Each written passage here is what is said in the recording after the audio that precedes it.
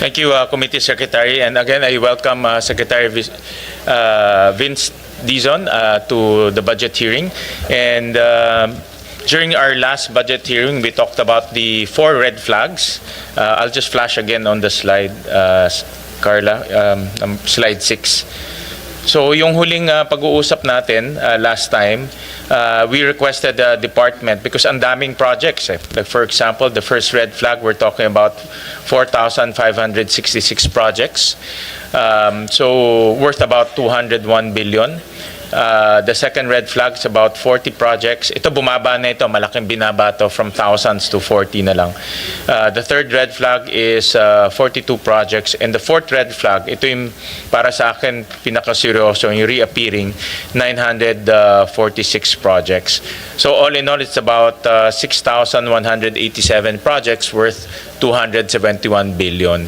So we requested the department to indicate the station numbers para makita natin na itong mga project na ito, unang-una, nasaan sila, pangalawa, gaano kahaba, pangatlo, hindi siya pare-parehong project. In fact, iba-ibang project yan. In fairness to the department, yung mga reappearing, baka continuation to eh. Tingin ko continuation to ng mga projects. Pero nga, dahil sa GAA, generic yung pangalan niya, pag hindi mo naintindihan, akala mo parehong project pa rin. No? In fact, maraming public, local officials ang nag-reach out sa amin nung nakita nila itong mga listahan. I'll show it to you later on. No? Iba very concerned and they want to remove the duplication. Nag-reach out sila sa amin. Yung iba naman nagsabi sa amin na talagang iba-iba yung project niyon. No?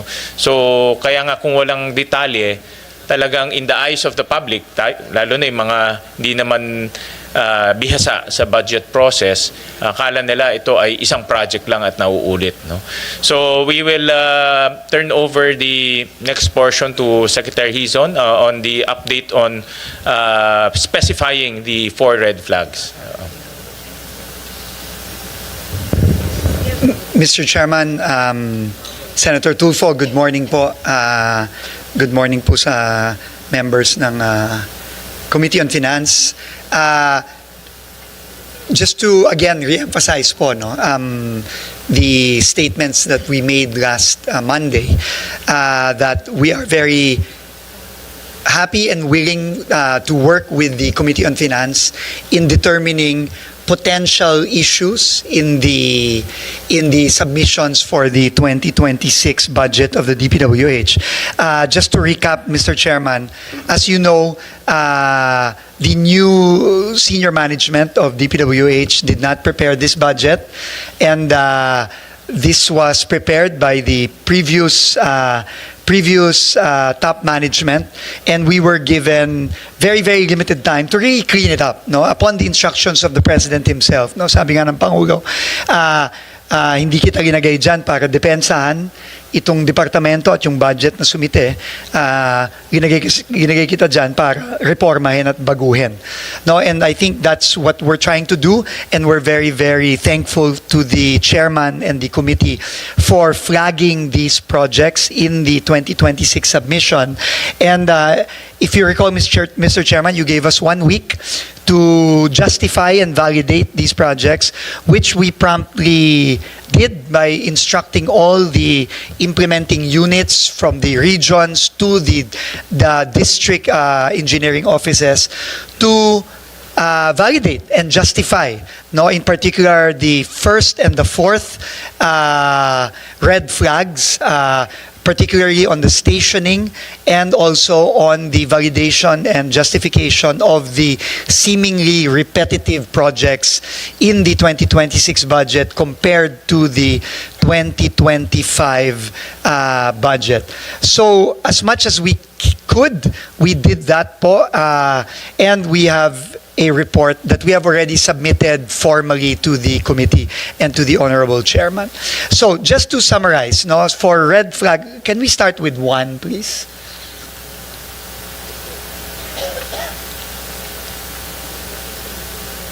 Number 1. Red flag 1, please.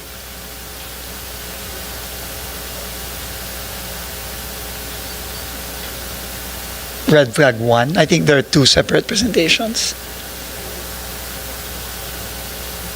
Mr. Chairman, I think they're preparing it, but if you don't mind, we'll start with red flag 4. Yes, go ahead, No, so, Secretary, so we can see. red flag 4 were projects that were seen by the committee as repeating themselves, exactly the same or very, very similar line items from the 2025 budget. No, there were a total of 946 projects that were identified, amounting to 14.455 billion pesos. No, we are here to report to the committee that as of yesterday, we were able to provide validation and justification of 798 out of the 946 projects, roughly amounting to 66 billion pesos out of the 14.455 billion pesos. And this is broken down per region as follows. No? Next slide, please. And what we are going to show, Mr. Chairman, are just samples. No, obviously we cannot show all the napakadami po nito.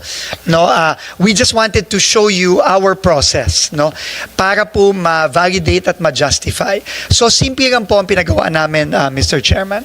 Unang-una, pinababa po namin ang mga proyektong to based on geotag locations, and pina-validate po natin kung ito bang mga proyektong to ay completed na ba. Because I think that was the fear, no, nating lahat, no, na since kapareho nung 2025 at merong bagong pondo, parang doble-doble, no, umuulit, no.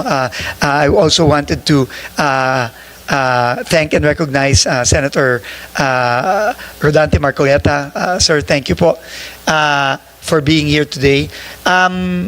So, and then kukuhanan po ng litrato, no, ng dated at tagged photos para makita po na unang-una, sa sarili nating mata, makikita natin na hindi pa tapos yung proyekto, no, at merong continuation. And we have changed the nomenclature of the entries, no, to reflect either a continuation or for completion of the project. So, if we can just go, Mr. Chairman, we identified na lang po 1 per region, no? But in the submissions, we have included in the annexes individual photos and individual reports for each of the 400 plus, close to 500, close to 700 plus, 798 out of the 946. So for car, simulan po natin, no? So for car, this is an example of a project that was initially flagged. So you can see po, this is the photo pictures. Meron pong geotag yan at may date, no, nung kinuhanan ng litrato, no, at ang ginawa po natin, this is a 19.5 million peso project in Kalinga District Engineering Office. And the next slide will show you the change in the, the next slide will also show you the straight line diagram. Para sa mga kalye po at mga bridge, naggumawa na rin po ang ating DEOs ng straight line diagram, which shows kung ano po ang pinopondohan for 2026. And in this straight line diagram, it is the, anong kulay? Yung blue. Yung, tama ba? Yung, hindi blue. Yung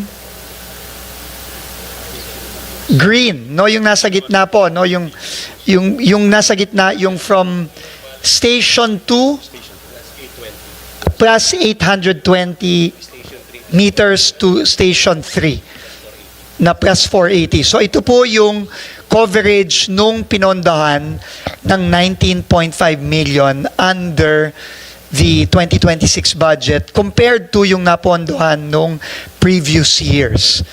No, nung I think the one beside it, yung parang pinkish color is yung 2025. So, pinapakita lang po yung yung straight line diagram kung ano yung napondohan in the previous years and ano yung pinapapondohan ngayong 2026. And we have also changed the nomenclature. I think that's the next slide. Ay, sorry. Wala bang changing nomenclature? Ito na pala. Ito na po pala yung bagong change in nomenclature, yung project name, Makutay, Green Hills, San Pedro, San Vicente Access Road leading to Elephant Hill, Archaeological Tourism Site, Barangay San Pedro, Rizal, Kalinga, Station 2 plus 820 to Station 3 plus 480. So, dinefine na po ito. I don't know kung anong nangyari dito. I don't know if it's just a question of laziness or kinat and paste lang yung previous submission. But clearly, based on the picture and the straight line diagram, this is a continuation of a ongoing project, of an ongoing road in this case. So ito po yung makikita natin sa ibang mga submissions.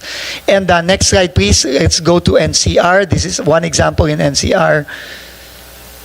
So again,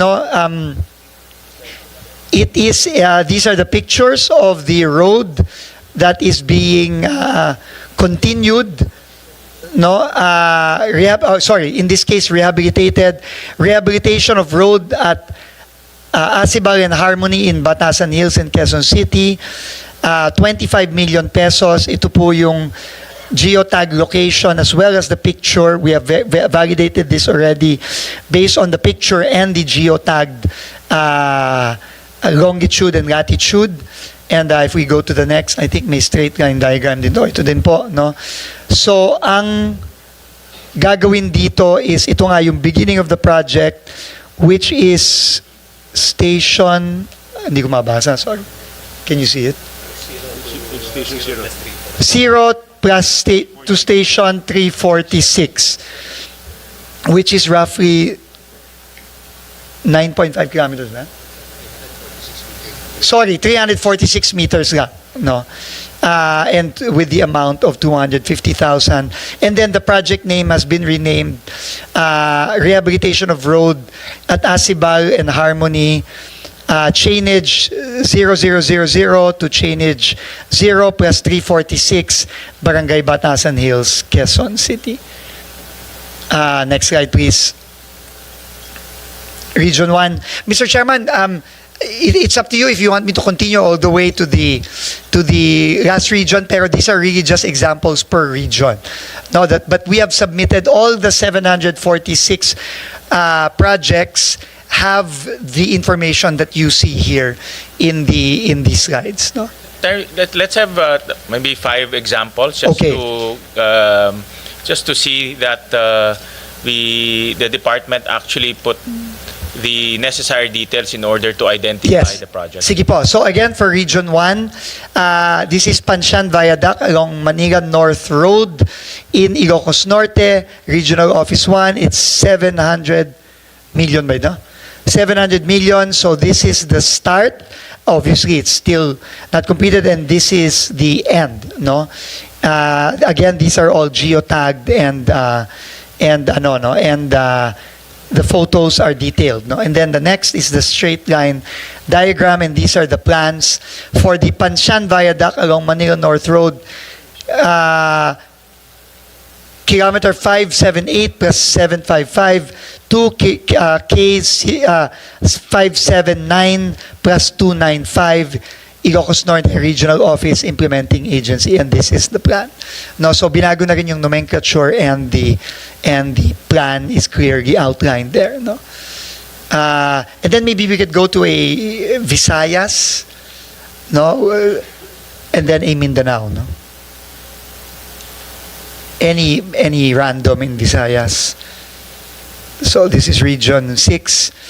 So this is again a road, Barangay Tula-Tula, Barangay Kaluoy, Barangay, I suppose these are several barangays, circumferential road connecting to the public market of Sibalom, in support of the agribusiness industry in Sibalom, Antique. No, this is Antique DEO, 30 million, with the current photos from start to end. This is again, the geotags are there, and then this is the straight line diagram determining the segments that will be built. No, and then also the nomenclature of the entry is different already as well. No, and then we can maybe go to Mindanao for the fifth example, anywhere in Mindanao, Region 10. So this is in Bukidnon, in Magaybagay, construction of road along Junction Magaybagay, City Bypass Road, Dagua on Road Station 000 to plus 0 plus 240, Barangay San Jose, 5 million pesos in Bukidnon First District Engineering Office. And ito po yung, I guess, yung ongoing pictures. It is again, a continuation. Marami dito napansin natin, Mr. Chairman, mga continuation of projects that have already been funded in past budgets. No? Now, obviously, was not sufficient to complete the project. So these are continuations of that. But now, very clearly, in the pictures and in the geotag, and also, next slide, the straight line diagrams as seen here. So these are all the supporting documents that we have furnished. The balance, hindi ho natapos, pero may deadline po tayong binigay. So, we are requesting in the letter for time, if we can have more time, but of course, we leave this up to the committee. Kung sabihin nyo po, Mr. Chairman, na hanggang kahapon na lang, then please feel free to remove the other projects, the balance between the 798 and the 946 from the budget. We will leave that up to the committee. So, but if you give us enough time, more time, we will try our best to validate and justify and provide the details similar to what we have provided yesterday. But if not, Mr. Chairman, by all means, tanggalin nyo na lang po, Mr. Chairman, yung mga line item na yan. We leave that up to the committee's prerogative na po, Mr. Chairman. Okay, so that's for the red flag 4, Mr. Chairman. So again, ulitin ko, 798 out of the 946 we have submitted as of yesterday with the corresponding pictures, new nomenclature, and the straight line diagrams, because these are really mostly roads and bridges, Mr. Chairman. Tay, meron ba kayong nakitang talagang doble, nag-repeat siya based on your analysis? Mr. Chairman, let me find out now. Yung talagang doble. Yung nagawa na and then nag-reappear siya ulit sa 2026 budget.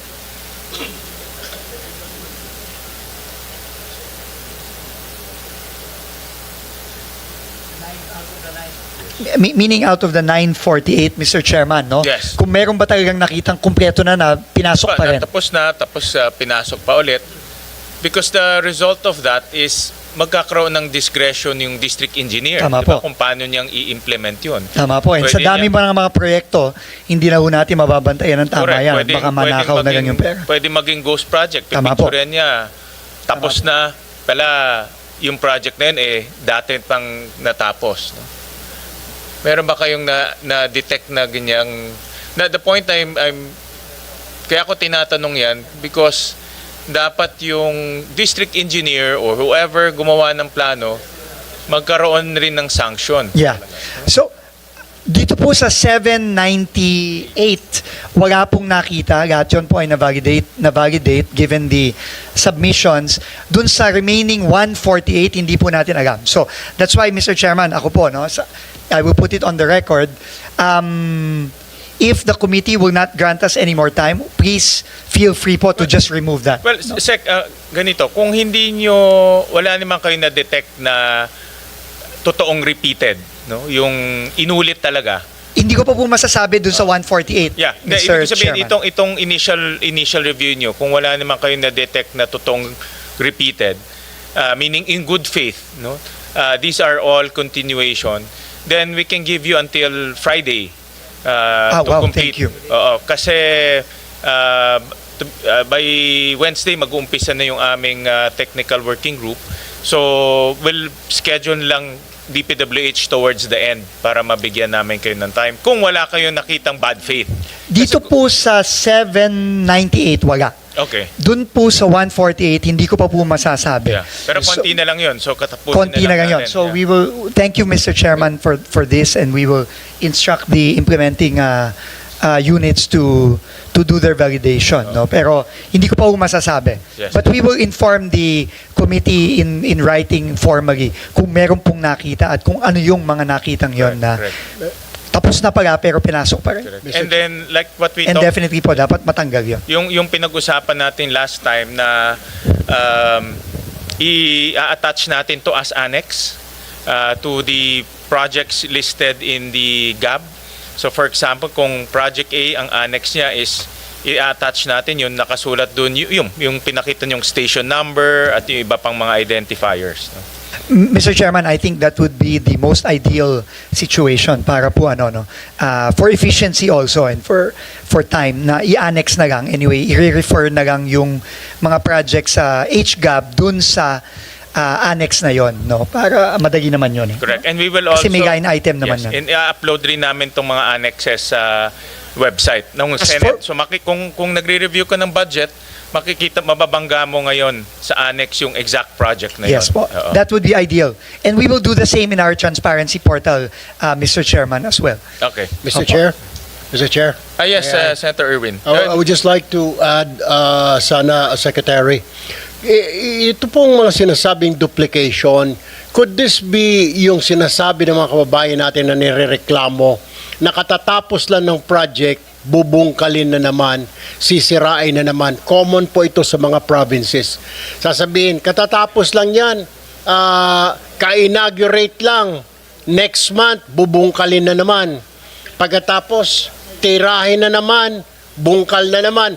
The same road, Mr. Chair, the same kalsada, the same munisipyo, pero paulit-ulit binubungkal, wala naman pong problema, Mr. Chair, Mr. Secretary. Ito po yung nireklamo. As I went around during the campaign period, they were saying, bakit po ganon? Very common po ito, Mr. Chair, sa Region 5, sa Bicol Region. Lalo na po yung highway na coming from Quezon going to Camarines Sur. Lagi pong sira yung kalsada na yun. Laging sira, Mr. Secretary. Ito ko kaya yung sinasabing duplication kasi pinondohan mo na, next year uulitin naman dahil binungkal na naman, Mr. Chair, Mr. Secretary.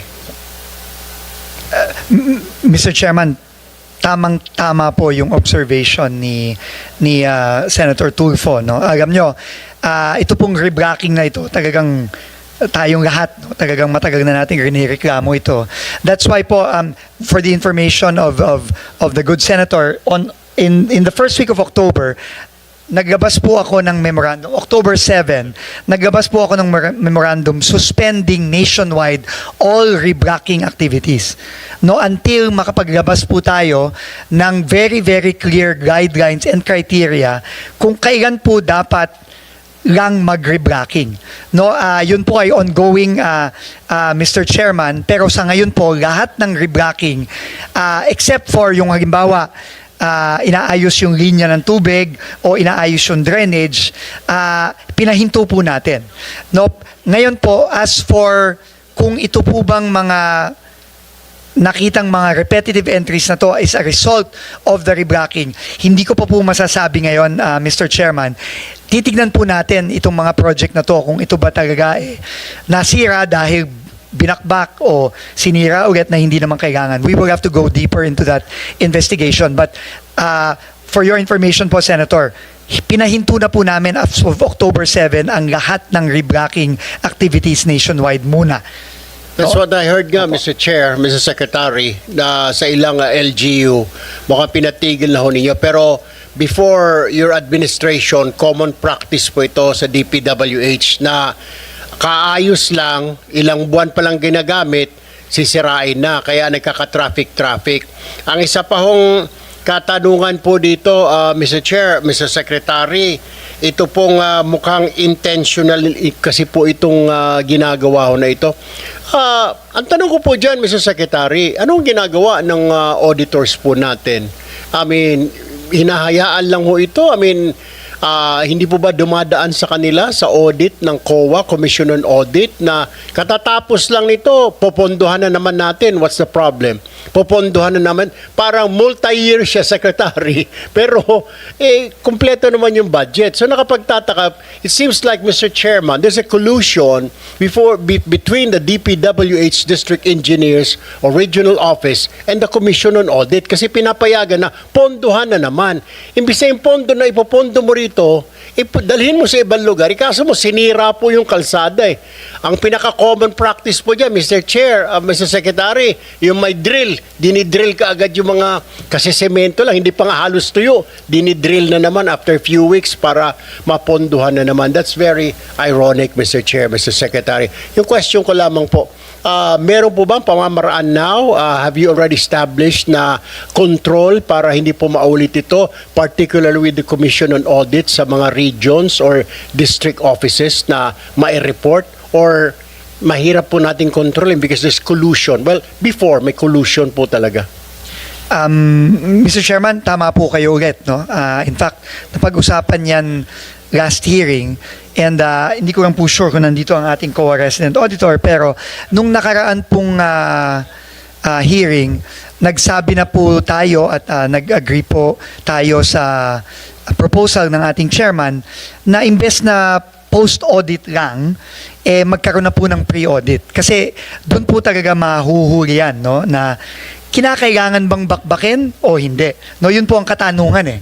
No, kasi ngayon po medyo discretionary sa implementing unit, meaning sa either sa district o sa region, na babakbak na lang na walang klarong guideline at criteria kung dapat bang bakbakin o hindi. So, there are two things po na gusto namin gawin ngayon sa bagong administrasyon sa DPWH. Unang-una, yun nga po, yung pre-audit, malaking pong tulong yan.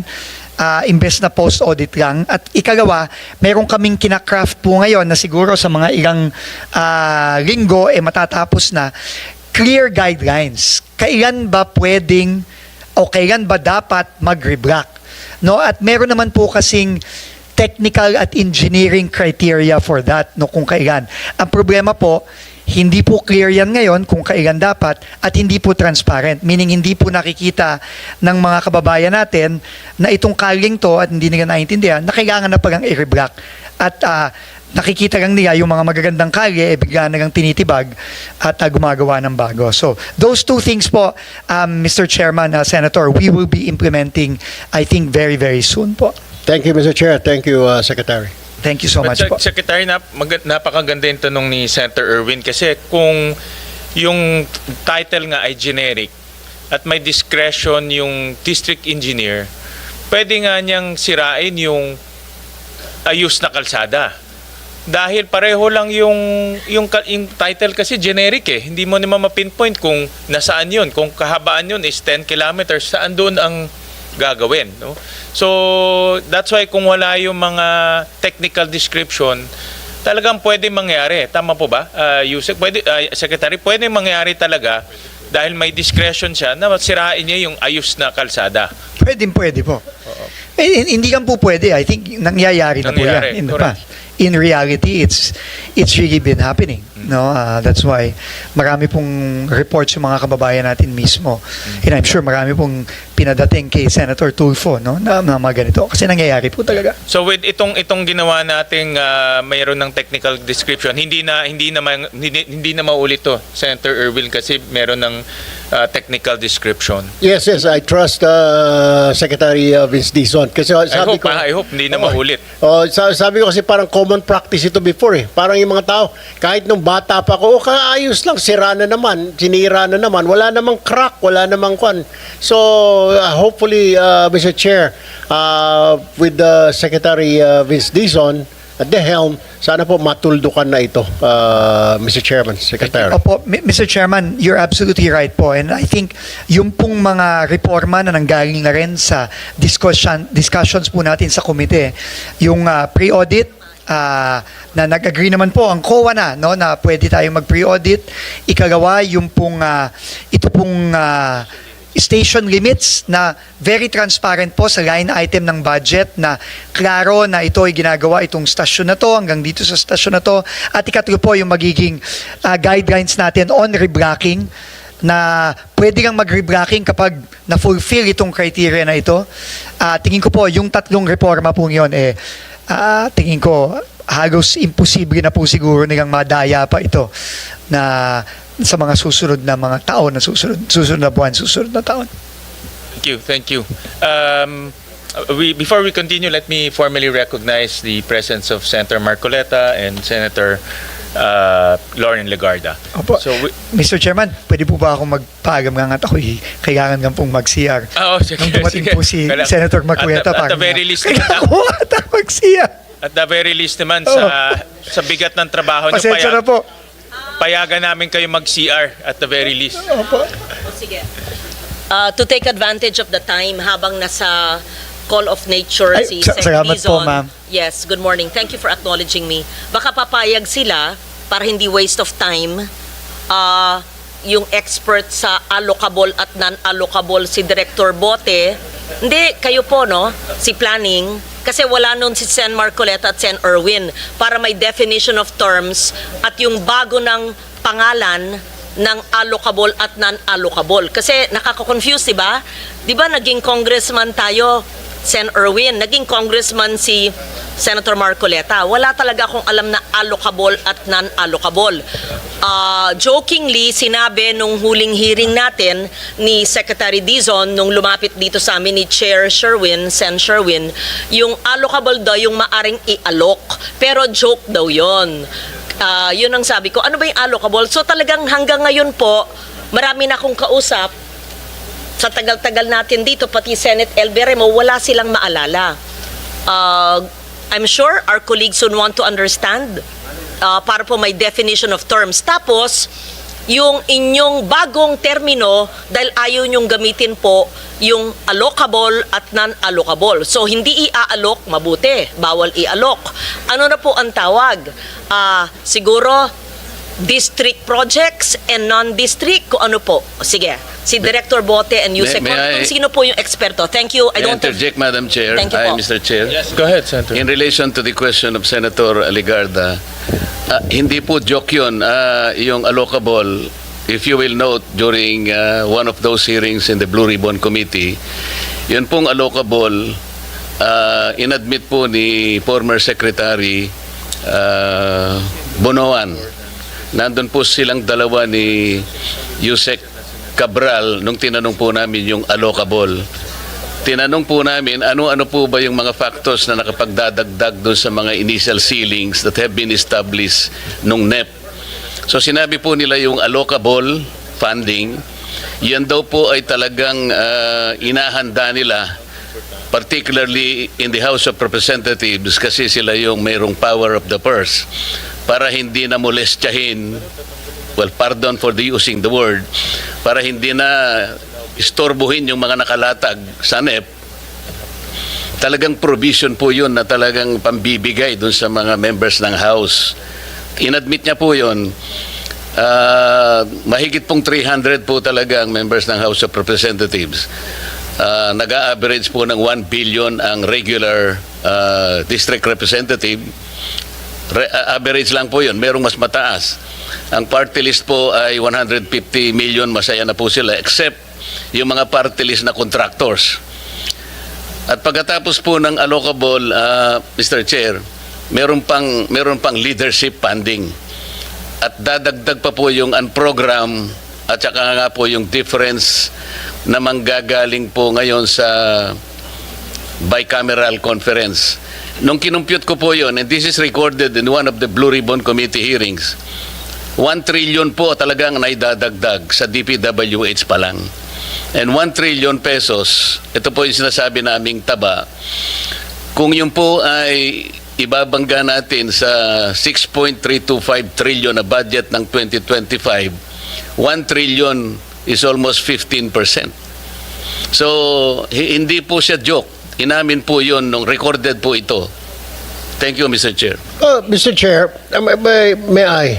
Go ahead, Senator. So, Senator Marcoleta, do you mean itong allocable na ito, itong leadership pa na ito, suhol o lagay sa mga mambabatas?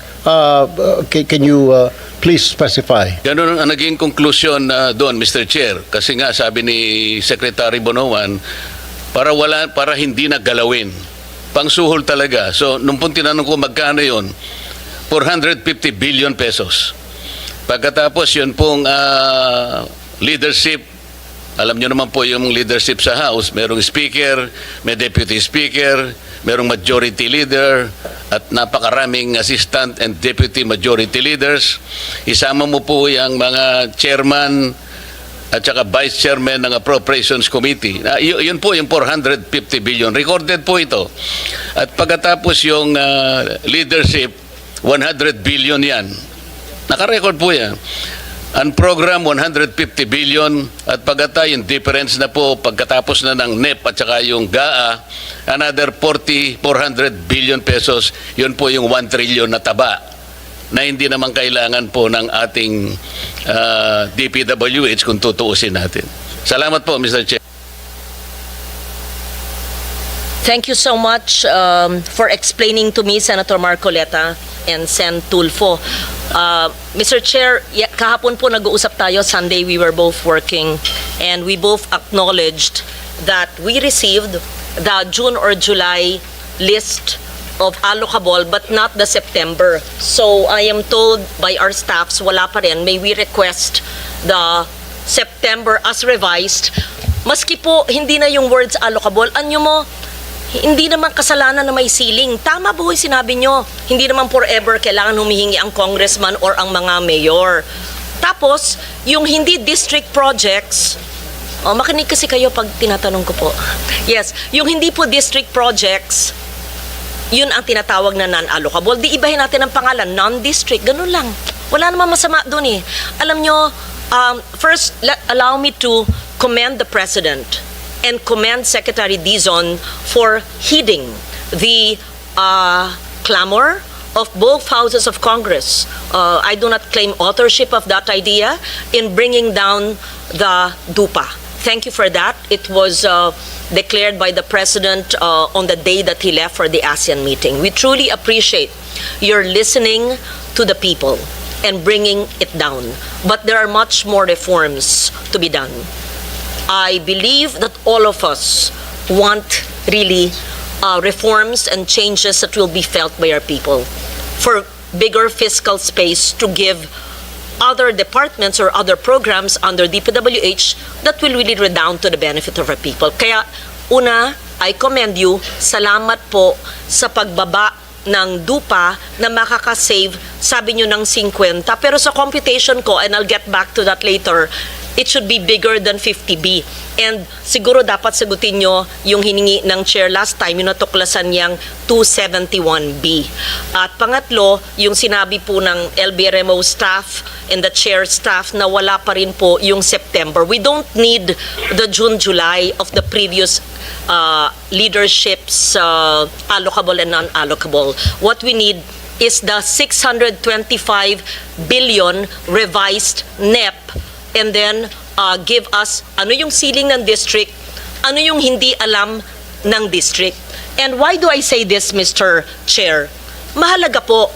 Kasi di ba nangyayari ngayon, may mga congressman na tatamaan, may mga ibang sa lokal o district engineer na tatamaan, hindi nila alam.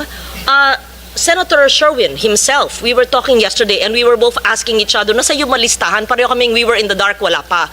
And then you told me that indeed, in your district, your brother's a mayor, sa inyong Kong, and there are projects you don't know. Then we feared you could be blamed for it, and is that, we were asking each other, yan ba yung allocable? We don't know. So, just to protect everybody who will eventually sign the GAA of 2026, what if kaming lahat dito, tapos pipirma kami, tapos sasabihin natin, pinirmahan nyo, tinanong naman nyo, tanggap nyo yun na may non-allocable, hindi nga Maski po, iba na ang tawag natin, gusto lang po namin makita ano yung alam talaga ng congressman, alam ng district engineer, at yung hindi nila alam na maaring alam ng region. na maaring alam ng central na hindi alam ng region. Walang masama po doon in all transparency. Diba? Am I conveying the same message we talked about? Yes. So, wag mo, please, I hope I'm not blamed. Because this, I'm speaking for the team. Kasi nag-usap po kami ng weekend. Yes. Yeah. Thank you.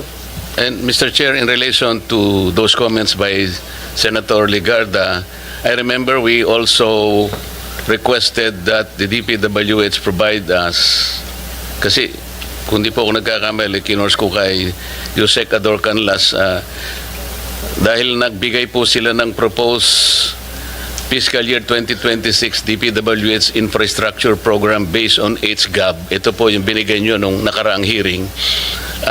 Mr. Chair, ang request po natin, kung mabigyan po tayo ng 2025, 2024, and 2023 in the same format. Kasi po ang binigay nila, nakita ko po, is a detailed HGAB. It will not permit easy comparison eh. Dito po, kung gamitin po natin itong format na to, sinabi ko naman sa ito, Yusek Ador, ang daling ikumpara. Halimbawa po, yung National Capital Region, 26.6 billion, di ba? So makikita natin sa 2025, 24, and 23 kung ano yung latag. Because I remember, sinabi ko kay Secretary Dizon na ang pinaka-importante, mahimay natin, kasi ang importante rito yung allocation po ng finite resources ng ating bansa. Region 1, 24 billion, CAR, 17 billion. Sana sa ganitong format din po, napakadali na ikumpara natin yung 4 na taon, madadali po tayo eh. Yun po yung aking request nung nakaraang hearing, kung matatandaan po ninyo. Hindi po yung detalye, mawawala na po tayo doon pagka yung detalye. If you are the one who submitted this format, in the same format sana, HGAB po, hindi po yung NEP. So, kung HGAB, puro HGAB po yon 2023, 24, 25, meron na pong 26. So, tatlong taon na lamang po ang inihingi namin to permit easy reference and comparison. Pwede po. Go ahead, Yusek Conti. Thank you, Mr. Chairman. With the kind permission of the Secretary, I would like to address first the manifestation and comment of Senator Lauren. Ma'am, tama po kayo at nagpapasalamat po kami sa inyong pag-promote and transparency, accountability, and fiscal discipline dito po sa ating budget process.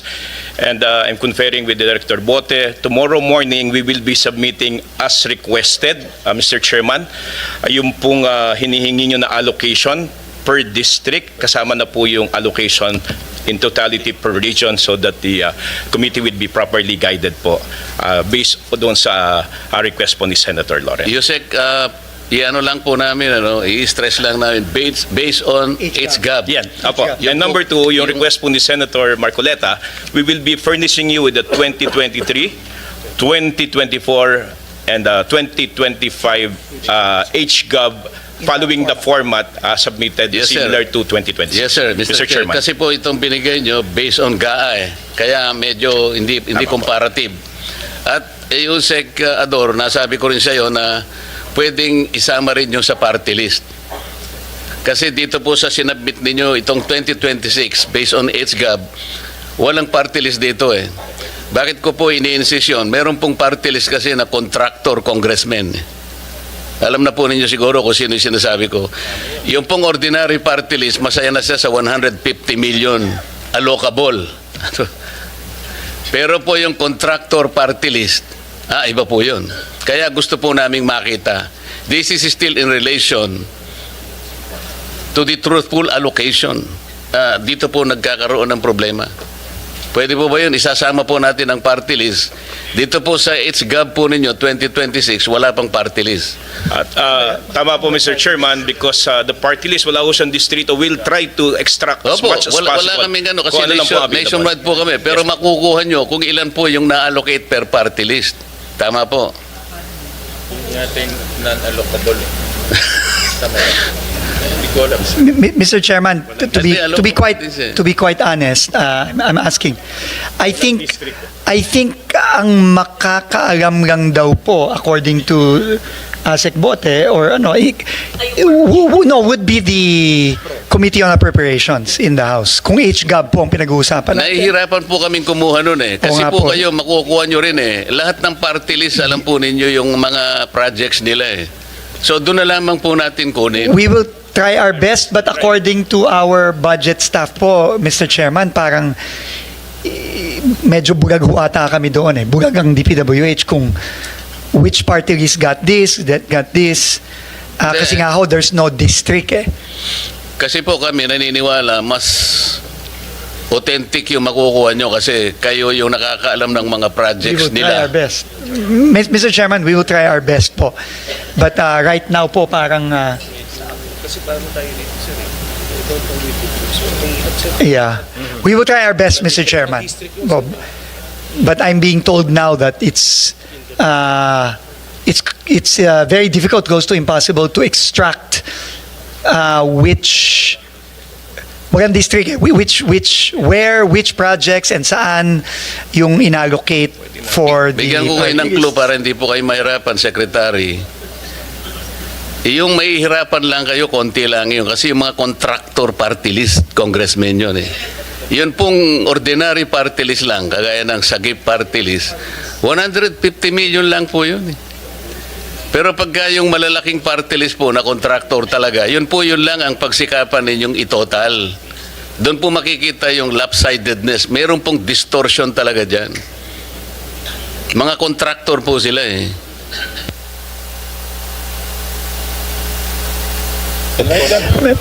Mr. Chairman, we will also write the Committee on Appropriations and seek their assistance also kung paano po ang kung maibibigay nila sa amin yung detalye yun. But as of now, I don't think we have that information. Meaning we cannot extract from the HGAB specifically kung which line items, which projects were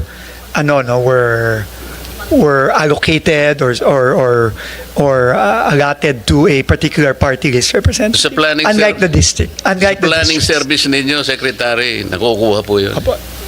Sige po. Kasi si Yosek Cabral noon, alam niya lahat yun eh. Sige po, Mr. Chairman. Unfortunately, Yusik Cabral is no longer in the department, but we will try our best. No? Mr. Chair. Senator Tulfo? Yeah, I would just like to ask the planning service sa finance ng DPWH. Ito ba yung sinasabi because walang specific na district yung budget at saka so maaring may naririnig kasi ako when I was in the House of Representatives na pwedeng bumili si ganito ng pondo kay ganito. Hihingin ni congressman ganito kay congressman ganito yung pondo. Where in fact, naka-allocate sa district niya, dadalhin sa kabilang district or ibibenta. I know you've heard about that. I mean, Mr. Secretary. We have heard similar stories, Mr. Yes. Mr. Chairman. Na yung pondo niya, pwede kong bilihin and dalhin ko, pwede ko ibenta ulit hanggang sa 3 kamay magpapasa-pasa. So, from 20%, nagiging 30, naging 40, Yes. hanggang sa wala nang natira because nga binenta yung pondo. Could it be, ito na nga yung sinasabi ni Senator Marcoleta, yung We have mga heard allocable na ito. we have heard, Mr. Chairman, similar stories and we've gotten similar information na yung bentahan, bilihan, yung parking, yung sagasa, yung mga ganyang mga terminologies. I think this is actually part of the ongoing investigation by the Independent Commission right now, and we have been asked to submit documentation as well for this. But as to kung itong mga sa party list ay kasama dito, well, it's possible po na kasama yan, although like I said po, mukhang hirap kaming at least sa department na i-identify kung magkano yung mga yan, saan yan, kanino ginagay. No, yun po ang medyo, I think we have a bit of a hard time getting all that Mr. details. Chair, Senator Lloyd. salamat po sa inyong sagot, Secretary. Kaya nga, last week pa namin hinihingi yung NEP revised allocable at non-allocable, maski iba na ang salita, district project at non-district, doon makikita yung kanilang hinihingi. yung pong tanong nila, doon makikita. Kasi yung hindi po alam ng district engineer, titingnan natin. Hindi alam ng congressman, district engineer at mga mayor sa distritong yon, alam dapat ng region. Pag hindi alam ng region, alam dapat ng central. Pag hindi po nila alam lahat, tatapisin ng Eagle Eye Chairman. Ganun lang po yun, di ba? Mapo. So I think what we're asking for will address the concerns of the other senators. If we are really serious, and I'm Yes. sure you are serious about cleaning up the system. Yes. Ma'am, I think Thank you. there was just a little bit of confusion on the terminologies because in the revised NEP, the new team actually did away completely already with the concept of allocable, non-allocable. No? I think in the letter of Undersecretary Conti, ma'am, Mr. Chairman, to the Honorable Senator, we explained our process, but sabi naman ni ma'am na we will just submit it based on legislative justice para lang makita. Naintindihan ko na po ngayon no yung point ni Senator Loren na all we want is, let's say, X district got this much, we will validate with a congressman or the district office there. To shorten your work, Yes. hindi na kailangan po i-validate. Ito, 625, di ba yung revised? Per district po, yung Magkano?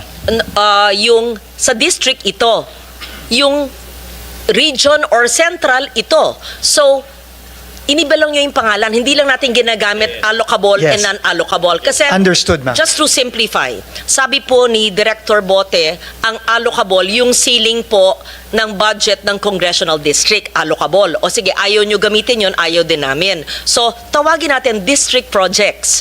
Yung hindi po district projects, tinatawag sa dating leadership ng non-allocable. Ayaw po natin gamitin yon. Di tawagin natin non-district projects. Pag hindi po alam ni district engineer at ni congressman at ng lokal, di region siya o central siya o question mark, sino pa? Di ba? Ganun po. So, district, non-district. So, district, synonymous to allocable. Non-district, synonymous to non-allocable. Yung tinatanong po nila, parking sa gasa, whatever, ay siguro sa non-allocable dati. So, aalamin natin, doon lang natin makikita yung hugis at yung maaring mga tabang pwedeng putulin kung makita natin yung non-allocable synonymous to non-district. Tama ba ho? Thank you.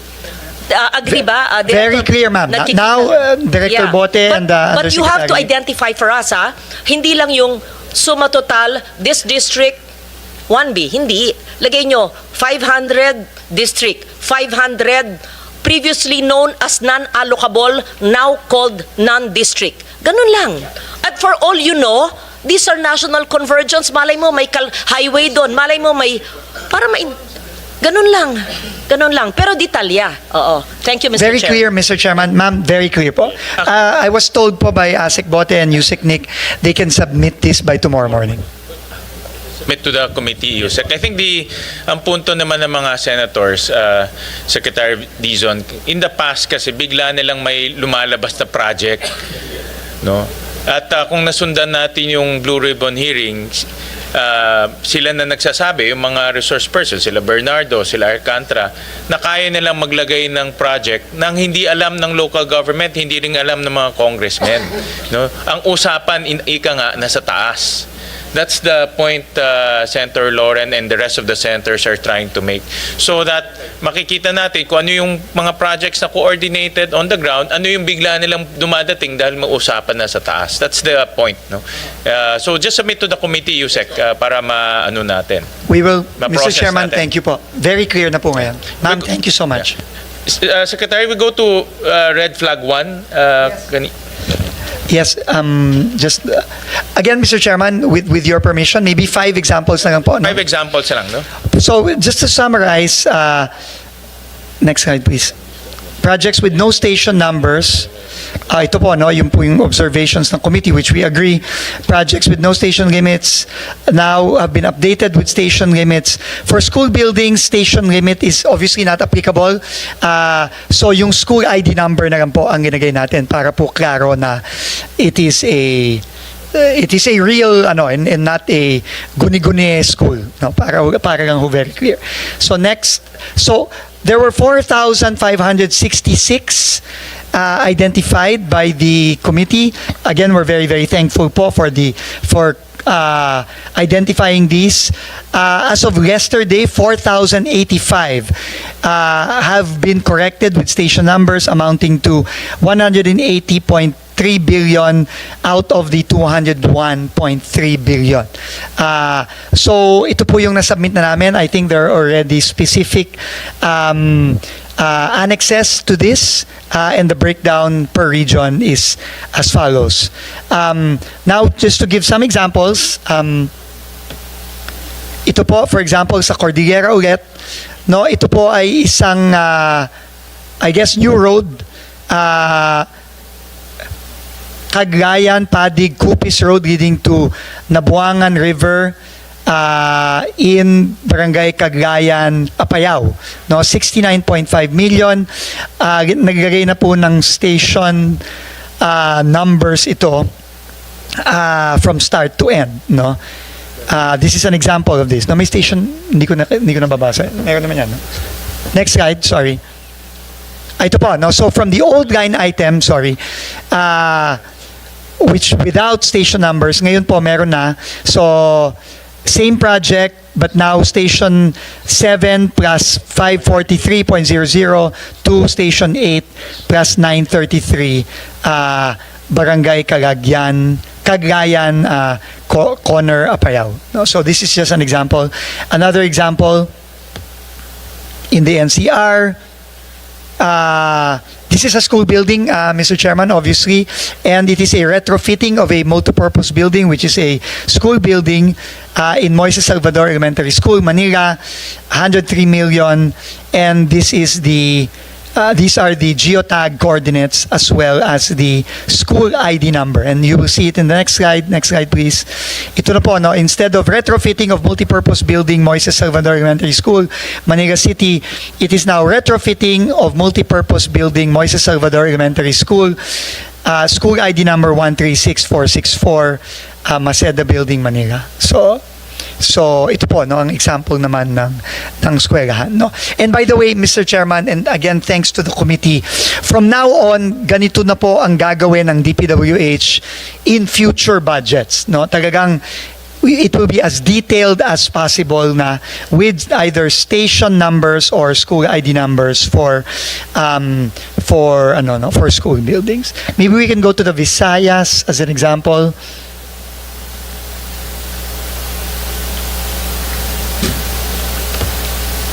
So ito, Capiz, no? It is a road, no? 100 million, ito na po yung no? Can you go to the old name? Ano to? So I suppose this is a continuation. Tapos wala siyang kilometer. So meron na pong kilometer, K0011 plus 078 to K0011 plus 688. So I guess this is the number of meters, no? Number of linear meters. Maybe one more in the Visayas, maybe? Negros Island region, again, construction of road, Barangay Cangabo, La Libertad, Negros Oriental, 38.7 million. This is the picture. And then there will now be station numbers, station limits. No, station 2 plus 670 to station 3 plus 970, La Libertad, Negros Oriental. And maybe finally in Mindanao, Zamboanga del Norte, again a picture of the road with the geotag locations. And then for 20 million pesos, and then the station limits, the new name will be construction of the road with station 000. I think it is a new road, that's why it's station 00 to station 1 plus 000. So 1 kilometer po yung gagawin for 20 million pesos. So again, moving forward po, ganito na ang gagawin natin through the district engineering offices. Can we go back to the first slide, please. Mr. Chairman, again, the second slide, 4,085 have been identified. Out of the 4,566, so almost 500 projects have not yet been identified, totaling roughly about 21 billion pesos. Again, we were requesting for more time, but again, if we are not able to provide, then we would welcome the committee removing these projects that have not been validated and stationed from the HGAB, Mr. Chairman. But similar to the red flag number 4, we hope we can get a little bit more time. But if not, of course, we leave that to the discretion of the committee. Secretary, in your review of these projects, lahat to legitimate projects, meaning itong mga projects merong talagang pagdadaanan yung kalye, meron talagang i-construct na kalye in your review. Yes, according to the implementing offices, that is correct, Mr. Chairman. Okay. Then if that's the case, ganun na rin until Friday. Let's give it, kasi konti na lang, no? We're talking about 500 projects eh. Opo, Let's give it 500 until Friday para at least matapos na Opo. natin to. And again po, kung hindi po ma-validate at hindi po mabigyan, then Yes, kung hindi talaga, please by remove Friday, them. By all means. tatanggalin na lang natin yun. Maraming salamat po, Mr. Actually, Chairman. because of this hearing and the interventions of our senators, may mga nag-reach out sa amin. Like for example, I'll flash this on the screen, si Congressman Colliantes. Nag-reach out sa amin. Sabi niya, itong tatlong project, doble to, no? Duplicates. So sabi niya sa Committee on Finance, yan. We have, Mr. Chairman, we have also received the same letter from Congressman Colliantes from Batangas. We have also received a similar letter from Congressman Biron of Iloilo, also saying na hindi niya alam yung proyektong yan, so pwedeng pakitanggal na lang. So, and obviously, I mean, we will be, opo. So, buti si Maite. Maybe this is what the point of Senator, which is well taken po. Nag-reach Thank out you, siya Mr. sa Chairman. committee for the committee to consolidate or to remove itong mga project na ito. But this is an example na yung mga congressmen, they themselves on the ground, hindi nila alam na may doble, no, na ganito. At siyempre, baka nangyari ito magaling sa central, binaba, hindi nila alam. Kung merong usapan sa taas, madadamay sila. No? So sila nag-reach out sa amin. And then yes, go ahead. Sir, Yeah. paano yun? So we commend the congressman who wrote you, si Maitet, o anak niya. Pero paano yun? Bababa naman yung kanilang NEP at GAB. Dapat palitan naman ng tamang project. I-restore naman. 'Di ba? Mr. Chair, 'di ba fair lang? Kasi Hindi na sa kanila, no? But in this sa case, the erata letter. nila, pwedeng depende na sa i-erata. kanila. Papayag tayo. Mr. Chairman, in fact, I think this is a very, very important point, no, of Senator Legarda, and very, very welcome point, because as you know, I mean, we need to build roads, we need to build bridges, we need to build classrooms. So, if the congressman, for example, Congressman Colliantes has a different project in mind, then we can include it as an agency errata, no, to the Committee on Finance. Pag classroom ang gusto, para Sa siguro DepEd po mas siguro less yan. corruption pag classroom. Paano yun? Hindi naman sa inyo. I-erata nyo from your budget, pero kayo magko-construct, pero DepEd budget yun. So how will it be reflected in the GAA pag classroom? Can it be called a multi-purpose tapos gagawing classroom? Pwede ba yun? Legal ba yun? Because ang nagko-construct naman ng classroom, DepEd. I mean, DPWH from the DepEd budget, although now may options. So, to be fair to the congressman, ayan. So, parang hindi magalit pa congressman sa akin na binababa namin lahat dito. Kung pinapalitan nila dahil hindi nila alam, yung kanilang NEPGAB, bababa naman for being honest. Why should the honest ones, I'm not saying the others who are not nagsusuplong, hindi honest. Pag ibig sabihin yung eagle eyes, kamukha ng chair, tas isusumbong, mababawasan man mga tao niya. So kung i-compute po yung per capita sa kaniyang distrito, liliit, disincentive ito, hindi na ako magsumbong, bababa ang NEP at GAB ng distrito ko, ang dadaling ko sa distrito, konti. That's not being trapo, ha? That's not being corrupt, ha? Because people really look at the benefits per capita ng representante na tinutulong sa distrito. So siguro naman po, sa mga valid na proyekto, gaya ng classroom, multipurpose pwedeng classroom, pwedeng palitan dahil sa hindi alam. Kung papayag yung chair, that's my simple question. What is the legal way of doing an errata of a valid project? Thank you. Paano po yun? Constitutional amendment. I think ang process is we can amend, but we need to know kung anong exactly i-amend natin kasi yung need on the ground mas kabisado ng congressmen and LGU yan no? So we need to get guidance from the congressman or the LGU pagdating sa ganyan. Is it ba? May mga Tama si Chair, hindi raw errata, sabi ni Attorney Doblon at ni DG Irene, amendment, pero hindi siya individual. It's an institutional amendment because of all these changes now. It's not just one district, 2, 3. It's really districts na nakakita ng flags or bumaba ang kalang NEP GAB not on their own doing. Let's say nagsimula ang NEP sa 3, naging 1 kasi maraming nagtakbuhan na daga na natakot sa district or kasi natanggal yung flood control.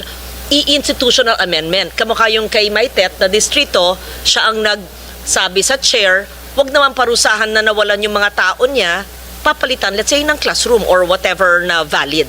Tama, amendment. O sige, sige. I just wanted to manifest that. Thank you, Mr. Chair. If I may po, I think, bottom line no, para maintindihan po tayo ng mga kababayan natin, I think all we all want is to make sure that the projects are beneficial to the communities and the districts. I think without these projects becoming ghost projects or substandard projects or projects na pinagkakakitaan lang. I think that is the objective of everybody, and we fully appreciate po the suggestions of the committees, the projects that have been pointed out by the committee, and we will work po on the proper mechanism by which we can correct all these problems that we have, that the committee has pointed out, that some congressmen have pointed out, so we can really have a budget that will really be beneficial to the districts and the communities at hindi na nanakawin po.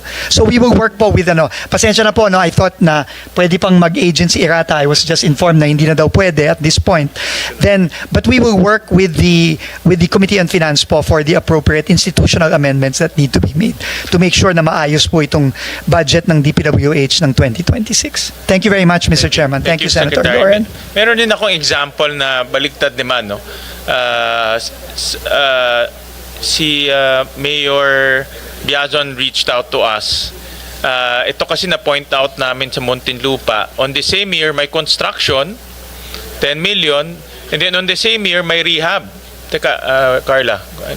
On the same year, may rehab, no, sa Muntinlupa. But he explained to us that this barangay, itong barangay Putulan, malaki ito. In fact, yung 30.3 million, 5 project pala ito in different areas. These are legitimate projects. Balik. These are legitimate projects. No?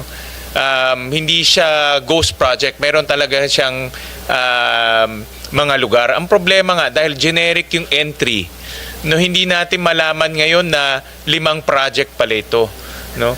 So, kawawa naman yung LGU, na-accuse siya ngayon or kawawa naman yung congressman or LGU, na-accuse siya na mali itong project, pero sa totoo, beneficial pala sa tao nila, no? Dahil 5 project to. So, may maraming ganitong project na pag ganitong malalaking barangay, I suggest, i-granular pa natin, identify yung kalsada.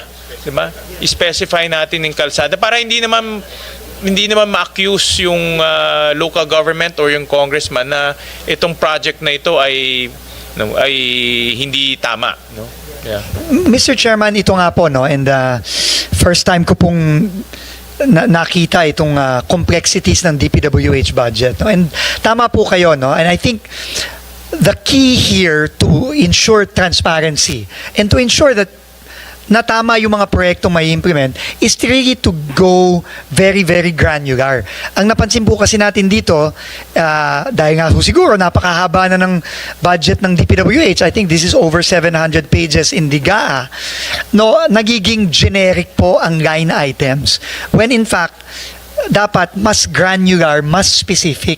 And I think this is the right direction moving forward. And if we could get a copy po of the details here, then maybe, you know, we can have it validated and then just resubmit, no, a more included in our submissions for Friday po, Mr. Chairman, no. I think yung mga ganito, mas alam to ng mga district engineer. Yes. No? Kasi like itong document on the right, ito, binigay siya lang sa amin to ni Mayor Biazon dahil meron siyang, I guess, binigay sa kanya ito ni Congressman Fresnedi. But itong ganitong document, nasa district engineer siya, hindi namin alam yan eh. Nasa GAA, basta nakita namin sa GAA is rehabilitation of multipurpose building, yun lang. Hindi namin alam na 5 project pala ito. No? So, we'll request the district engineer kung mayroong mga ganito na legitimate naman, no, valid naman yung project, i-breakdown na nila, no, by street para granular yung ating description. No? Thank you po. And Mr. Chairman, we will also need your help as well, maybe with the Department of Budget and Management, because there will also be some need for some readjustments with the budget nomenclature, no, yung how the line items are described and named. Kasi po minsan doon din masyadong generic din po ata yung nomenclature ng DBM, and I think we need to be more granular and specific, and that needs to be allowed po in maybe starting this budget i-allow na, no, para ho mas klaro sa ating mga kababayan, no. Thank you very Secretary, much. itong gamitin natin itong nangyayari as a rude awakening for all of us to reform even our budget nomenclature, our budget process, even the way we craft the budget itself, no. And this is where kami dito sa Senado, yun rin gusto rin namin maayos, na pagdating sa budget, walang room for discretion. Implement lang. Pag in-approve yung budget, ang department implement lang ng tama, hindi implement ng mali, implement ng tama. So yun ang namin ginagawa ngayon, linalagyan na namin ng detalye para hindi na wala ng room ang mga corrupt officials na paglaruan yung generic titles. So ito yun ang ginagawa namin ngayon sa Senado. We agree po 100%, Mr. Chairman. Thank you po. Question lang, a little tweaking of the allocable. I am told in some districts, pati ang district office implements non-allocables. Kaya nga naguguluhan ako, kala ko pag i-define natin yung non-allocable na above the district, pero meron din daw ibang distrito na ang tawag sa project ay non-allocable. So na-confuse na naman ako. Baka Senator Marcoleta can help me explain. Anong ibig sabihin nun? Yes, thank you. Senator Dizon. Mr. Chairman, Secretary Dizon. thank you very much to Senator Lauren again. I mean, her wisdom through the years really shows, because that is exactly one question I asked also when I came in. Bakit may mga halimbawa, kasi di ba may thresholds of authority ang mga district at regions, no? 150 sa district, 400 sa region, binaba na po natin yan, kinagahati na po natin yan. Pero apparently, the secretary can delegate authority even if it is above. Say, the region is 400 only, but the project is 500 million, 500. The secretary po baga can delegate authority via an order to the region even if it is above na the threshold, no. So pwede po pagang gawin yon. So I think that is what has happened. It's really kayo po ang mag-identify sa list of district projects per congressional district. Ano yung allocable or non-allocable? Kala ko it's as simple as pag sa district, ito. So meron din pala within the district, pero ang tawag dati non-allocable. So maybe you should identify when you submit tomorrow, ito ay district projects na alam talaga ng district engineer na vinet ng district. Para sagot ni engineer, to be fair to him or her, sagot niya. Pero ito, ini-implement sa district, hindi niya alam. Binigay ng region o ng central, care of.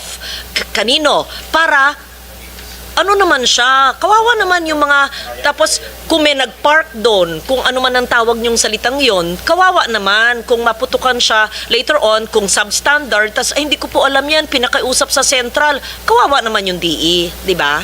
Sige. Absolutely correct, Mr. Chairman, ma'am. We will do that. Senator Marcoleta? Pwedeng magtanong ng paiba naman. Mr. Chair, gusto kong tanungin sana ang ating secretary kasi noong September 11, 2025, kayo po ay nag-file ng criminal complaints do sa 20 opisyales ng DPWH, DEO, First District ng Bulacan. Tama po. At noong September 19, 2025, sa order po ng ating then acting Ombudsman Dante Vargas, 16 of them were placed under suspension. Ano po ang status ngayon ng mga yun? Mr. Chairman, yung pong 16 na yon, suspendido pa din, but we have already initiated dismissal proceedings dun po sa 16. Yung po kasing 4, na-dismiss na po yon. Si Alcantara, si 20 po kasi yung opisyales na yon, no? Na nakasuhan sa unang kasong final natin before the Ombudsman for the First District of Bulacan. Yung pong 4, si Alcantara, Hernandez, Mendoza, Duya, ay dalawang Mendoza, Alcantara and Hernandez ay na-dismiss na po. Yung pong 16 ay suspended, pero ongoing na po ang kanilang dismissal proceedings under civil service rules. Kaya ako po tinanong yun, Mr. Chair. Noon po kasing September 17, 2025, the acting Ombudsman Dante Vargas issued an office order na ang nangyari po, lahat po ng criminal or administrative complaints that were filed within 10 days prior to that order, meaning to say, magsisimula ng September 7 to 16, mawawala yung docket number. Ang epekto po noon, dalawa po ang epekto. Halimbawa po, yung September 15, 2025, wala pong connection ng DPWH dito. Kaya ko lang nabanggit yung September 15, 2025 complaint. Ito po ikasali do sa 10 days na inalisan po ng docket number prior to September 17.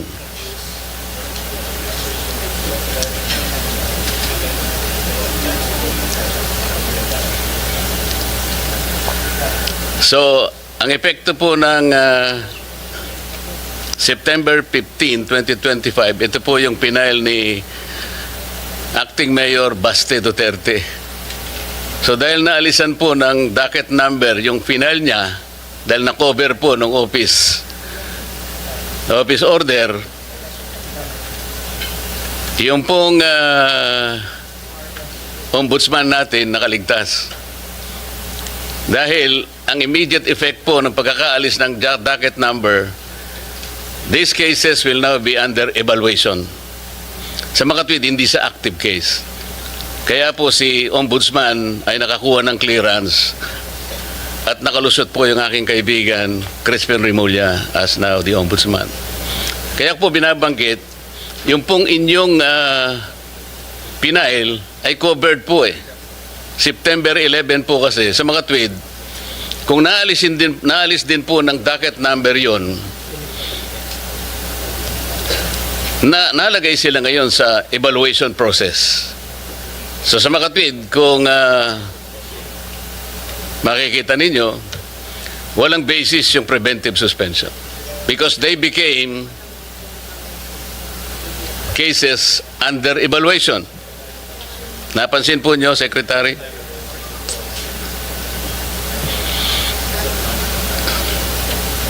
While it benefited the Ombudsman the applicant ombudsman at time,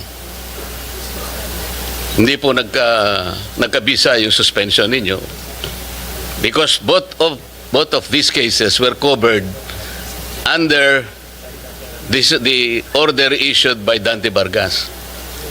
So may nagsasabi nga, Mr. Chair, kapag ikaw ay nanalangin para umulan, kinakailangan ay pagtiyagaan mo yung putik na idudulot nito. So, nasaan po ngayon yung suspension?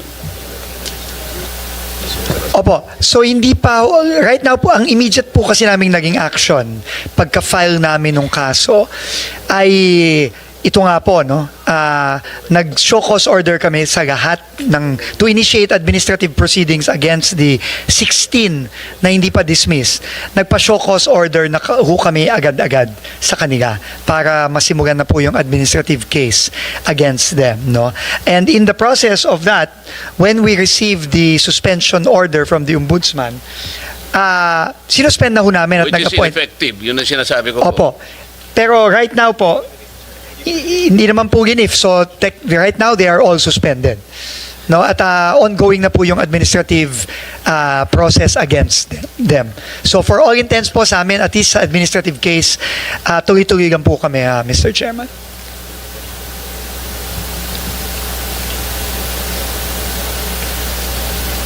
Mr. Secretary, nakikita ko po kasi dito, meron kang USEC for Regional Operations. Merong isa ring USEC for Regional Operations.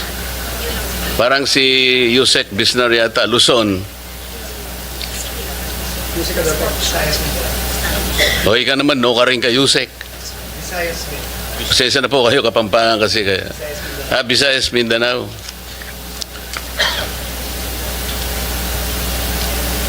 Pero,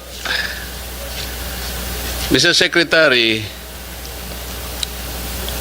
yung DPWH Undersecretary for Luzon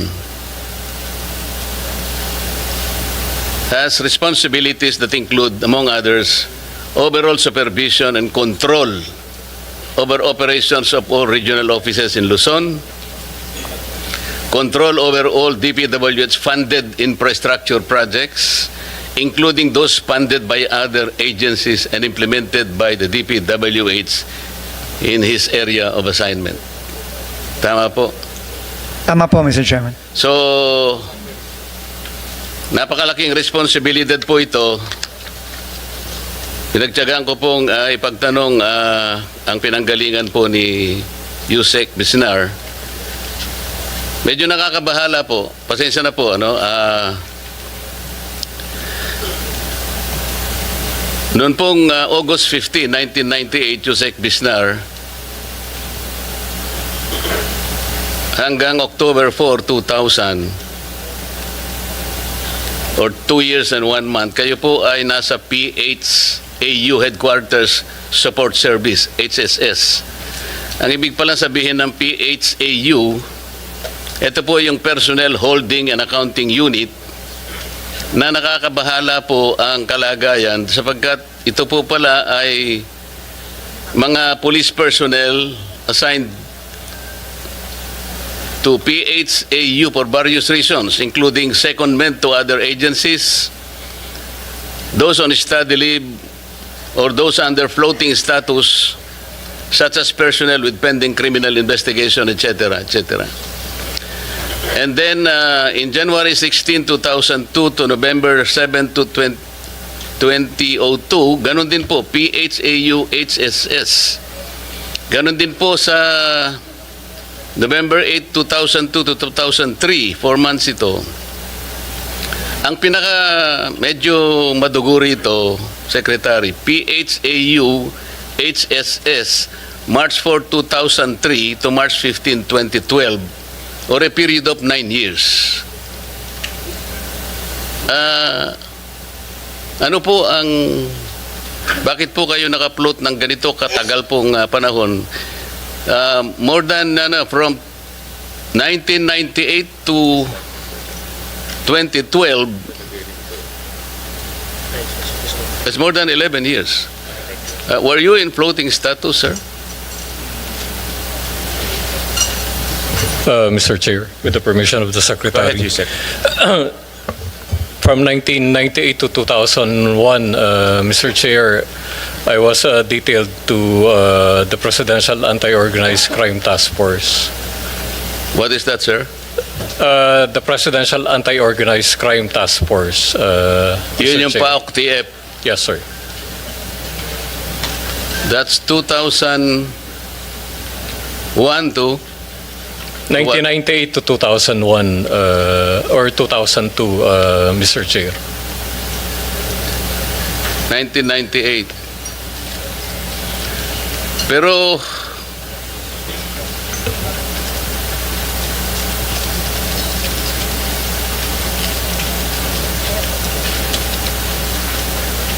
nagkaroon po kayo ng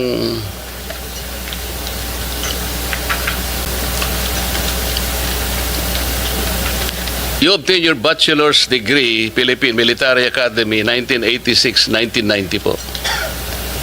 Yes, Mr. Chair.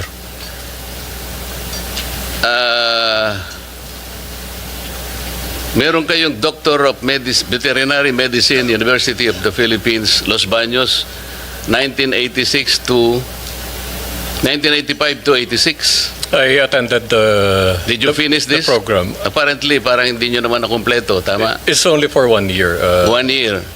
Mr. Chair. And then,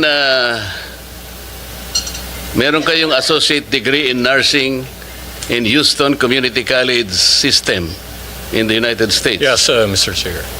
Did you complete this? Yes, Mr. Chair. And then, meron kayong Master in Management, Philippine Christian University, 2014. Nakompleto nyo ito. Yes, Mr. Chair. Did you complete it? Yes, Mr. Chair. I'm not sure of the Masteral degree, you completed it in 1 year? It's a master's program offered by the PCU, Mr. Chair. So it's not a degree, it's a program. Nakasulat po kasi sa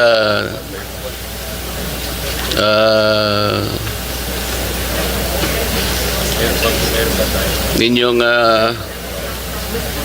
background ay masteral degree.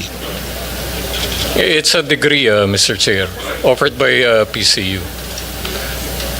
How can you complete a masteral degree in 1 year? It's in tandem with the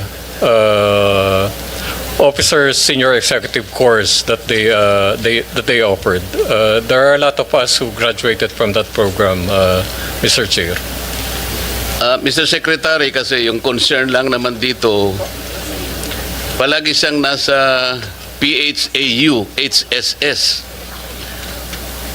Parang hindi naman ibig sabihin ay walang makikita talaga. Ano ba yung nangyari within let's say 11 to 12 years na palagi siyang nasa PHAU? Meron pang PHAU Directorate for Personnel and Records Management. So this is clerical. This is something clerical. Ngayon po ay without belittling the capacity, hindi ko po siya kilala. I'm only basing on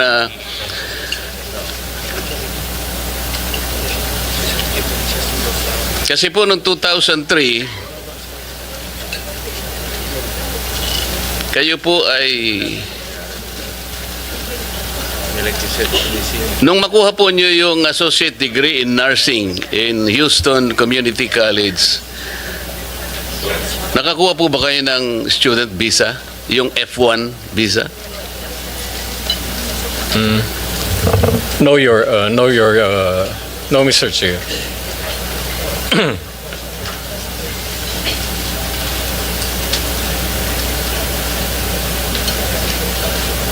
Naging immigrant kayo?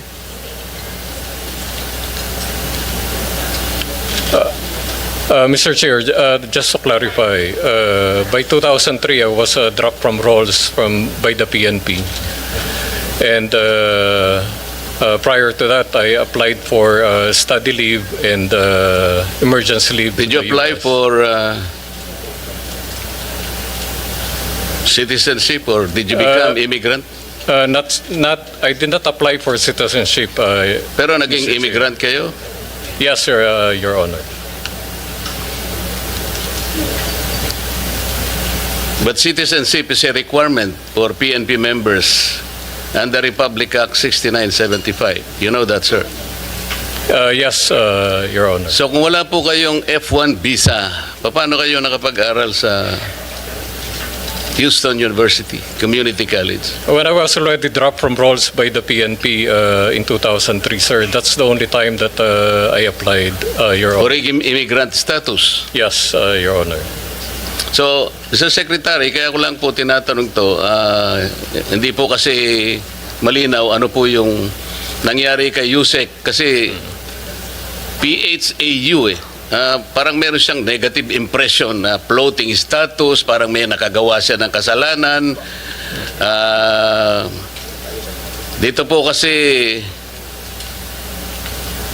doon po nung 2003, Yusek, meron po kasing report na you were dropped from the roles and then it was instead modified to 30-day suspension. Sabi niyo, you were dropped from the roles. It was eventually modified, Your Honor. What is this hurling profanities at CIDG officers in April 2022? Meron po kasing report na ganito. May I be clarified, Your Honor? According to the limited information available online, then Police Major General Bisnar parked his vehicle in the CIDG National Capital Region Field Unit compound and confronted the guard on duty, claiming the compound gate encroached on the pedestrian lane. Mga ganon. Do you recall that? Yes, Your Honor.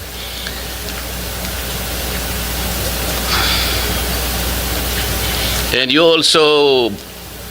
have been reported to have berated a police officer assigned at the CIDG for wearing a bracelet at that time.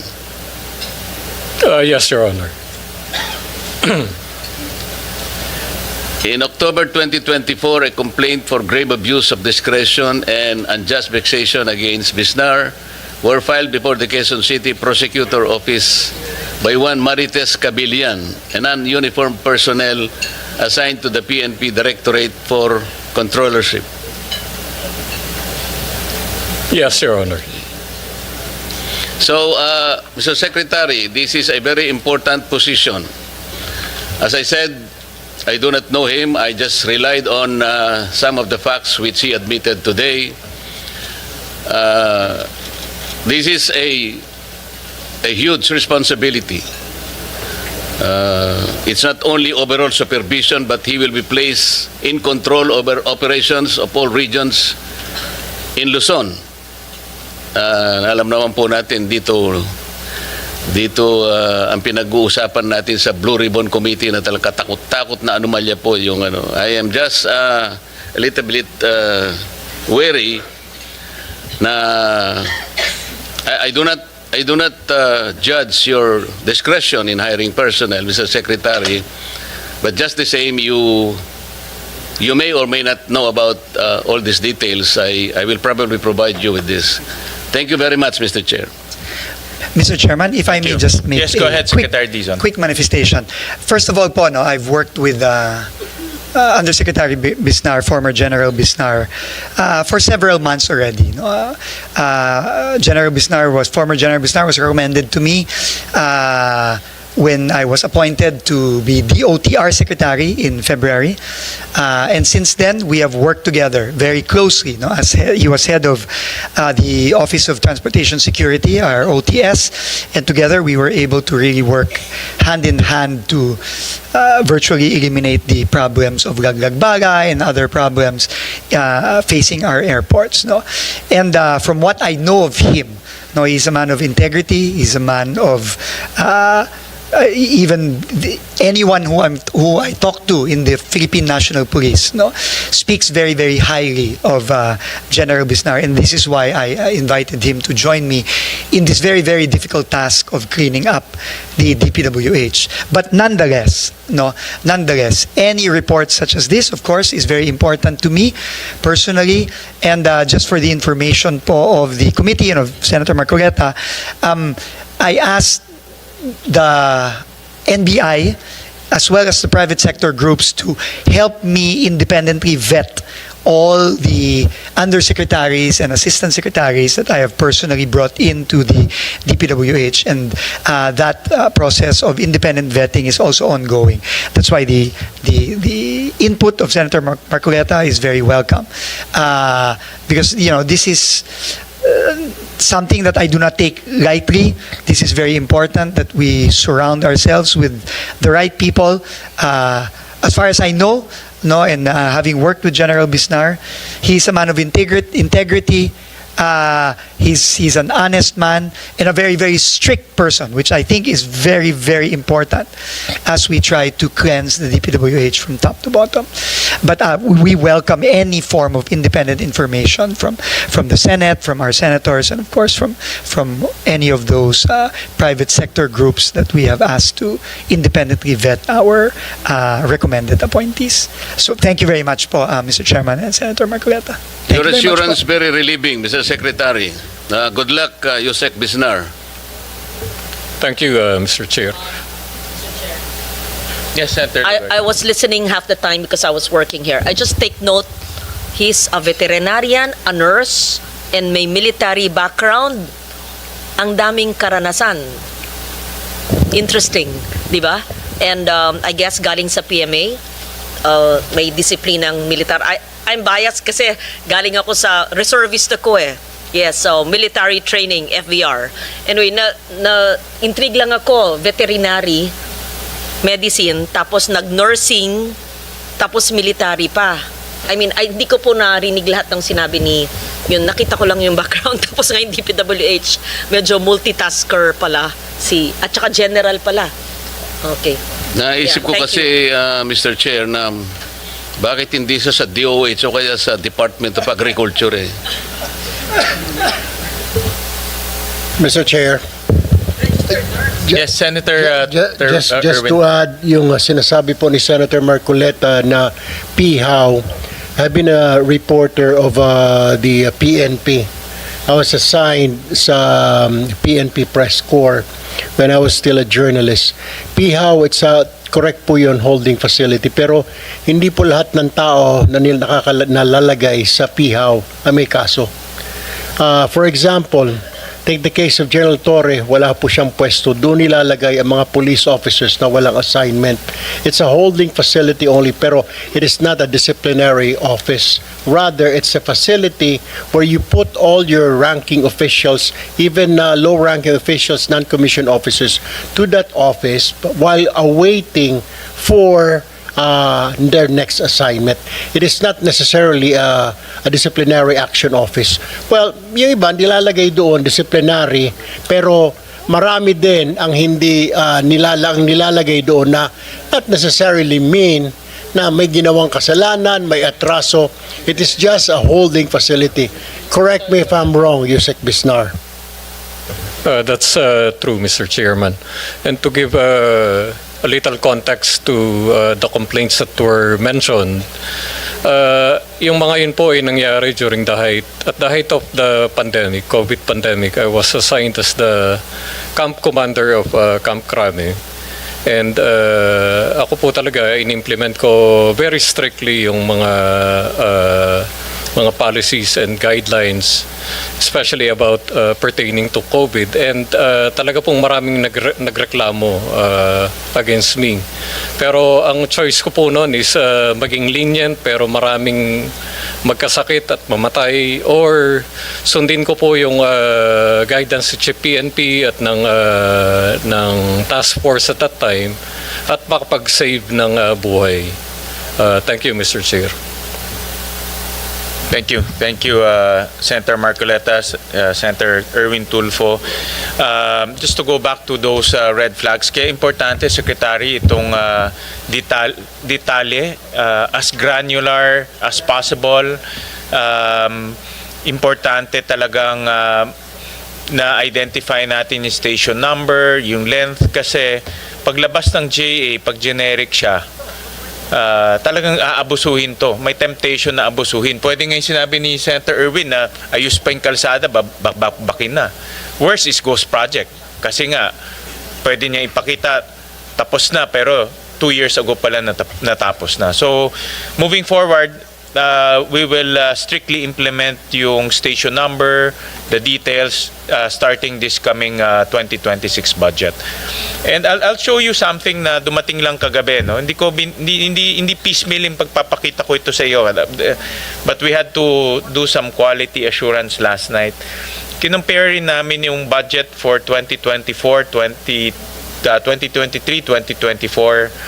At may nakita rin kaming mga repeated projects as early as 2023. No, I'll show you a slide.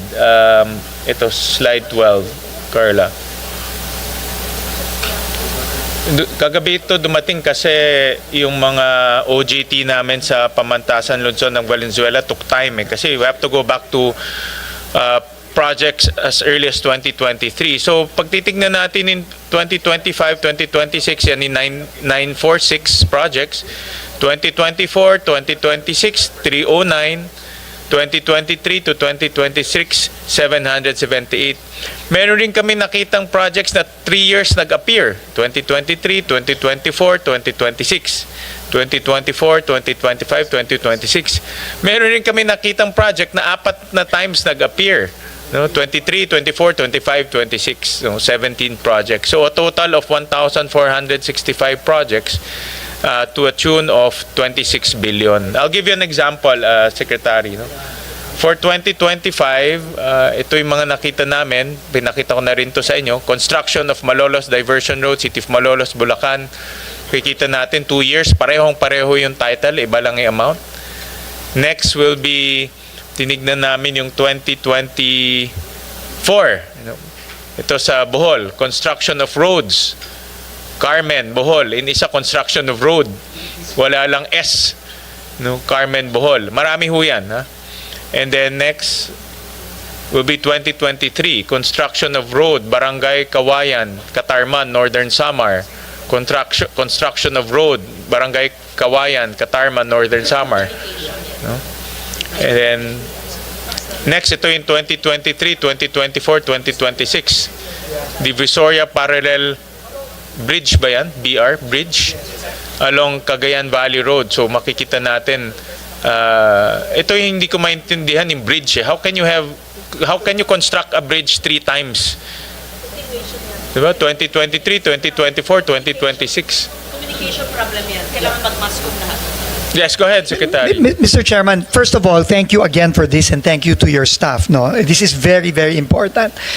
My question to the staff that prepared it, are these part of the 946? No, hindi kasama ito. In that case, Mr. Chairman, if I may volunteer again, please give us the list and we will validate this again. No, if it's 1,400 plus, we will validate this again because I think, Mr. Chairman, this is really a problem. This is a recurring problem where in most cases, I think these are continuation of projects that were not finished given the limited funding. Kunyari po yun, no? Itong Divisoria Parallel along Cagayan Valley Road.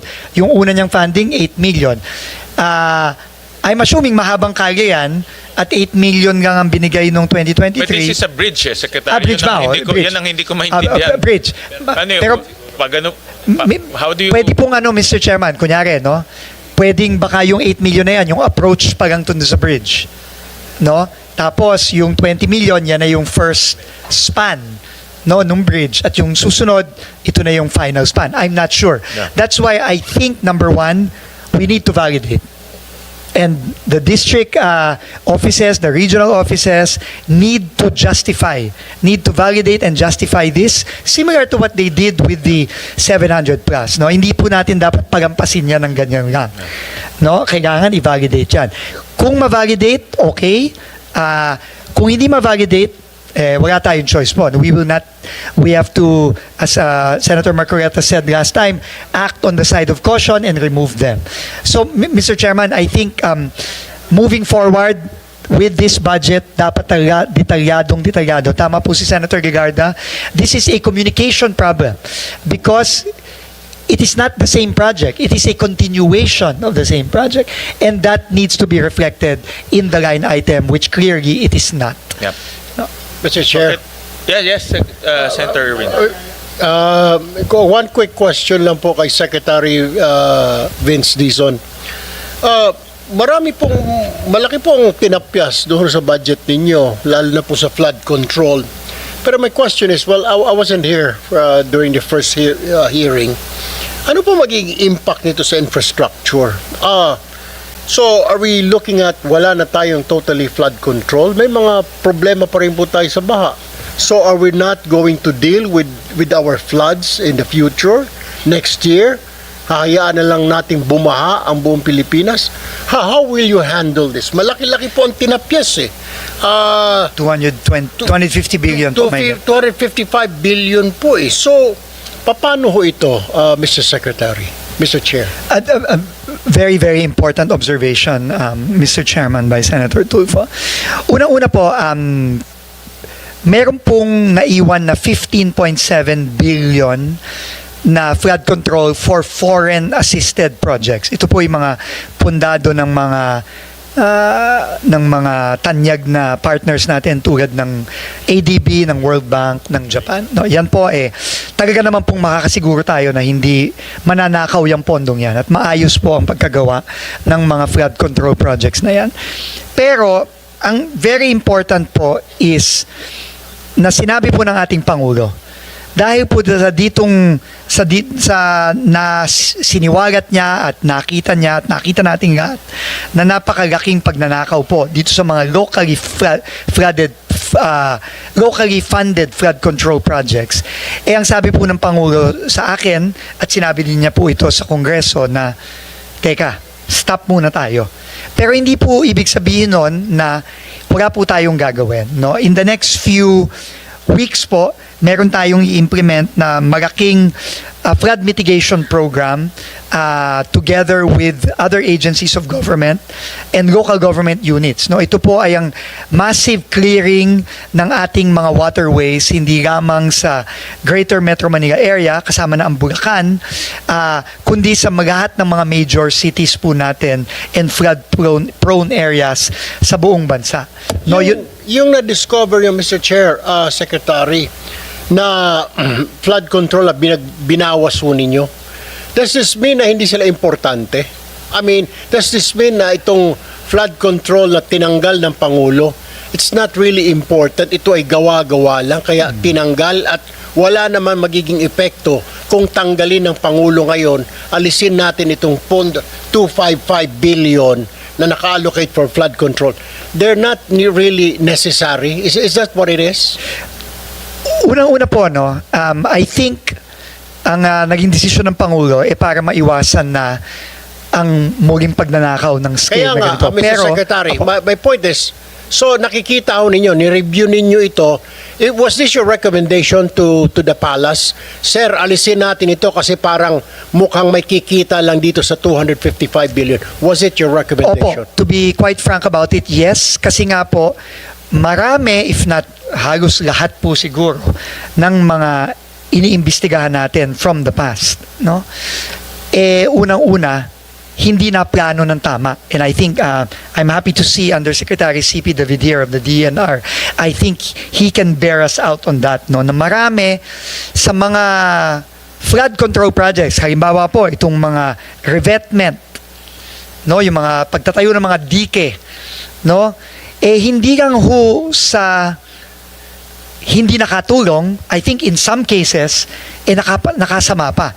No, yun din po ang naririnig namin. Halimbawa, dito po sa mga reklamo ng ating LGUs tulad ni Mayor Joy Belmonte sa Quezon City na hindi lang sa walang epekto, walang magandang dinulot, nakasama pa no sa mga areas na dating hindi naman tinayuan nitong mga so-called flood control projects. So, tingin ko po ang sabi po ng Pangulo, una, hintuan muna natin yung pagnanakaw kasi mukhang ginamit lang to para sa maanumalyang rason.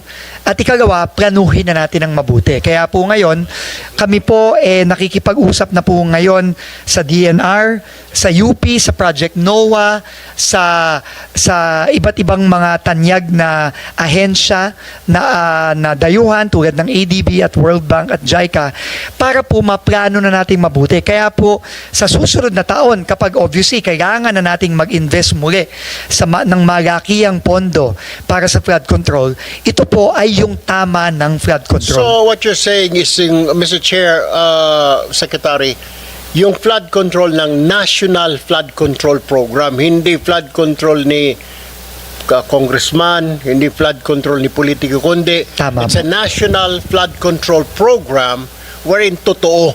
Tama Wherein talagang it will resolve our flooding here in our country. Hindi yung resolba lang doon sa isang lugar at may kumita, pero this one is national in nature. Tama po kayo. National at properly planned flood control mitigation program. Tama po kayo, Senator. Thank you, Mr. Chair. Thank you. Just to thank you for the intervention, Senator Tulfo. Tuloy ko lang yung kanina, no, yung like in 2024, Secretary Dizon, may nakita kaming construction of multipurpose building, Barangay San Sebastian, Jones, Isabela. Ito most likely siguro iba-iba itong location, no? Kung hindi man kagaya kanina napakita natin sa Muntinlupa, iba-ibang location to. Pero if you look at the title, parang isa lang siya, no? Kaya hindi rin fair doon sa LGU at sa congressman dahil baka ma-accuse siya na isang one and the same lang at paulit-ulit lang yung project. Pero may nakita rin kami, next slide, na 4 times nag-appear. 2023, 2024, 2025, 2026. Kagaya ho yan, construction of multipurpose building, Barangay Lapasan, Cagayan de Oro City, Misamis Oriental. Ako, ang suspecho ko dito parang sa Muntinlupa ulit, baka iba-iba ho yan. But the thing is, dahil nga walang detalye, hindi natin alam. Yung mga road construction naman, malamang continuation to. No? Kagaya to construction road in Barangay Kawasan, Lugisan, Cebu. No? Dahil wala ngang station number, hindi natin alam kung ito ay continuation or bagong kalye or what. No? So, I think yung isa-submit nyo sa amin o nasubmit na may station number, malaking bagay yan. No? I think that will solve a lot of the problems dito, majority of the problems. Hindi ko sinasabi na mayroong pong ghost project dito, may katiwalain dito. Ang sinasabi ko lang, posibleng magbukas to ng korapsyon. No? Posibleng magbukas to ng ghost projects na ayaw natin mangyari. So, ibigay namin yung file sa inyo, Secretary. Isama nyo na rin to sa review nyo. Yes po. Please, Senator, and again, we want to thank you for your efforts here. Kasi, clearly, this has been going on for a long time already.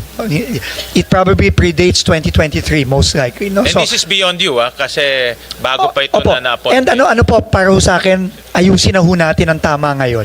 And please, we will get the list. Again po, no, this is clearly not in the same list that was initially sent to us it's not. last week. So, we will include this in our submissions for Friday. And if hindi ho ma-justify, hindi ho mabigyan ng detalye, tatanggalin na lang po natin ito. Thank you. Maraming salamat po, Mr. Chairman. Thank you, Secretary. And thank you for your cooperation. Importante ho yung cooperation nyo dahil Always pareho po. naman yung gusto natin. Malinis yung budget, maging maayos yung budget para hindi na maulit in 2025 na nangyari and earlier than 2025. No? So I'll jump to another topic. Okay, ma'am. I'll take advantage, Secretary, of your presence. In-invite namin yung DA dito, si Engineer Pulido. This is about farm-to-market roads. No? And Engineer Pulido, yung last DA hearing, sinabi nyo na walang farm-to-market road na gagawin kung hindi ho nakasali sa FMR network plan. Tama? Correct, Mr. Chairman. Very clear ho yan.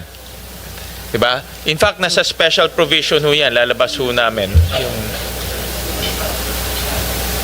nakasulat sa special provision na yung pondo ibibigay sa DPWH pero in accordance with the National FMR Network Plan.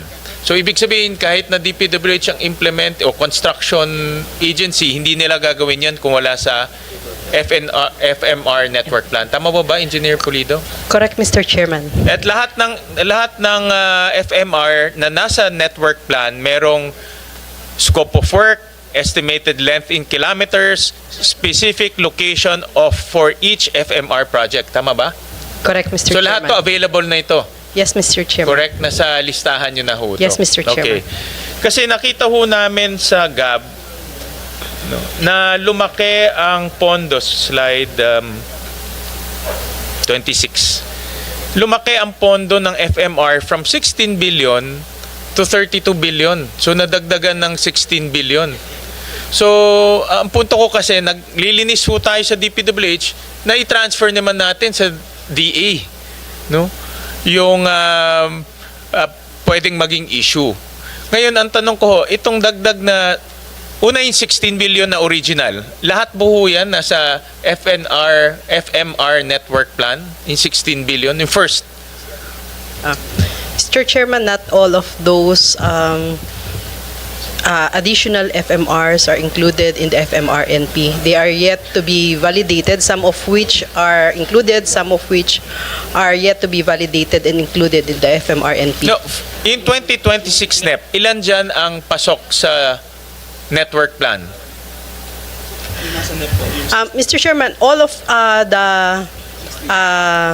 budget under the NEP are included in the FMRNP. However, for the additional budget included Yung in the una muna na, yung 2026 muna, lahat yan nasa network plan. Yung nasa plano NEP po. nyo, yung Apo. nasa NEP. Itong additional 16 billion, nasa NEP ba yan o hindi na nasa NEP? Nasa network plan nyo pa o hindi nasa network plan? Hindi po lahat nasa network plan. Ilan ho dyan ang nasa network plan?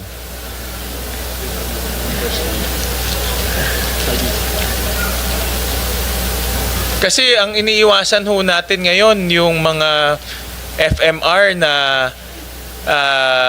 hindi naman pasok doon sa inyong master plan, di ba ho? Correct, Mr. Kasi Chair. kung hindi pasok sa master plan ho ninyo, di hindi magagamit ng ating mga magsasaka at mangingisda yung FMR. It has yet to be validated. It's possible that some would be feasible, but there might be possibility that some will not be feasible. Correct. So or there could be a duplication. Or may that duplication rin. some diba? of those FMRs could have already been funded by other agencies. Correct. Especially in 2026. So itong nadagdag na 16 billion, ilan ho dyan ang pasok sa inyong network plan? Ilan nga? 25 billion. As of today po, sa 32? Sa 32 billion po ay the validated are already around 24 billion. Yung nasa network, Sa 32 billion, 24 po yung nasa network. 24 billion po ang nasa network plan. 24 billion ang nasa network plan. Pero hindi ba man for validation? So for validation pa po, Mr. Chairman, some of those FMRs. Technical validation. So yung natitirang 8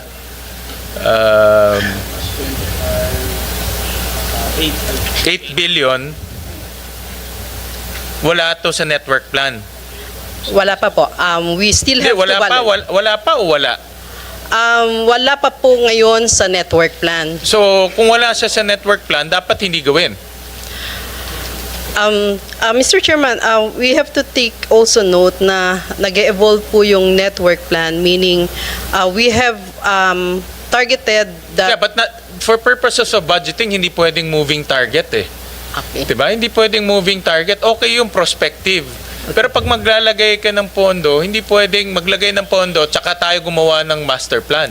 Parang po. sinushoot mo yung master plan sa pondo eh. Correct po. Dapat yung pondo i-shoot sa master plan, di ba? Correct po. And marami pa po tayong nasa master plan that has yet to be funded. Correct. So, ang tanong ko nga, dito sa 32 billion, ilan ho dito ang pumasok na sa, o ilan dito ang hindi pasok sa master plan nyo ngayon?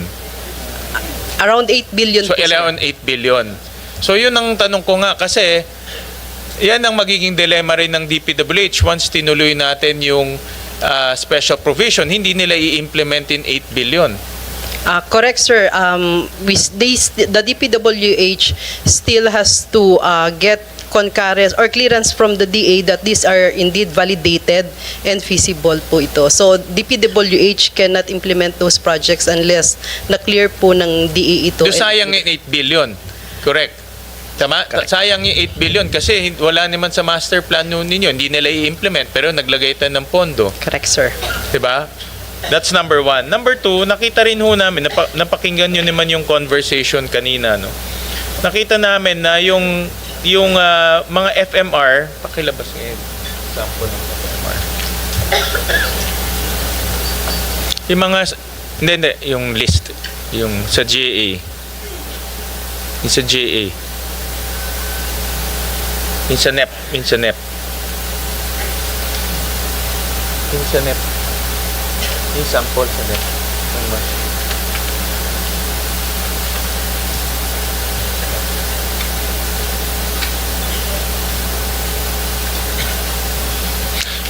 Ito pala sa GAB. Yung mga FMR ninyo, nakita ko na ganun rin, very generic yung pangalan. Pero under sa special provisions, dapat meron ng location, may length, may specific location, may work program. So, ibig sabihin, pwede rin ilagay yung station number. Possible po, Mr. Chairman. Hindi possible. Dapat ilagay yung station number. Kasi kung hindi, narinig nyo kanina yung conversation, di ba ho? Kung ang kalsada nalalagyan ng station number, ang school nalalagyan ng school ID, dapat rin FMR. Dahil for all intents and purposes, kalsada rin to eh. You know? Kalsada rin ho to, may specific purpose lang nga, no? Farm to market. So, dapat meron rin ho tong station number at the very least para malaman ho natin kung nasaan at hindi ho madoble yung FMR. Correct, Mr. Chairman. We subscribe to the wisdom of putting the station number, but we also have to i-clear lang po namin that prior to the implementation of the FMRs, DPWH and DA conducts a joint geotagging of the start and the end of the project. So both agencies are aware kung saan po magsisimula at magtatapos yung mga proyekto po ito. But we could also include in the list of the FMRs the specific coordinates, geotag location po nito. Actually, hindi pa namin ito nabangga yung earlier years, no? Kasi nga, sa dami ng ano. But I am assuming marami rin dito mga repeated projects. In terms of title, in terms of title. Tama? Mr. Chairman, I'm not saying repeated as in na ulit ginawa yung project, but repeated in terms of title. Yung nakita natin sa DPWH. No? yes, correct, Mr. Chairman. But instead of putting a generic name, we put phase 1 and phase 2 kasi it's possible po na the entire need is 2 kilometers yet the fund allocated is only for 1 kilometer. So we put phase 1 and if case there would be an additional funding for the following year, we put phase 2 on it. Pero itong mga ito, meron na itong location, may length, at meron ng work program. Wala pa pong work program. We just have a validated name, coordinates, and the length. But for the program of works, that's the responsibility of the DPWH. But these are all in your master plan. Correct, sir. So pwede nang i-identify, sabi nyo kanina yung coordinates, pwede nang ma-identify yung Correct, length. sir. So ilagay na rin natin. Correct. Para hindi na, the same, no? Para hindi magkaroon ng duplication, repeated, hindi rin magkaroon ng discretion on the ground kung anong gagawin. Correct, sir. We Alright, could do that po. Okay, so submit nyo rin sa amin by Friday? Yes, sir. Oo. And then yung 8 billion na hindi ma-track down, kung hindi yan pasok sa master plan ninyo, ang inclination ng Senado, tanggalin na yon. Hindi pasok sa master plan eh. Or, Mr. Chairman, an alternative would be to look at a possible replacement Pwede coming rin. from the FMRNP. Yes, pwede so rin. that means Pwede we could allocate for those unfunded, validated, Okay, feasible. we can do that. So, can you suggest to us na rin kung anong ipapalit doon sa mga wala sa master plan? Sige po, Mr. Chair. Kayo na rin mag-suggest in that location. All right, sige. Thank you. Thank you. Thank you for that.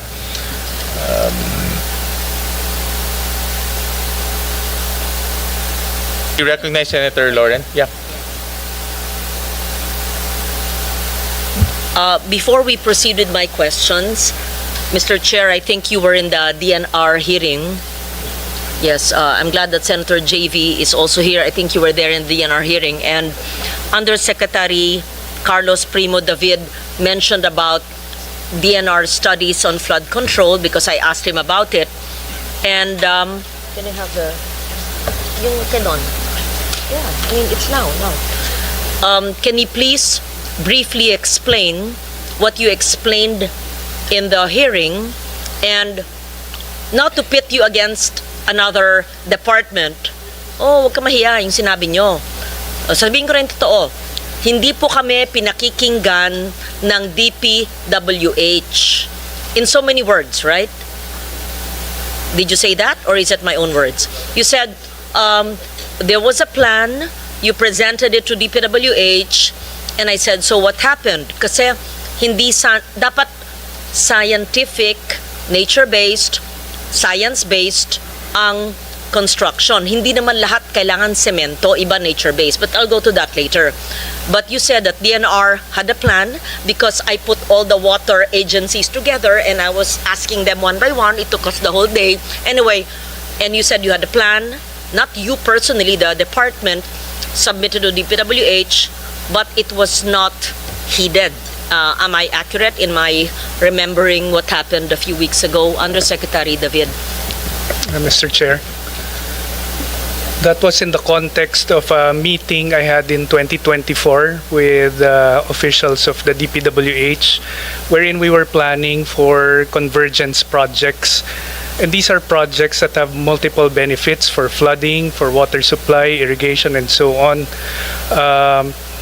DNR and NIA submitted a list of convergence projects to DPWH, but they were not considered during that time. Pakipaliwanag po, DNR, NIA, and all the water agencies, should there not be clear coordination between the water agencies, and should there not be environment impact assessment for all the flood mitigation measures? Should there not be ECCs granted for all the flood control projects, whether it's a dike, a revetment? And to be fair, as a climate adaptation advocate for 3 decades now, flood mitigation, flood control is a climate adaptation measure. But hindi naman kailangan puro semento. I may nature-based solutions, the others naman are infrastructure. So hindi natin minamasama ang flood control na tama yung paggawa. So kindly explain, and do you have a short, I don't know if you have the time for a presentation, but Mr. Chair, I have a 15-minute presentation. It's 2 pages long, so baka iklihan ko na lang. Chair, wag na 15 minutes, 5 sige. minutes. Bilisan ko na lang. Ganun mo lang. Pakita mo lang, and then we just want to know from the agency, DPWH, if indeed you received it and what happened. And maybe I'm wrong, maybe there shouldn't be coordination, maybe you should stand alone and ignore DNR. But in my mind and in my work for decades, I know that infrastructure must take into consideration the natural ecosystem around it. You just don't build a dike without knowing where the water goes. And we cannot fight the water. Kailangan may mga small water impounding, kailangan may mga rain gardens, kailangan may yung pababa, yung sinasabi ni Sec Babe Singson. Oo, so yes, Sec Dizon. Mr. Chair, I'm sorry to my friend, Undersecretary CP, but Senator Gigarda, Mr. Chair, is absolutely correct. And just to emphasize, for the projects that we have visited and investigated, wala pong ni isang flood control project na may ECC. Wala. Ni isa. Exactly. Yun din po ang tanong namin, ma'am. Yung pong mga binisita ni Presidente, yung mga binisita namin, na iniimbestiga namin ngayon, wala pong ECC. Yun po, wala pong ECC yung mga proyektong yan. So, and I could not agree more with Senator Regarda, Mr. Chairman. Ma'am, to be quite frank, wala nga pong building permit sa LGU Yung pong sa Mindoro, yung pong ginawa po doon sa Nauhan, sa bayan mismo ng governor ng Mindoro, ng Oriental Mindoro. Si Governor, yung pong ginawa ng Sunwest at St. Timothy at Alpha Omega. Elite. Wala pong building permit, wala pong ECC. Just for the record, Mr. Chairman, and we could not agree more with Senator Gigarda's observations. Thank you po. Thank you, Secretary. Yusek, pwedeng pakita mo lang yung 15 minutes mo. Pag sabi ng chair na mag-stop, stop na. Yes, mabilis lang. 5 minutes mo. Mabilis. 3 minutes. Sige, Actually, Mr. Chair, sinulat ko na para wala ng ad-lib dito. Okay, next slide please. The DNR, through the Water Resources Management Office, serves as co-chair of the DepDev Infrastructure Committee on the Subcommittee on Water Resources. The SCWR advocates for increased investment in the water sector, aims to reduce duplication of government projects, and promotes accountability and project convergence among the different departments. Next slide, please. In 2023, and this is where everything started, the DPWH submitted 304 billion worth of flood control projects and 14 billion worth of solar water supply projects to the SCWR, which I co-chair, for inclusion in the DBM program convergence budgeting. Next slide, please. The subcommittee requested additional documentation from DPWH, such as master plans and project impact assessments, and agreed as a group that these projects need to be monitored as part of its coordination and policy oversight functions of the SCWR, similar to what we are doing with the other water projects in the different departments. Next slide, please. And so in the beginning of 2024, we started monitoring the flood control projects using DNR regional personnel supported by satellite technology, and this is one tool that I'm promoting that DPWH and other agencies need to utilize.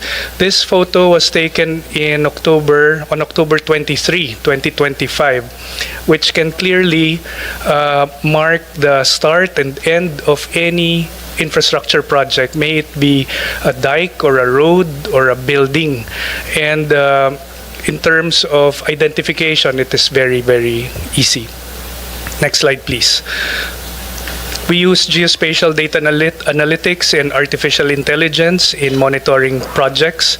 Since then, we have assessed over 5,300 flood control projects like this one you are seeing, implemented from 2021 to 2024. Next slide. All findings are compiled in an online dashboard that has been shared with PMS, DBM, and DPWH, allowing validation of our assessments on the ground. Next slide. We classify projects into three categories. Validated, meaning they are confirmed to exist and effectively protect communities from flooding. This is about 23% of all the projects that we have assessed. Ghost projects actually come in many forms, not just those that are unconstructed, but also those that are duplicated within the same funding year or in previous years. Projects that are located in invalid sites wherein there are no rivers or creeks, or also incomplete wherein the prescribed length is actually much shorter than what is funded. The third kind, next slide please, which I wish to focus on, are the poorly situated projects. Here's an example pala of multiple projects in a single river. Ito yung nakakalitong pinag-uusapan kanina. In this slide, in Kamiling River, you will see 8 projects now funded in different years with different funding. But if you plot it in a map like this, you will readily see that there are overlaps in the projects. And when you compute for the length versus the total amount, for example, the 99 million pin over there should stop at the next pin, which is 98.5 million. That length is only 200 meters, which means that the dike has a unit linear cost of about 500,000 per linear meter. No, so it is only through geospatial data such as this that you will see some of the other problematic issues related to flood control. Next slide, please. The poorly situated projects are, in my personal opinion, are more important even compared to the ghost projects that we have been investigating.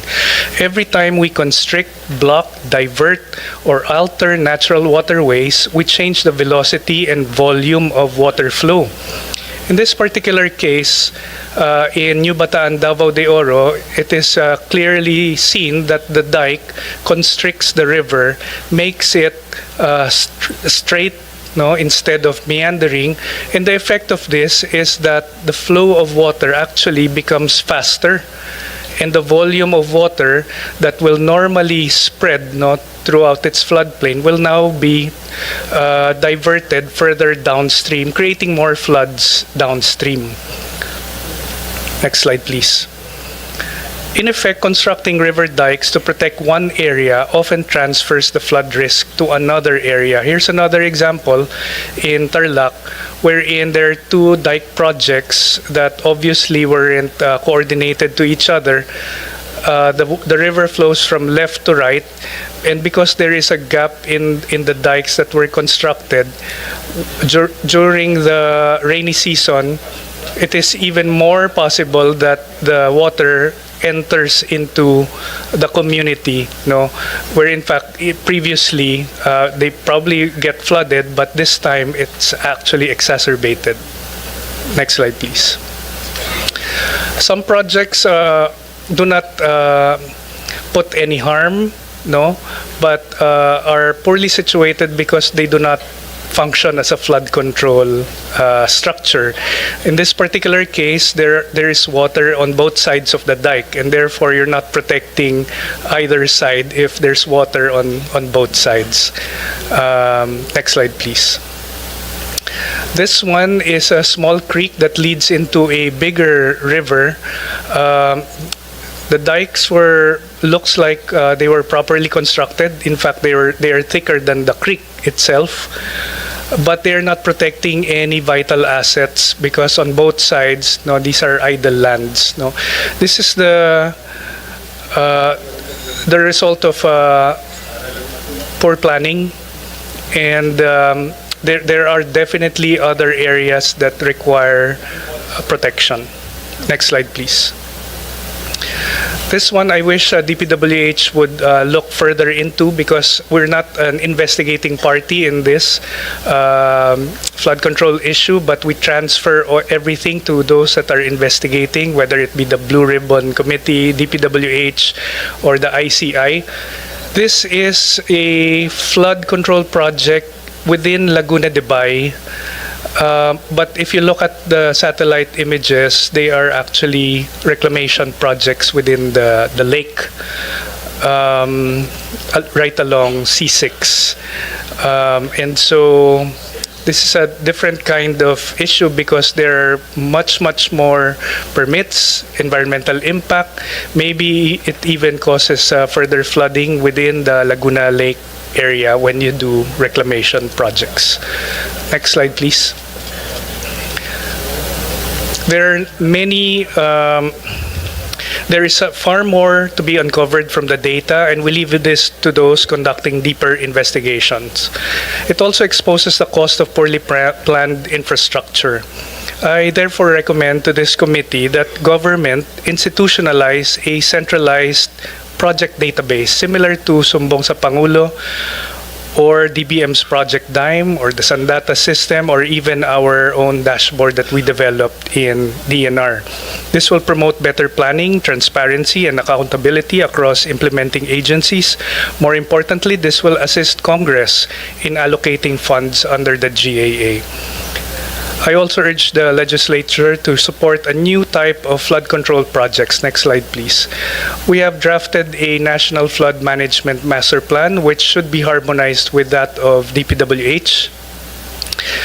We advance the IWRM approach, Integrated Water Resources Management approach. We recognize water as a vital national asset, one that includes even floodwaters, which when harnessed can be used for water supply, irrigation, hydropower, aquaculture, and other productive uses. The principles are very simple, nature-based, protect our watersheds, keep our waterways clear, create natural flood buffers. Instead of diverting water into the ocean, we should impound using man-made lakes, reservoirs, aquifer infiltration, dams, and underground cisterns. Land use planning cannot be highlighted enough. Development away from flood-prone areas, promote open spaces, and effective LGU policies. And therefore, gray infrastructure is a vital component of this strategy, but it should be cost-effective, properly placed, and that maintenance is built in. Next slide, please. In the past, we were constructing man-made lakes for reservoirs for various purposes, whether it be aquaculture or irrigation. We wish to push forward with these kinds of projects. This is one example in Tarlac. Next slide, please. This is a proposed man-made lake in Angat River that will reduce the flooding in the Bulacan area, such as Kalumpit. Next slide, please. This year, we initiated feasibility studies for 21 of these kinds of projects. These are not yet included in our proposed budget in DNR, as we are completing the studies, consulting the concerned LGUs, and securing the necessary permits, including our own ECC. We wish to develop these projects further with the new team in DPWH, but we believe that, such as this example, this is called Lake 77 in Bislig, Surigao del Sur. It's 77 hectares in size, constructed in 1977. It is now used for aquaculture and ecotourism, as well as for flood control if it's refurbished, and also for water supply later on. Next slide, please. Many examples of convergence projects, such as this one in Midsayap. This is an existing dam for NIA. This is now going to be used for water supply, to supply water to about 70,000 residents of the area. Next slide.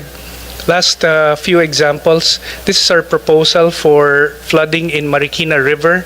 Instead of putting dikes, we wish to propose a man-made lake in San Mateo that will capture and hold water from going down to Marikina and Pasig.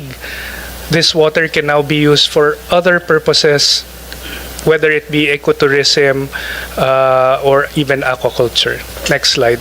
Here's one example of regional planning that we have done. This is for the whole of Bicol River Basin, wherein we plot out all potential man-made lakes for various purposes, but also including flood control. Finally, next slide. This is an example, and I think you can click on the slide because this is a video. This is one of the projects of DPWH that I should commend. Siguro hindi nagpe-play. Together with NIA, it's a convergence project both for flood control and irrigation. In summary, while ongoing investigations into corruption must continue, we view this as an opportunity to strengthen interagency planning, enhance public accountability through transparency dashboards, and shift towards a more sustainable and integrated approach to flood management and water resources development. Maraming salamat po.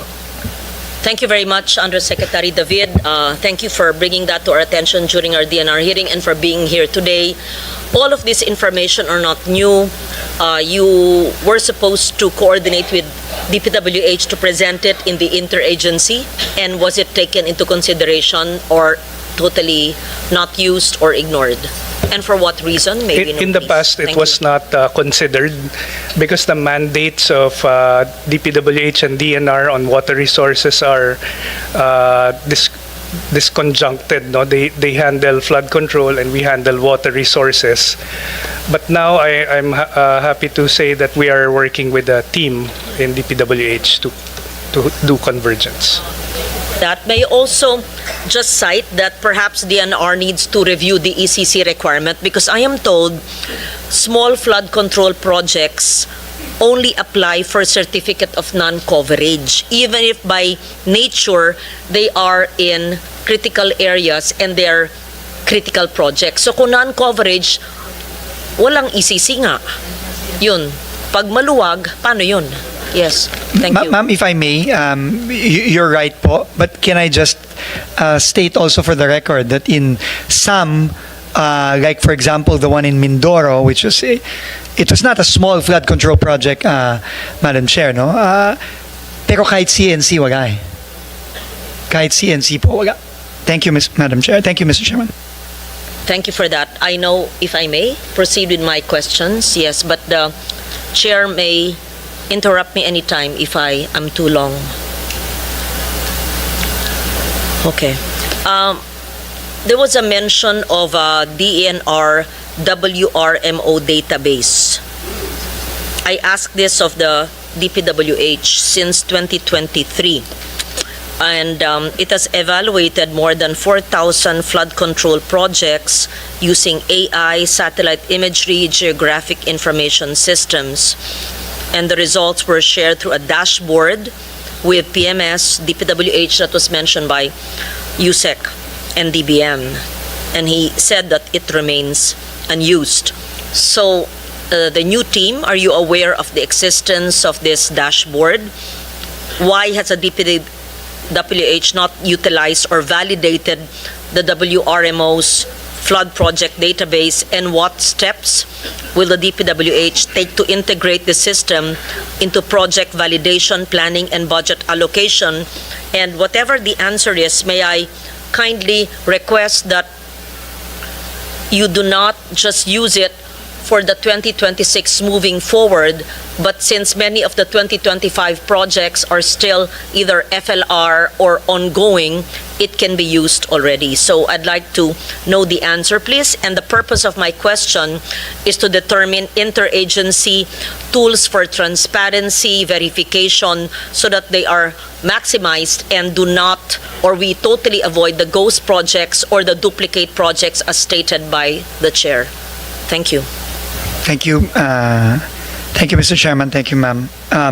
First of all, I learned about the dashboard maybe a few weeks after I came in. Undersecretary David, as like I said, is a good friend. So he informed me about it. And I saw it, and I sent it immediately to our team. And they have been working. The technical groups have been working since. No? And in fact, tomorrow, with our new OIC on Wednesday, for a new, they will already start presenting recommendations on how to use the data, both in terms of planning moving forward, but also, and I think I made this very clear to the team when I first learned about the findings of the DNR and the WRMO, that we have to apply what the DNR has learned about these flood control projects, even for projects that have already been completed. Why? Because according, and if I may speak frankly, Mr. Chairman, according to USEC David, their evidence shows that not only have some of those flood control projects been useless, but they have become harmful. Meaning, sumama pa yung baha. dahil nga yung pong ini-explain ni Undersecretary CP kanina na ang mga dike kasi, ang problema dyan, either both rini-restrict ang flow ng tubig, ibig sabihin yung carrying capacity ng mga waterways lumiliit, but ang more harmful doon ay yung pinapabilis niya yung daloy ng tubig o yung velocity of water speeds up. At yun ang mas nakakasira at nakakasama. So, why did I ask for that? Because we are already thinking ahead that with enough data and with enough evidence, maybe we might even need to dismantle some of those flood control projects because of their net harmful effects to the communities and the environment. So, ma'am, that is the purpose. But this is a very, how should I say,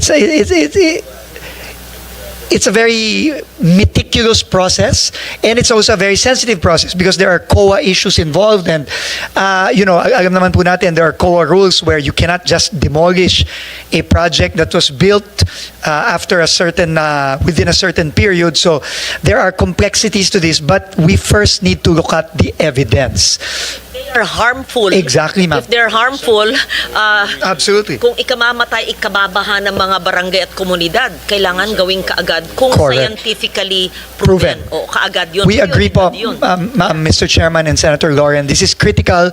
That's why I think the reports will be presented to me in particular and to the senior team on Wednesday, and we are already currently working not just with DNR but also with the University of the Philippines, particularly with Project NOAA with Professor Mahar Lagmay, as well as one of the renowned hydrologists in the country, Professor Tabios of the University of the Philippines. So we are working with them, and we really need to put some order and some science into this, because clearly there was very little to no science involved in the implementation of these projects. Thank you very much, I-embed na ma'am. nyo si Yusek David sa inyong mga projects. Kasama po siya. Coordination naman talaga eh. Tama po, ma'am. Thank you po. Okay, thank you for that. WRMO's evaluation shows that 42% of the projects reviewed were unconstructed, duplicated, or already existing, yet some were declared completed and paid for. So may I know, how are these projects cleared for payment and certification despite being absent or duplicated? And can we use the systems to demand project completion, case building, and or restitution? So the purpose of this question is to assess the adequacy of DPWH project validation and internal audit mechanisms so that we can prevent the continued misuse of public funds. The accountability of duplicated projects, although you somehow answer that, but can you kindly assure us of the use of the evaluation of WRMO? We assure you, Madam Senator, and we assure the committee that from here on, the DPWH will work very, very closely with the DNR and specifically the WRMO, because we are in total agreement. In fact, the project that was the last slide of Yusek David, the project in Claveria, the Union water impounding joint project of DPWH, was in fact visited by the President 2 weeks ago, and we consider it one of the more successful not only flood control but water impounding and irrigation in one, and we feel that with the help of the DNR and other experts, we can really guide and plan our flood mitigation program towards these types of projects and no longer those that we have seen in the past couple of years. Thank you very much, ma'am. Thank you for that. I now go, Mr. Chair, to the fragmented flood management and the basin-based planning. I ask this in the context of floods and water systems not being administrative or political boundaries, because floods do not recognize political boundaries. Hindi distrito niyan, ganito niyan, geographical. Yet government planning and implementation of flood control projects remains fragmented. And here we are, even us perhaps, both houses of Congress are guilty because we are looking at congressional districts in terms of infrastructure planning when water and floods, as we see, do not look at congressional districts in the way nature moves. So DPWH programs per district, even per province, often without alignment to hydrological or river basin boundaries defined by WRMO or the River Basin Project or even DepDev. So how are we assured, I mean, we're studying it, that for the GAA 2026 and for existing GAA 2025, how are we assured that this will be taken into consideration in the future? Does the DNR recommend shifting DPWH flood control programming from district, meaning congressional or provincial levels, to a basin-based framework aligned with the integrated water resources management principles? And can the DPWH adopt river basin level coordination using updated geological and sedimentation data? In short, nature-based, scientific, hindi political or administrative boundaries. So, what kind of innovation, if any, has the DPWH new team done to take this into consideration? Because we're talking about allocable and unallocable. Distrito pa rin eh. Hindi pa rin nature-based, hindi pa rin scientific eh. Political pa rin eh. Yeah. So, paano po? Ma'am, Thank you. First of all, you're absolutely correct. No, I mean, flooding knows no boundaries and therefore should not be constrained by district boundaries, no, and other boundaries. So what we are actually trying to do now, and I think it is very opportune because the President has already taken out all the flood control projects, locally funded flood control projects for 2026. Now is really the time to plan this well, Madam Chair. But unfortunately, this takes some time, no? We are right now in the early stages of that, just putting together all the experts together and all their recommendations together and come up with a master plan, at least for certain areas like Bulacan, Metro Manila, and other flood-prone areas, para po when 2027 comes, is meron na po tayong rhyme and reason dito sa pagpapagawa at pagpaplano ng mga flood control projects na ito, because we will not allow the same thing to happen again, Madam Chair, na ang flood control natin is dictated lang by flood control project of this district or that district and that. No, we will no longer allow that. It needs to be a well-planned series of projects that will eventually need either provincial or regional development council clearances. No, but we're not there yet, ma'am. No, there's no such plan in place. In fact, next year pa lang po lalabas yung 18 major river basin plan ng World Bank ng World Bank. It will finish in middle of 2026. But in the meantime, we cannot wait for that. No, we need to already start. Meron na nito nung panahon ni Sec Babe Singson. Meron po. And he's an expert in that, yung mga river basin projects. Meron na ang DPWH nun. Ma'am, yes, you're talking about the 2013 one. This is the one that's being updated now by this major river basin master plan, which will be completed next year. But like I said po, ma'am, we will not wait for this. We will continue working with the DNR because, I mean, pwede na naman tayo magsimula po ngayon pa lang. There's enough data and there are enough experts on this that we can work on already now. So that is commencing already, ma'am, as we speak. Thank you. Just to note again, because we always, again, think in terms of either political districts or administrative regions. So, water resources regions are different from our administrative regions.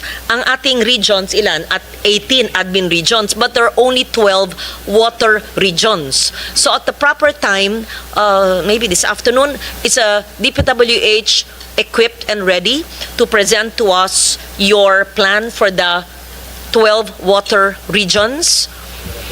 Otherwise, Mr. Chair, because we need to see the infrastructure project vis-a-vis the scientific nature-based solutions to flood mitigation in the 12 water regions in planning for 2026. Kasi how can we approve a budget na base pa sa lumang intindi na kailangan congressional district ang pagplano ng flood control kung hindi natin binabago ngayon ayon sa pagdaloy ng tubig ayon sa 12 water regions at hindi sa 18 administrative regions at hindi ayon sa congressional district. Ang baha naman, hindi sinasabi, dito lang ako sa distritong baha, hindi naman ganun eh. Kaya lang yun ang planning nga eh. So dapat parang baguhin ngayon, hindi pang 2027. In the meantime, sa 1.5 years ay lulubog tayo. Ma'am, unang-una po, tinanong ko lang po yung mga kasamahan ko dito, wala po tayong konkretong plano. Wala pa. And I think this is why the wisdom of the President to remove all locally funded flood control projects for 2026 makes so much sense. Because dahil clearly walang plano, clearly yung mga dating ginawa, wala ding plano, so kailangan po talaga medyo mag-hit the pause button tayo muna for locally funded flood control. Kaya po wala pong locally funded flood control for 2026. Ang meron lang po ay foreign-assisted flood control projects, roughly about 15.7 billion, na meron naman pong plano at ito po'y pinlano ng mabuti ng mga funding agencies po na nagbigay ng pondo.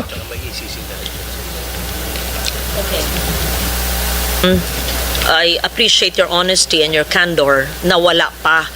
Pero siguro naman po, pwede niyong i-backtrack yung ginawa nung 2013. I remember it was in the same room. I asked Sec Singson.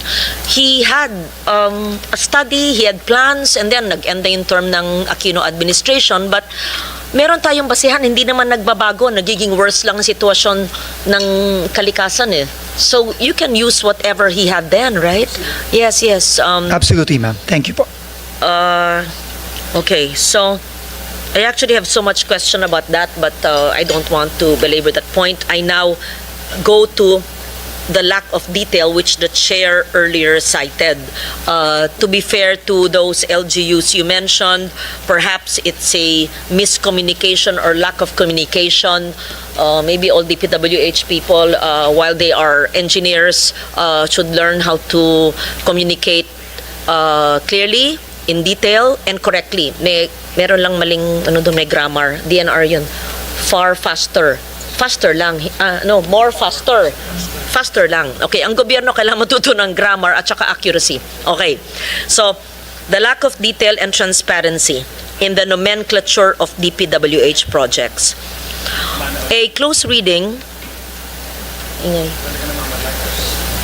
May hearing sa kabila? Okay, maingay ah. Yeah. A close reading of the 2026 DPWH infrastructure program shows that many listed projects are described in vague, generic terms. For instance, construction of multipurpose buildings, rehabilitation of roads, or construction of flood mitigation structures with no accompanying details such as location, coordinates, project length in kilometers, technical specifications, implementing unit or scope of works. Kindly correct me if I'm wrong, dapat bang kasama ito? And the same issue is observed in convergence programs. For example, farm-to-market roads under the DA or SRA, DPWH own access roads for strategic infrastructure, yung CPAG, and network development programs where project titles and codes often overlap, making it nearly impossible for auditors, LGUs, senators, and even the public to validate whether these refer to unique projects or duplicates under different agencies. Moreover, many project entries contain alphanumeric codes. Example, K0107 plus 000-K0107 plus 511.96. Siyempre, naintindihan nyo, pero paano maiintindihan ng mga nag-approve ng pondo? To us, it may seem unintelligible to non-engineers and are not linked to publicly available reference maps, depriving our citizens of the ability to track implementation or validate site completion. So this creates an opaque budget environment where even Congress, both houses, and even COA and civil society cannot easily distinguish between legitimate or questionable projects. So if this continues, transparency measures like the Budget Transparency Portal or even open data, government data will have limited value as the entries themselves are unverifiable at the project level. So may I know from DPWH, because this is in our NEP revised, yun pa rin ang ginagamit eh. So there are no changes. In short, parang we're depriving the public and non-engineers of understanding either through incomplete or unintelligible data. So why does the DPWH continue to use this vague and non-descriptive nomenclature for projects without key details such as project length, yung haba syempre, location coordinates para malaman kung saan, barangay coverage para malaman ng mga tao ay meron palang darating sa amin, or technical specifications. Would the department support the rationalization of project labeling and budget entries requiring every line item to include measurable and verifiable information? Length, ilang kilometro? Area, square meters, number of beneficiaries ba, mahirap ba yan, or completion of target date. So, correct me if I'm wrong, we're just trying to understand the budgets. Thank you. Mr. Chair, if I may, again, you are absolutely correct, ma'am. The budget entries are too vague and too general to the point that one can no longer ascertain if this is actually a completed project, a continuation of an ongoing project, a completion of an ongoing project, because it does not contain the details necessary to make those determinations. And I think moving forward now with the corrections that we have submitted to the chairman based on the committee's observation, the change must start already with the 2026 budget. So we will now be including the stations, meaning kilometer X to kilometer Y. We will be including the project IDs for projects such as multipurpose buildings or classrooms. We will obviously the exact location of the projects, and also a very clear nomenclature to show that this is either a continuing project or a project that will be finally completed with the funding being requested. I think all of these details should be in these line items starting the 2026 budget moving forward. Thank you for that assurance. So, the list tomorrow that will come from planning with the non-allocable and allocable in different name, district and above the district, mas klaro na po. Hindi na yung parang paulit-ulit, mas maliwanag para maiintindihan namin. Yes. Mr. Chair, if I may, on the tomorrow po, I think we will be submitting the summary on the legislative district on the specifics, because there were additional items po that were sent that will be sent by the committee to us. Ang na-correct pa lang po namin is yung mga last tawag dito, yung pinadala po last week. So we asked po until Friday, Madam Chair. So Mr. Chairman, so we will send those by Friday. But we will send the summary list of per legislative district tomorrow. Opo. Indicating allocable, non-allocable, whatever term you want to use. Thank you po. Now, on rethinking flood mitigation and moving beyond a construction-heavy approach. All these decades, DPWH has remained hyper-focused on flood control infrastructure, dikes, seawalls, drainage systems, and pumping stations, and rightly so, because we're a vulnerable nation. But often, it's built in isolation without corresponding upstream or ecosystem intervention. Because nga, nakafocus sa admin regions or congressional districts. Ang baha naman, hindi naman tumitingin sa politika. So this has resulted in massive spending with minimal actual long-term reduction in flood risk, and as shown, it has even become contradictory to the help, in fact dangerous. So while some projects, to be fair, have provided some relief, others have worsened flooding as shown in the studies. Flooding downstream, it has degraded water systems, it has caused displacement of communities. This has led our experts, including those from DNR, from DepDev, from the Infrastructure Committee of NEDA, to call for a shift towards integrated nature-based and ridge-to-reef flood management approaches. So the DNR has nature-based solutions. What are these? Wetland restoration, mangrove reforestation, watershed rehabilitation, sediment retention in uplands as cheaper, cost-effective, resilient alternatives to hard or gray infrastructure. But the DPWH current planning and budget frameworks still, engineers kayo, naintindihan ko po, remain heavily skewed towards construction-based outputs, reflecting both the bureaucratic inertia and in some cases, sorry to say, perverse incentives tied to high-value civil work contracts. I'll use it in those terms. So, construction heavy, hindi ko pa nararamdaman as of now, not to blame anyone, yung nature-based solutions. Mas gusto ko pong makita kasi ano to hindi pwedeng puro, parang yung ginagawa ng Singapore, alam ni Sec Dizon yan, they work with nature in their dike system. Hindi palaging tayo ng mga dike, or even let's say the polder system of the Netherlands. So, ayon sana sa kalikasan. Gusto kong maramdaman po yun, hindi ko pa nakikita sa inyong budget.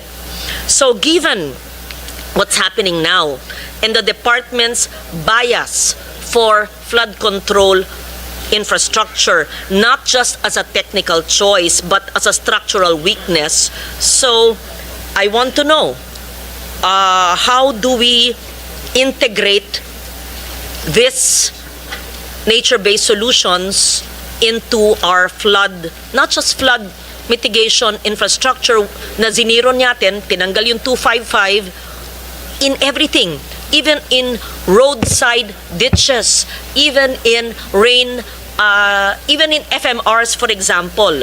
So gusto ko po makita na mawala yung current infrastructure bias na maaring iba ay substandard, hindi ko linalahat po, pero gusto ko makita po yung watershed-based flood mitigation approaches na binanggit. I can go on and on, but that's something, part of the change. Kasi madaling tanggalin na yung flood control. Hindi.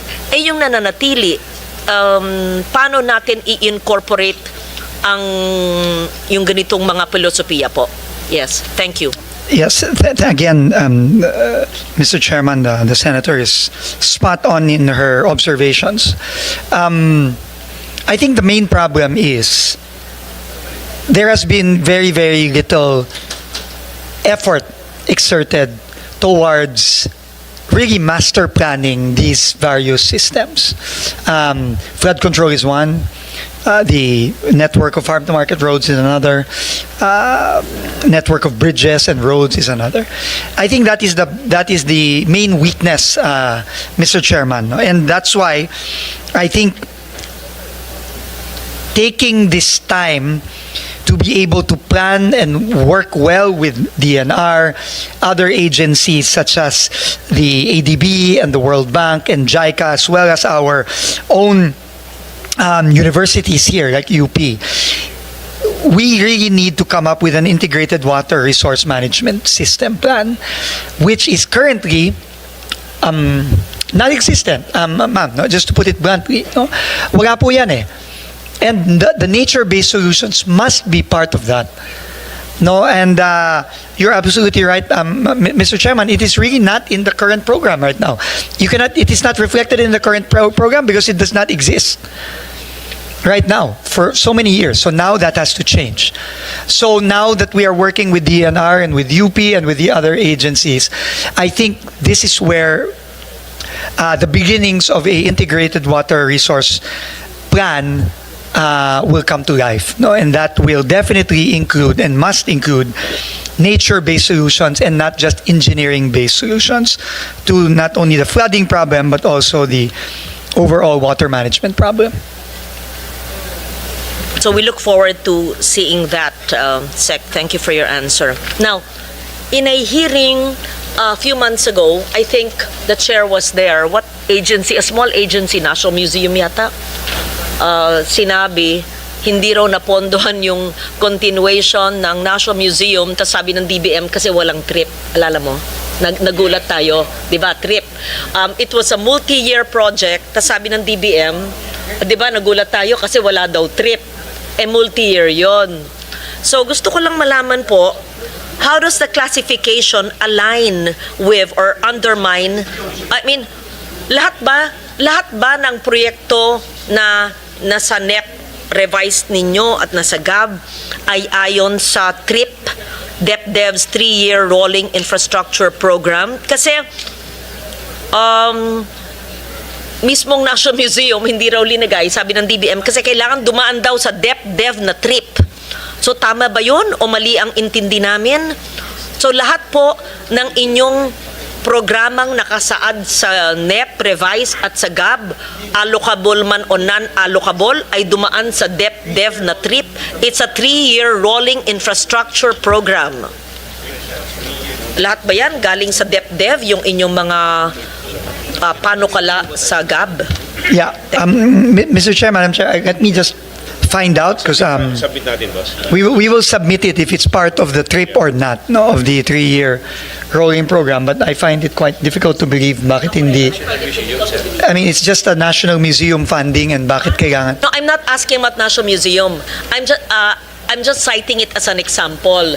The chair and I were in a hearing, and National Museum said wala silang pondo. Tinanong namin sa DBM ba wala? Sabi ng DBM kasi wala daw silang trip. So, kung yun maliit na museo, ito po, lahat ng infrastructure nyo, dumaan ba yan sa DepDev? I don't think so po. Exactly. I So, don't think ibig so. sabihin, hindi a-approve ni DBM Correct. ang inyong funding. Kasi hindi nila in-approve yung National Museum na multi-year na stop yung building kasi walang DepDev na trip. So kung lahat ng inyong ating pinag-uusapan ngayon ay di dumaan sa DepDev na trip, hindi i-EFLR kayo o i-veto kayo. Yun ang Correct. sabi sa amin sa hearing. So dapat ang DBM, i-hold natin ko nandito or ipaliwanag. Kung hindi dumaan sa DepDev na trip, i-veto ba or i-FLR or dapat ba natin hindi isama sa GAA? Sige po. Clarify. Kasi ano yan confusing. Very good, Remember? Magion. Yeah. So we will consolidate po, Mr. Chair, Madam Senator, and we will submit that. But you were We there, will submit. remember? Medyo But naguluhan tayo. I find it difficult to believe as you na Yes. ganon. No? Kasi every line item in the DPWH budget went through DBM trip. Parang hindi. Yeah. Yeah, it's difficult to believe that. Undersecretary Canlaspo just passed me an information. Yung mga hindi daw po dumaan sa trip, dumaan dapat sa RDC level, which is, I guess, an extension of DepDev. No? So, but again, we will have to validate and submit it to the Sabi committee. kasi ng DBM nun, the submission to the trip ensures that projects, tama naman, are aligned in the master plan, have feasibility studies, and are shovel-ready. And part of the Philippine Development Plan. Kaya yung part 2 ng National Museum, hindi na pondohan, wala daw trip. Kaya nga, winawarningan ko lang kayo, kung wala kayong trip, paano yun? I leave that kung i-check po nyo, siguro later before we finish that, yan. So, now I've gone macro, now very, very micro.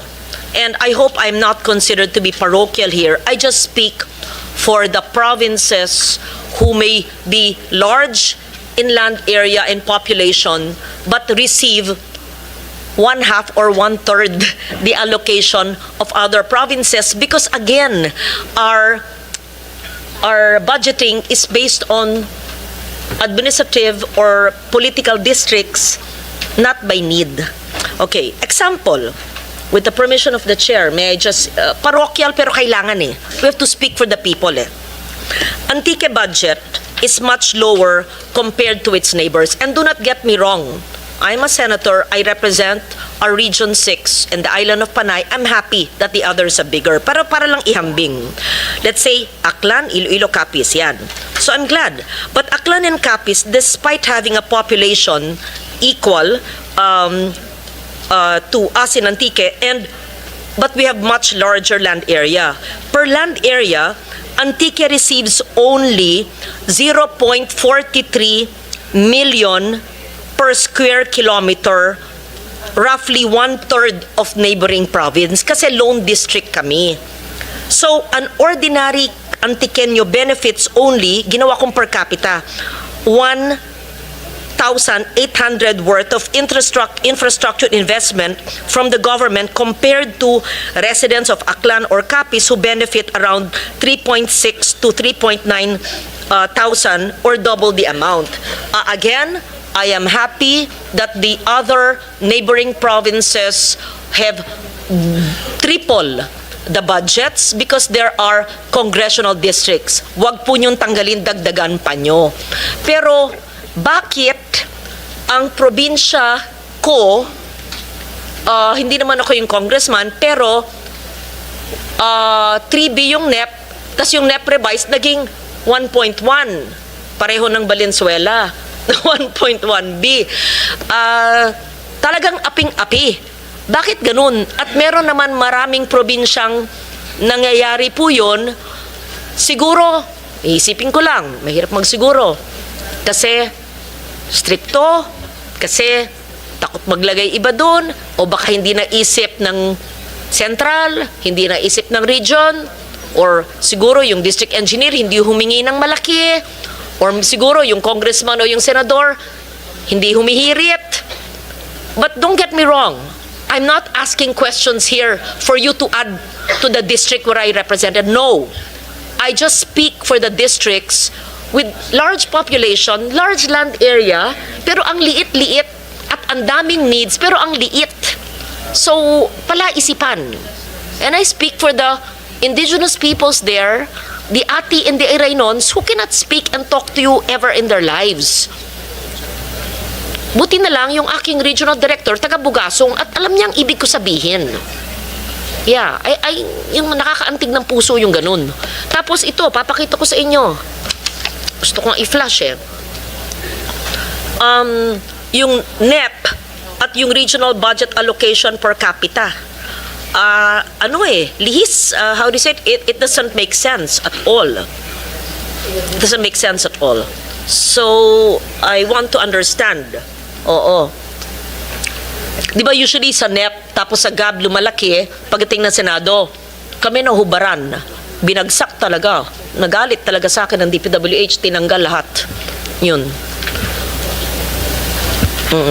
Sige, thank you. Yeah, Mr. Chair, again, and I said this the last time, the last hearing. I think there is really an inherent flaw in the current formula that is being used, to allocate resources, limited resources to various districts, and clearly this is seen in the budget now in 2026. And unfortunately, the new team had no role in the preparation of this budget, but we do see the inherent flaws. In fact, sorry, hindi po. Nagbago po yung numero sa NEP revised under your term already. yes, I understand, ma'am. But Hinubaran yung aming mga distrito, yung akin. Yes, I think na ang mostly tingin ko ang tumama po doon are the locally flood control. Pero tama po kayo doon sa inyong observation kanina na kung tinanggalan ang isang area ng halimbawa flood control, dapat yon ay pinalitan ng equally if not even more important na mga proyekto. Tama po yon. And and I think that can still be done given the potential for possibility for institutional and committee amendments. No, we can still do that. But I think what I was saying about the formula, yung pong unang pagpasok pa lang sa NEP, yun po ay pinagbasehan ng isang formula na frankly, kahit kami pong mga nasa bagong team, hindi po talaga namin maintindihan. No, hindi namin maintindihan. Unfortunately, dinatnan na lang namin yon.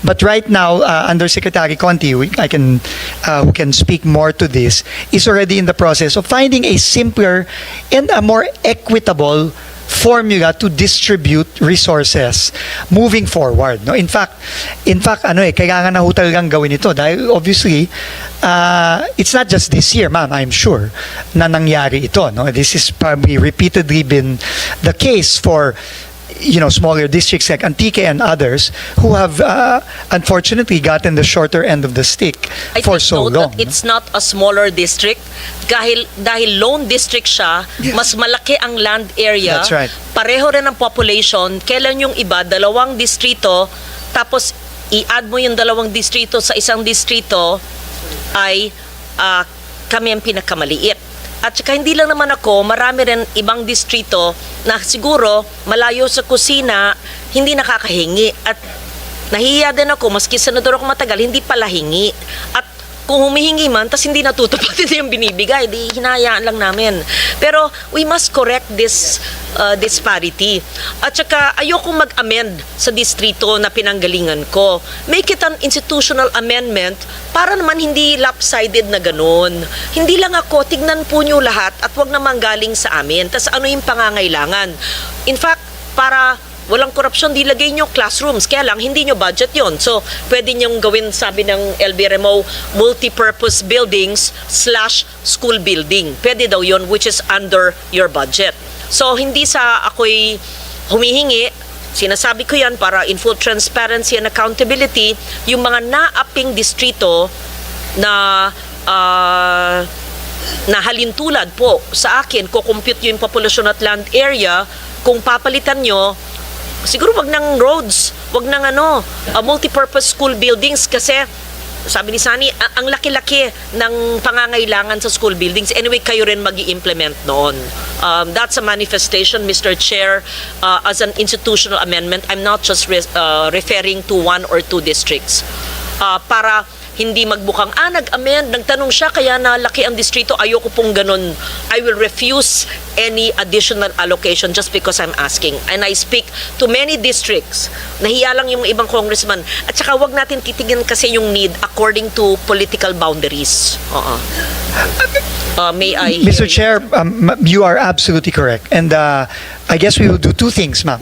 First of all, we will work with the committee to find a way to more equitably provide for the needs of the districts via institutional amendments.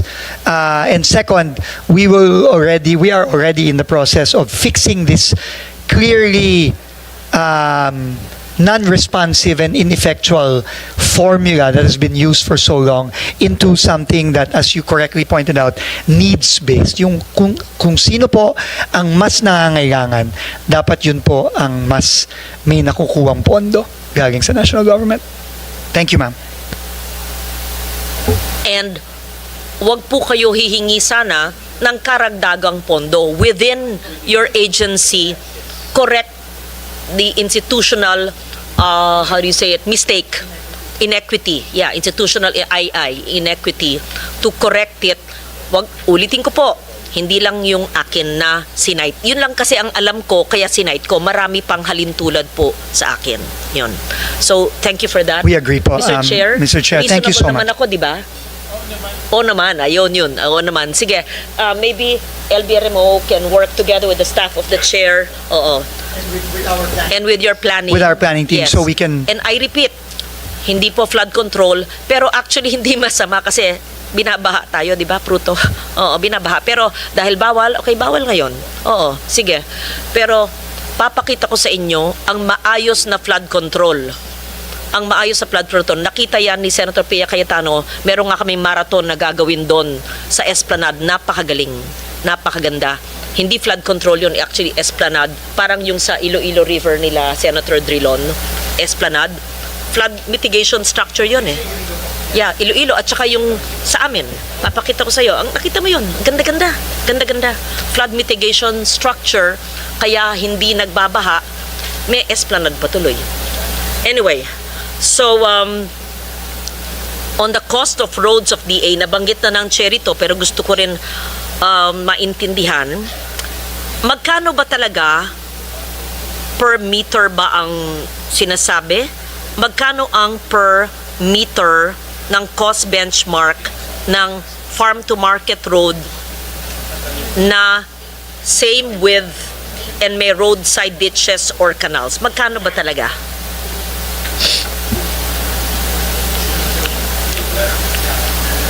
Mr. Chair, Madam Yes. Senator, may I just ask our OIC Undersecretary, Yes. Okay. Engineer Esquivel Our to very respond? engineer. I'd Opo. like to learn from her. Ay, good Opo. afternoon po. Based on the July 2025 rates po, we're ranging from 18,000 to 26,000 per meter. Bakit pag DPWH, ang taas, sa notes ko nga 15,000 eh. Pero sabi sa hearing sa'yo, ni DA, Sec Laurel, Iba, ranging. Hindi. sa kanilang measurement, 10,000 per meter is sufficient. He even implied a 1/3 savings given apples to apples, assuming this is correct. Yes, thank you. Mr. Chair, Madam Senator, I think it's important to note that, as correctly pointed out by Senator Lauren earlier, the President already directed us to bring down the cost of materials. So, in all likelihood, that number is going to go down significantly. So if you will allow us, maybe if we will run our computations based on the new cost of materials, we can maybe by the end of this week already give you a new range, no, for the range per meter for. Hindi na po yun. Definitely it will not be that anymore. Mr. Chair is 32B. Oo. Kung sa DA budget, ang FMR ay 32B, sabi ng chair, at itong kilometro ang magagawa, kung yung inyong 18,000, sabi ni Sec Laurel ay 10,000, di halos madodoble, di ba? 80% na mai-increase ang haba ng FMR, gaya ng puntos natin sa classroom. So, simple, pag papati ng bahay, di ba? Hindi mo mababayaran yung contractor pag nalaman mo midway na, i-ano natin yung kontrata, ayusin. Ito, hindi pa naman tayo nagsimula sa 2026, hahaba. So, ibig sabihin po, sa DA budget, or isumitin nyo sa amin, kayo implementing agency, i-check natin, hahaba ang mga FMRs. At dapat may coordinates. Thank you. Opo, and correct po, and in fact, even with respect to classroom, dadami po ang pwede nating itayong classroom dahil sa pagbaba ng detailed unit price ng DPWH. Thank you po. Thank you for that. Health centers. From the DOH itself, about 300 super health centers built nationwide, mostly by DPWH, were found non-operational, hindi natapos, substandard, etc. I'm not talking about walang gamot o walang tao. It's really kulang o hindi natapos na structures. And second, maaring may mga natapos pero wala naman utilities or staffing na hindi po nyo problema, but when you build, do you coordinate with the LGU or with DOH to ensure that, okay, you will build, may nag-request na politiko, pero wala naman provision ang DOH for staffing or for utilities. So, do you just build blind? O basta build kami without coordinating with the agency na may kapasidad sila for staffing? Thank you.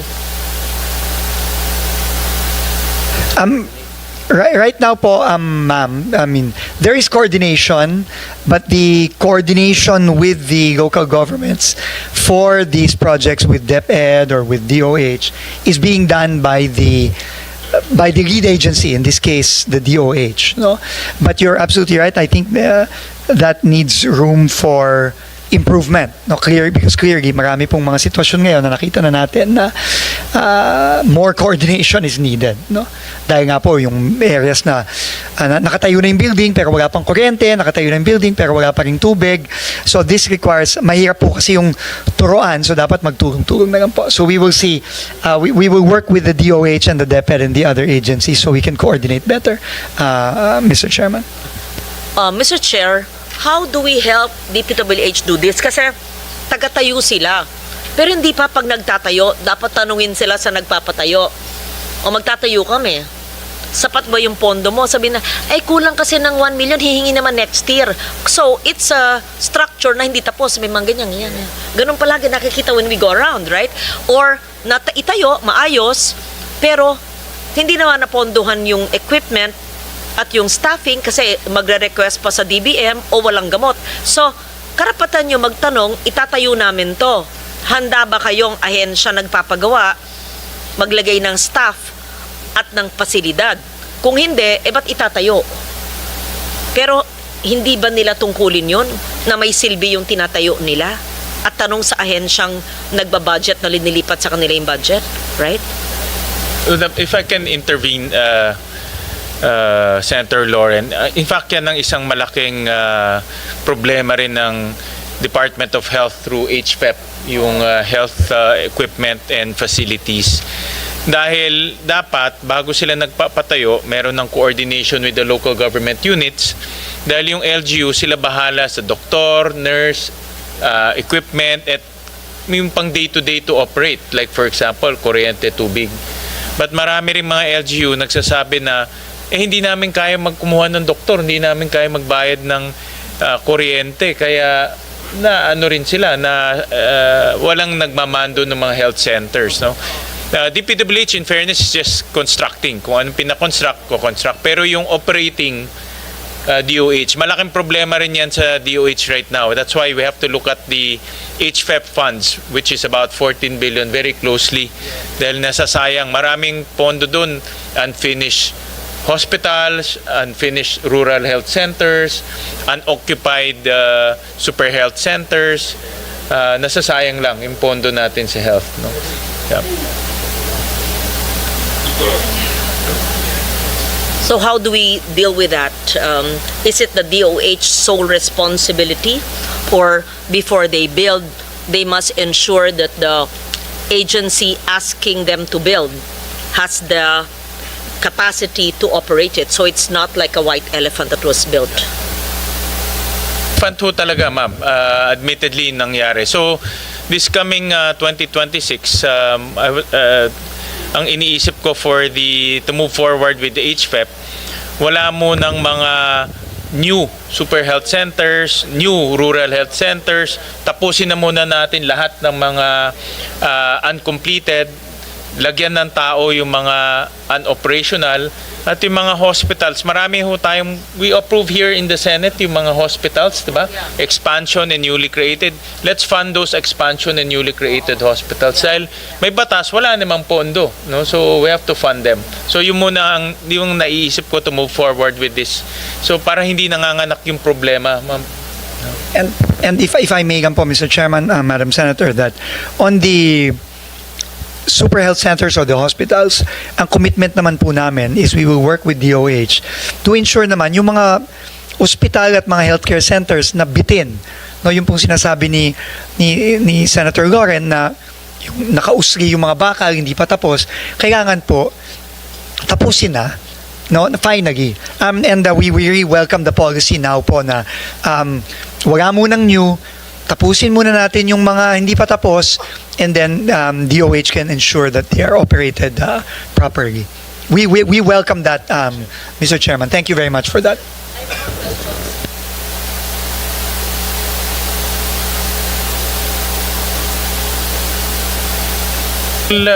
Ako muna, ma'am. I just have just one question lang. Nawala to. Balik sa kanila. Kala nawala. Thank you. Nawala.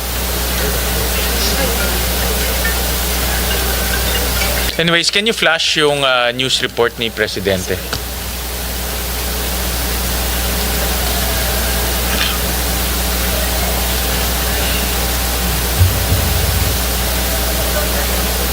So, ito yung news over the weekend, Secretary Dizon, about the comment of the President na nakita nyo overpriced by 50%, no, yung mga materials. In fact, in some instances, in fact, pinag-uusapan lang to natin last hearing, and he said we can save as much as 45 billion pesos. No? We agree that in some projects, it can go as high as thousands ka nakita natin. Pero may mga projects rin na mababa. Maraming projects actually, in fairness to the different engineering offices, mababa siya or justified. No, so, ang way forward na naisip natin dito is to submit to us yung materials cost, no, and from there we will use that as a basis to implement the projects, no. But in your opinion, how do we? This is a welcome development, a welcome comment by the President. But how do we operationalize this, no? In your opinion? Mr. Chairman, this is a very, very good question. No? So, first of all, I think if I may request po, give us some time to finalize the new prices, no, the adjustment in the prices. We think we can do that in roughly a week, no, and that will form part of the new costs, no, moving forward. No, now in terms of operationalizing it sa budget, no, for 2026 po muna siguro tayo, no. For 2026, if I may make a suggestion, Mr. Chairman, baka po the best course of action will be to come up with a special provision in the budget, essentially stating that savings generated from the reduction of the cost of materials, no, the new cost of materials, must be, and we leave it up to Congress to decide on what to do here, but the savings must be used for very specific items, no, like maybe a menu similar to the menu of the DBM for infrastructure projects, or other expense items, no, in the 2026 budget, no, because definitely po for 2026 magkakaroon po ng malaking savings when we implement the cost of materials, the new cost of materials. So I think the most efficient way to do it is really to just ensure that the savings generated from this for next year will be used the right way, no, based on the wisdom of Congress, no. I think that is the best way to move forward. Now, for 2025 po, no, because there are still, I think, projects that will undergo procurement. No, what we will be doing is we will also be applying the same change in cost to these projects which will have a natural adjustment in the ABC, no, in the approved budget of the contract, no, and that again will be generated as savings for 2025. So that is just our initial proposal, but we leave it up to the wisdom of Congress, Mr. Chairman.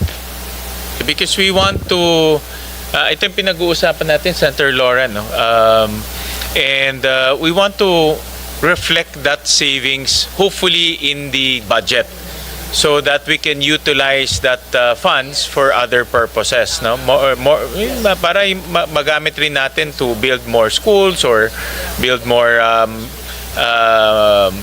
infrastructure projects. So we want to capture that. Estimate nga ni Presidente 45, no, estimate nga namin is around 70 to 80 billion, no, but more or less nasa ganun na range na siya. So that's what we want to capture. The last time we talked, you will submit to us an updated DUPA, no? We will submit an updated CMPD. CMPD and yes, CMPD also. CMPD, which translates to the new DUPA. Okay. So we will be submitting that. Kaya ba natin ang Biyernes?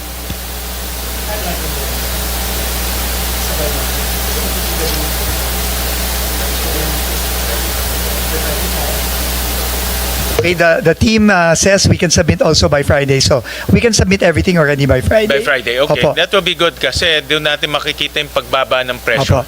Opo. And then, yun ang gagamitin namin as a basis to capture that savings. The savings. No? And ma-estimate na rin po, no, yung magiging savings generated. Open kami, Secretary, kung meron kayong suggested language on the special provision. Because I can see that is you're very open in using those savings. So we're very open if you have any suggestion to that. We can work together on that. No? Sige po, we will in our cover letter we will provide suggested language to that effect, Basta Mr. Chairman. ang concept natin, magamit yung savings, whether Yes. it's 45 or 70 or 80, makapture natin yun, Opo. magamit sa iba. Tama po. Alright, thank you. Thank you very much, Mr. Chairman.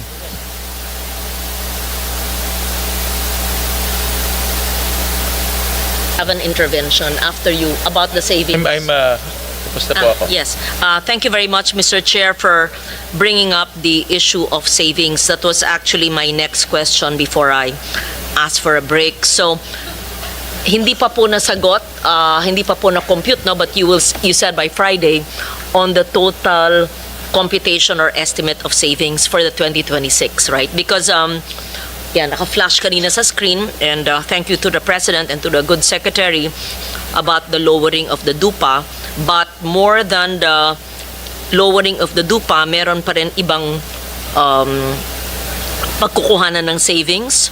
Kasama na ba sa DUPA the cost of equipment rental, overhead contingency, and miscellaneous, yung OCM? Kasama na sa DUPA.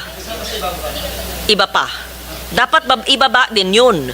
Yung cost of equipment rental, overhead, contingency, miscellaneous expense, and yung projected contractor's profit.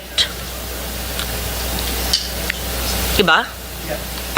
Mr. Chair, as for the equipment rental, no, Baka overpriced din yun eh. this is based on apparently a guidebook na yun lang po ang basis ng DPWH.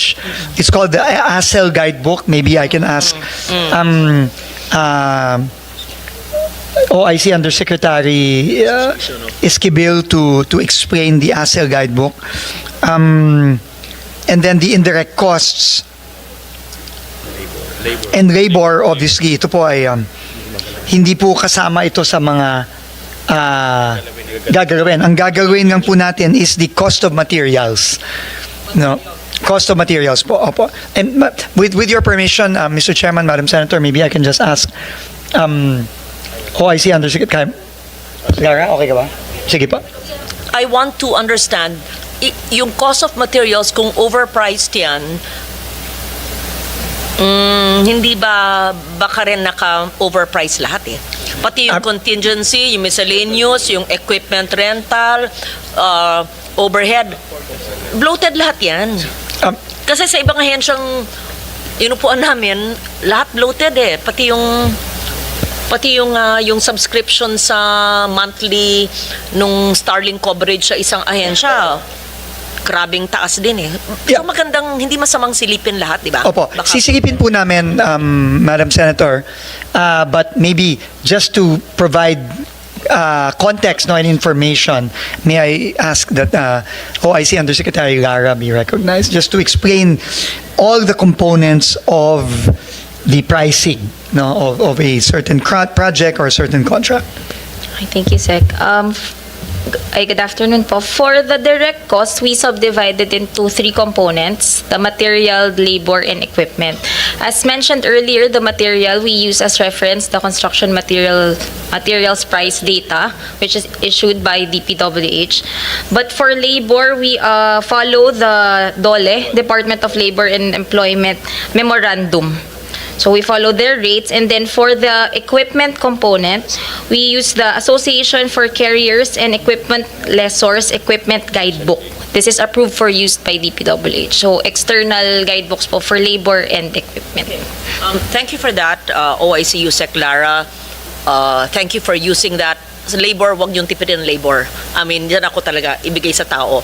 In fact, sa site ko na naman, yung Antique, dahil sa pagbaba ng NEP revised, 75% ng mga trabahador, laborers, mawawalan ng trabaho sa 2026. So, ganyan kami nagpapaapi. Wag naman, wag naman. So, ang labor, wag natin. Okay yan. Siguro naman walang ghost labor dyan, di ba? Wag naman. Pero yung sabi niyong guidebook, kayo po mga engineers nakakaintindi niyan, kung tama po at hindi po overpriced. Yeah. So, yun lang ang aking, kasi, yung materials binaba na, yung ibang mga aspects ng construction, tignan natin kung meron pang mga butas that we allowed it all these years na maari pang makatipid. So yung hinihingi ng chair na savings ay gusto namin makita by this week at para ma-allocate ng maayos. Okay, so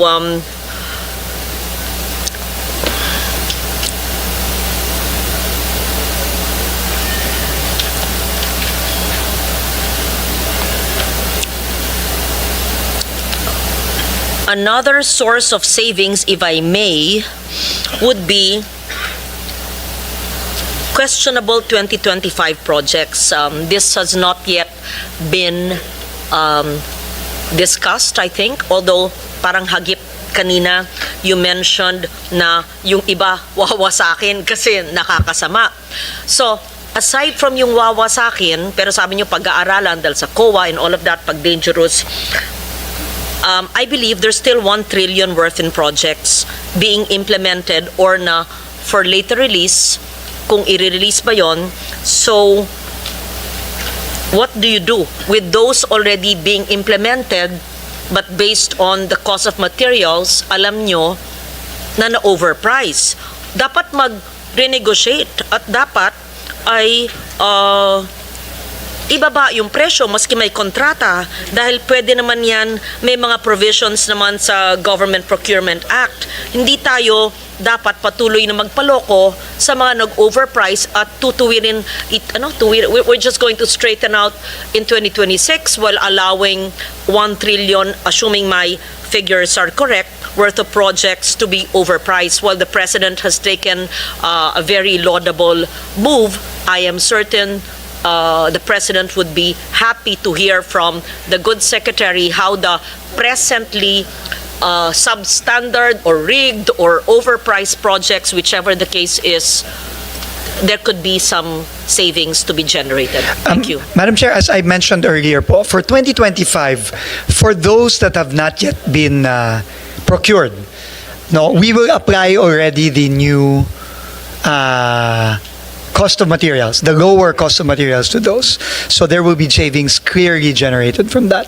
For those that have already been awarded and are already ongoing, we will have to consult with the OSG po, Mr. Chairman, Madam Senator, on what course of action can be taken. Unfortunately, I cannot say right now, but we will consult on paano natin mahahabol if kaya yung mga ongoing na at awarded na. But for those na hindi pa, definitely po, we will apply the new cost already. We will not wait for 2026. We will apply the new costs already now. Thank you, Madam Chair. May we receive, please, from the engineering districts, which are these projects not yet implemented that can generate savings from renegotiated contracts based on the President's advisory on lowering DUPA? And second, ongoing projects, pero alam naman yung linoloko tayo bago ba yung bagong team pumasok, maaari naman yung i-terminate. Nagawa na nyo sa ibang distrito, di ba? Yes. In fact, we have terminated several already based on the cases that have been filed as well as the licenses that have been canceled. So there is a clear process po, Mr. Chairman, Madam Senator, and we've already terminated several already, particularly all the contracts of the Diskaya companies as well as their joint venture partners, as well as the other companies where we have filed cases such as Wawaw, Sims, etc. So we will consult with the Office of the Solicitor General and we will see paano natin mahahabol ito. Okay. Thank you, Madam Chair. Thank you, Mr. Chairman. The DPWH can actually do a sweep of these projects ongoing for 2025, terminate those that it can terminate, or renegotiate from for a lower price based on the President's advisory on lower DUPA so that we can generate more savings bigger than what was already conveyed to us. Okay.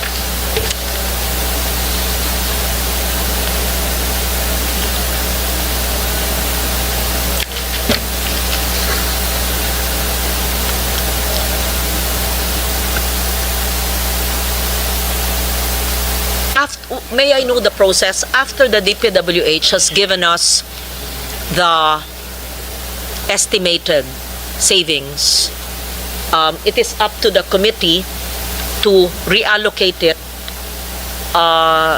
in structures that are certain will not be prone to corruption, right?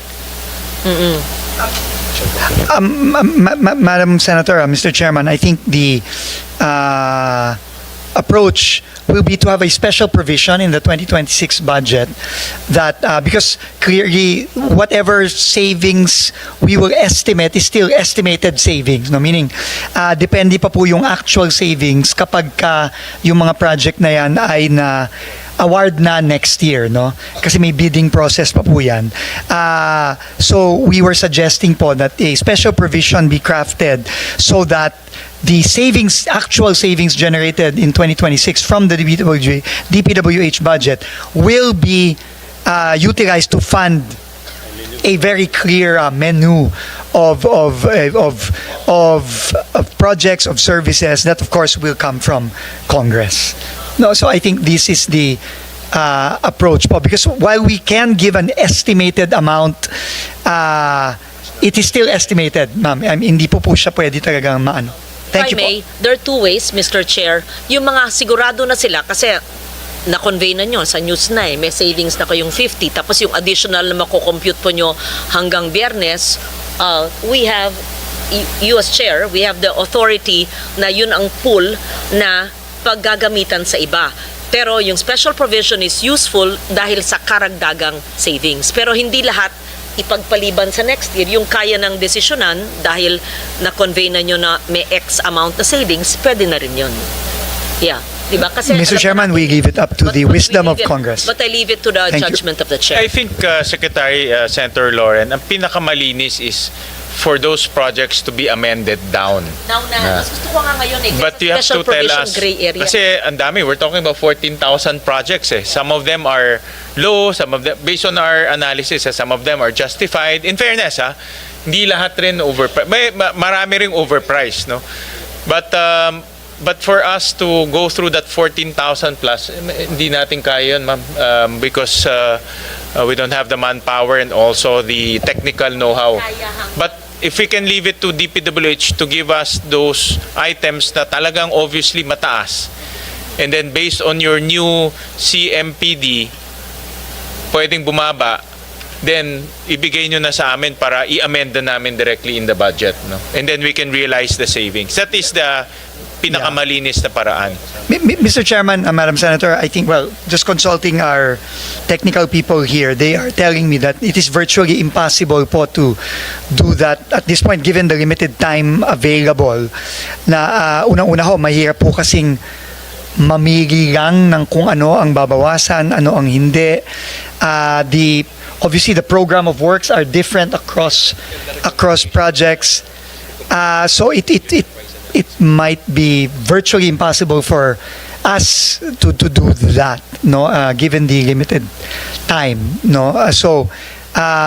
But we will leave it up to the discretion of Congress if you will reduce, no, on a project per project. But I guess we are just being honest that it might be difficult, no, for us to go through all the 14,000 or so, close to 20,000, I think, no, project line items, no.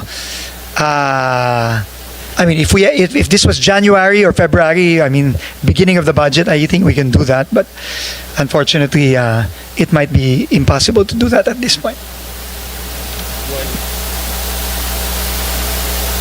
Yeah, but I think the objective, ma'am, is to save, no? So We'll find a way. I'll consult with Senator Loren and also the member Senator JV on how to make that happen. No?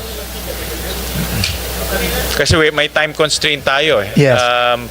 We're going to open the TWG this Wednesday. Tuloy-tuloy na yan. No? Tuloy-tuloy na. Yeah. Yes, and also, Mr. Chairman, it's also, I think, important to consider as well, no, the reduction in the cost of materials for other agencies as well, no, because that will also be another source of savings as well. No, but again, limited time might be difficult to adjust in the other departments as well. So maybe special provisions to that effect, as you described earlier, might be the most efficient way of doing it. At least for the next year, for 2026. But obviously for 2027, lahat po magbabago na yan.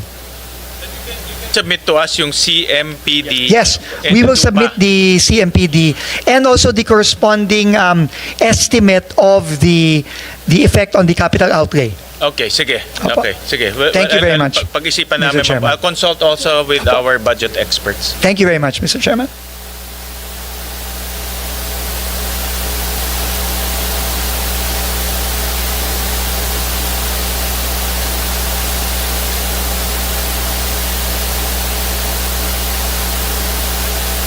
We recognize Senator Hercito. Yes, thank you, Mr. Chair.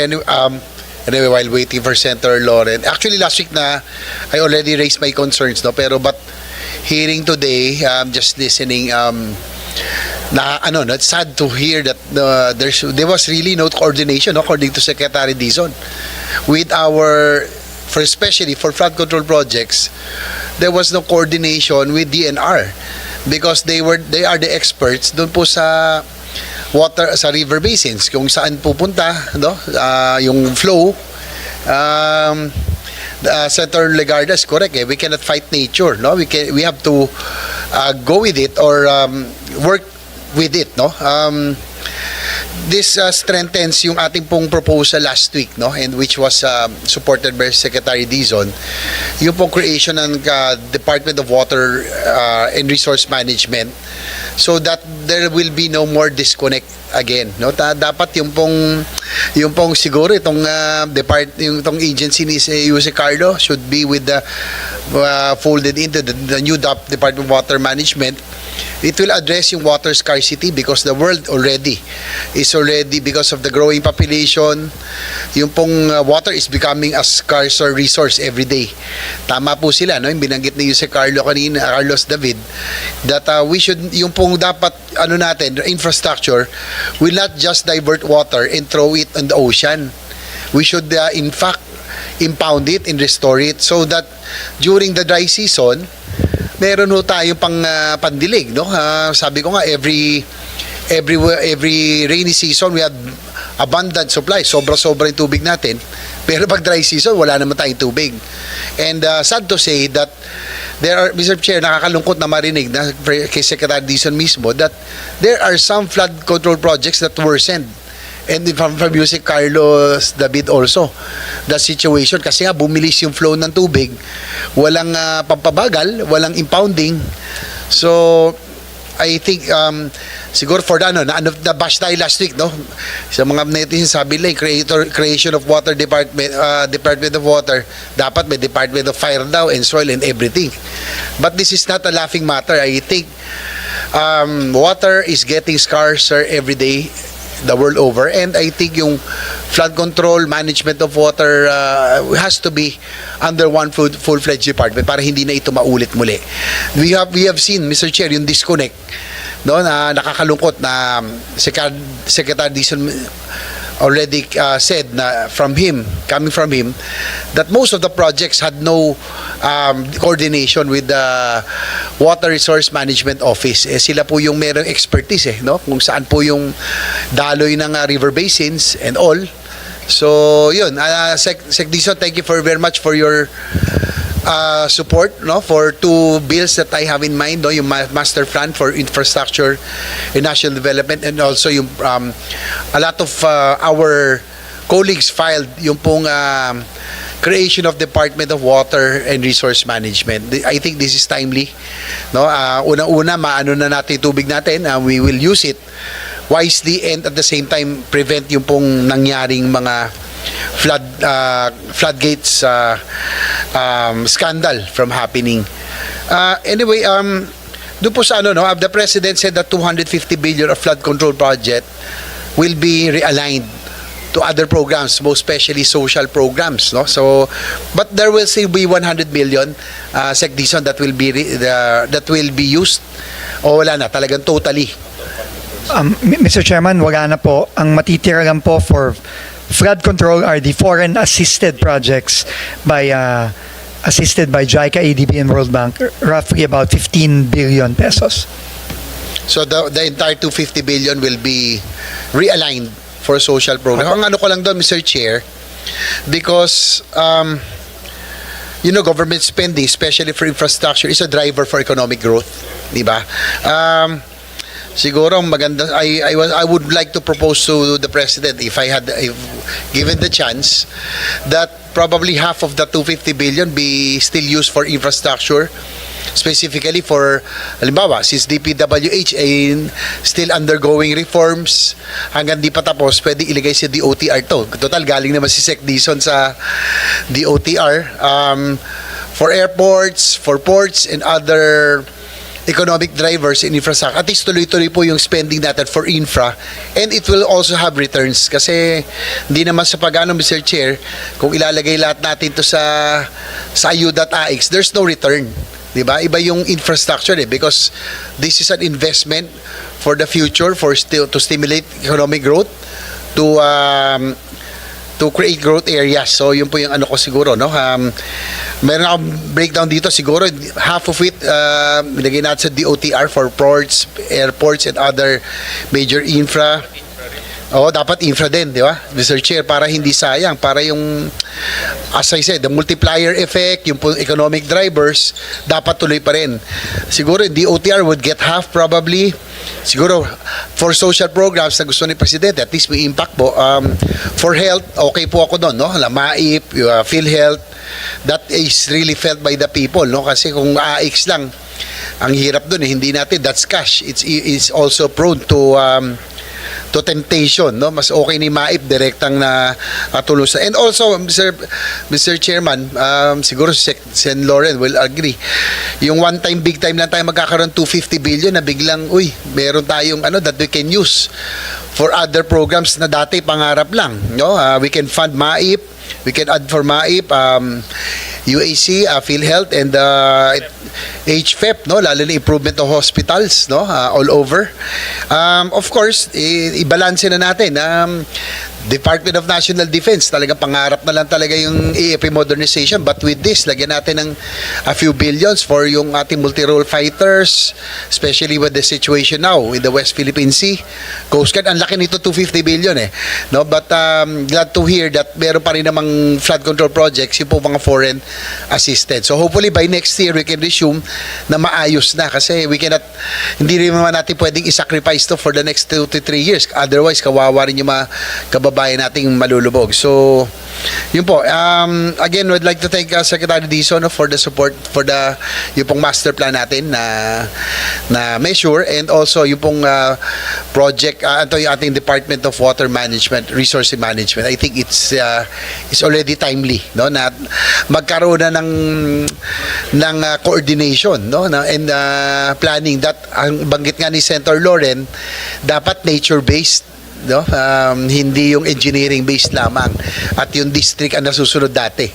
Nakakalungkot, pero parang may yung mga pinresent kanina ni Jose Carlos David, may mga hindi nakakonekta, no? Yung mga binanggit ko last hearing, there are some projects na talagang pinroject lang na at least it was confirmed, no, that there are dikes na wala namang pinoproteksyon ng community. May nakita rin po akong seawall, sinumbong ko na rin kay Secretary Dizon, seawall na napakalaki, hindi mo na makita yung dagat, wala naman din pinoproteksyon ng community. So that's all, Mr. Chair. I just gave you my observations this afternoon. Thank you. Mr. Chair, if I may Yes, po. go ahead, sir. Thank you very much, Mr. Chairman, Senator JV. Let me just po reiterate what the President's directive was when he instructed to remove the 250 plus billion from flood control. Ang priority po talaga niya, obviously, yung PhilHealth, 60 billion, I think, roughly.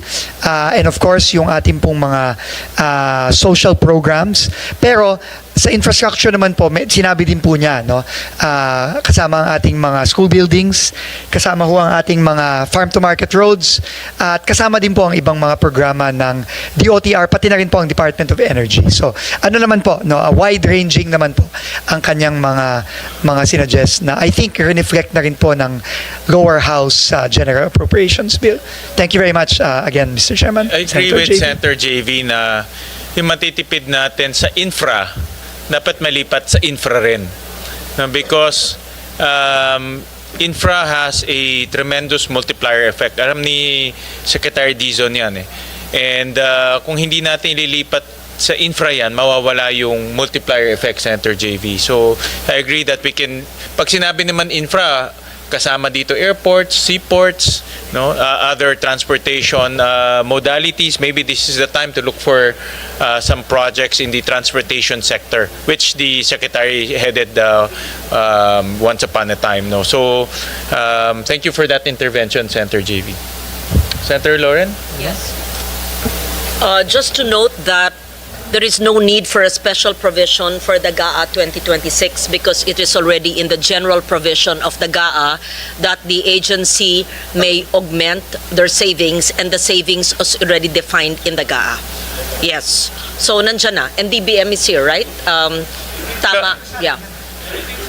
Secretary Dizon wants to specify yung savings dapat pumunta sa specific project. I think that is the concept. Yes, Mr. Chair, Madam Senator, you're absolutely correct po under the general provisions.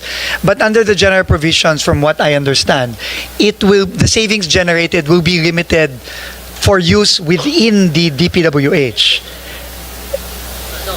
Maybe DBM can speak. Maybe, yeah. So, Paki-clarify, kasi yun DBM. po ang pagkakaintindi. Kasi ASEC, go ahead. ASEC. ASEC, kung gano'n, hindi magagamit Mary Ann, sa iba. specify yung general provision, paliwanag po ninyo para malaman po natin kung kailangan pa ng special provision maliban sa general provision, pero sang-ayon ako sa sinabi ng chair na yung kaya nang masave ngayon, i-reallocate na natin sa ibang infrastruktura, at ang aming bias, aaminin ko, ay edukasyon para sa school building. Kasi pwede naman kayo, kasi kayo naman gumagawa, multi-purpose building / school building. Pero paliwanag po ninyo yung sinabi nyo na hindi na kailangan, pero baka kailangan ng special. Yes. Thank you.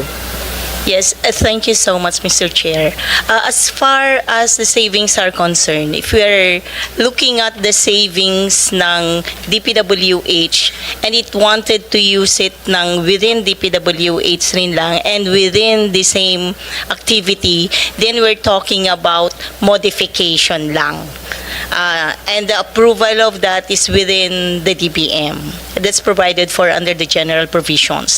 But if we're thinking of augmentation, meaning making use of the savings to another activity of the DPWH or another activity of a different agency, then we would be needing the approval from the Office of the President.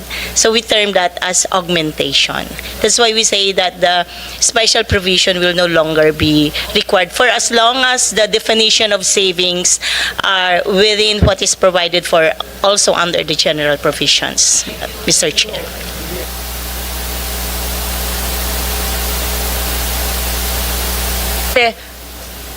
Pag DOTR, oo, kailangan ng OP. So, kailangan ng special. Pag DepEd, kailangan ng special. Pero actually, DepEd hindi. Kasi sila naman ang gagawa. Pwede ng multipurpose / school building. It will stay with them. Oo. Okay. So, Yes, mas simple yes, pag Mr. DepEd. I'm sure gusto ng mga kasamahan ko pag school building.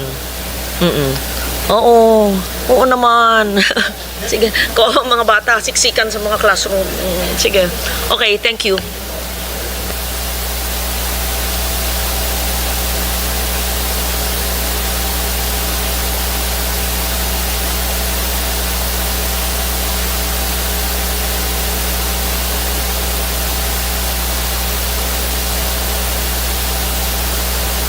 sa classroom kanina.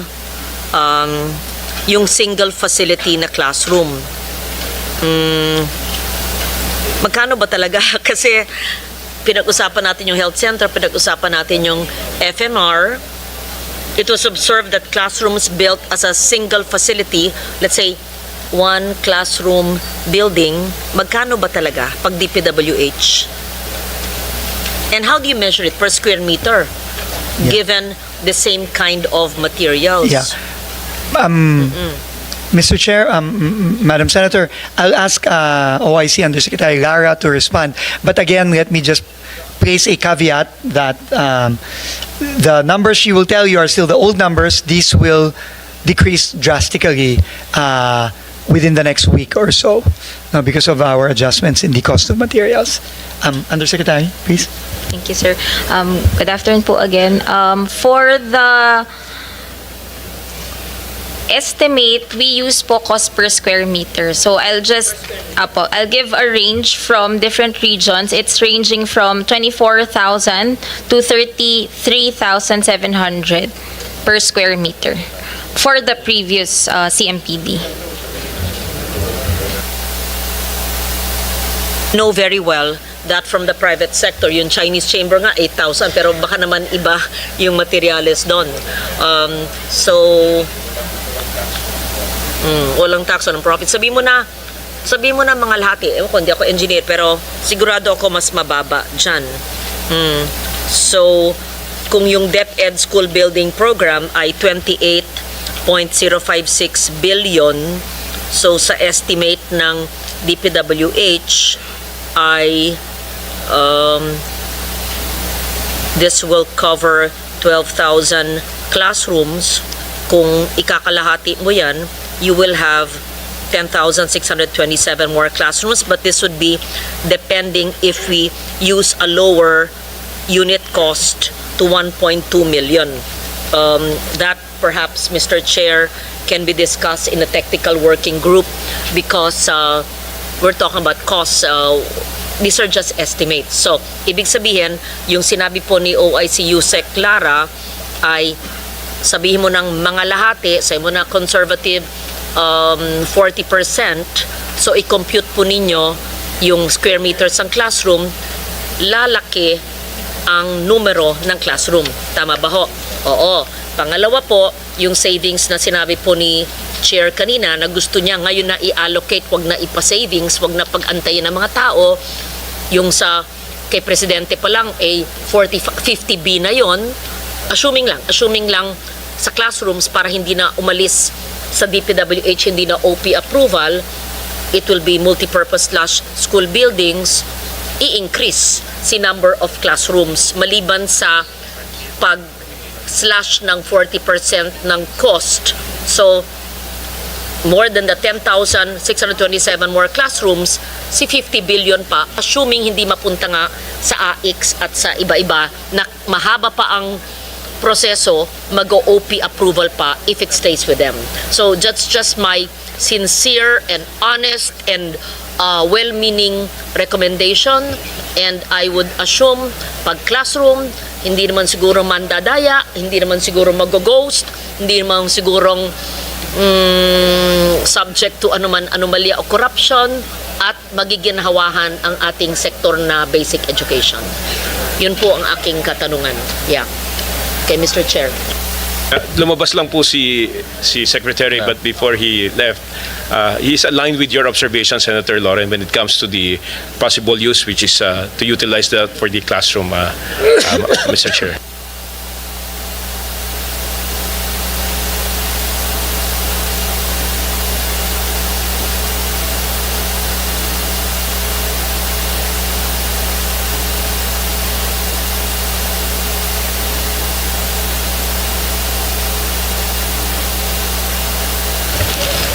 The other questions would be dependent kasi on their submission of the allocable and non-allocable in the NEP revised of September. And it would be dependent also on the savings that you can already compute. So I leave it to the chair what to do. Kasi we cannot work on assumptions. Gusto natin ay fact-based. At yung pangatlo, talaga yung i-mainstream natin ang water studies at nature-based solutions para may pagbabago. So, hindi lang po yung pagbaba ng dupa at pababa ng cost, at saka yung mungkahi ko po na hindi lang yung cost of materials, kundi yung iba pang cost, maski na alam natin, hindi naman dinadaya yan, silipin na rin natin, wala naman masamang sumilip sa lahat, di ba po? Yeah. Mr. Chair, Madam Senator, you have our commitment to do that as well.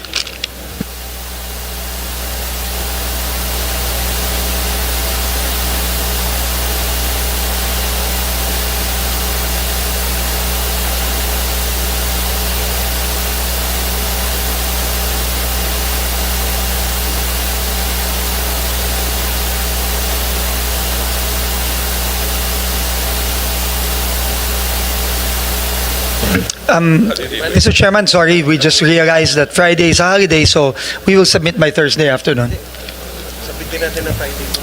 Well, no. Friday is 31. The Friday, tama si Director Alex, Friday is holiday. 30. Anyway, we will submit, but definitely at the latest by Friday, if not earlier po.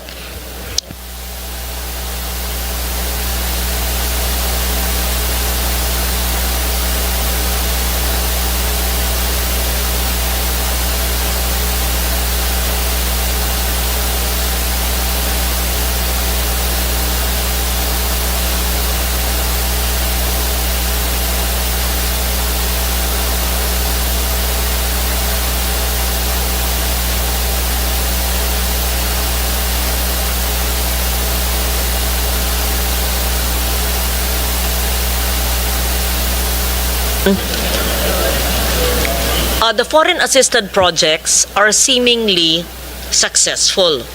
So, may I just know what's the difference and why don't we use those doing the foreign assisted projects in auditing and monitoring all the local infrastructure projects? Thank you. May I respond to that? That's a great question po, Mr. Chairman. First of all, the reason for the success of the foreign assisted projects is that they are well planned. I think that is the foundation that is lacking in what we have seen, in the past years. That foreign assisted projects are well planned, backed up by a very solid feasibility study, backed up by very serious detailed engineering work, and may plano po talaga. And obviously monitored by the funders, by the lending institutions. That's why it's very successful. Now, to the question, can the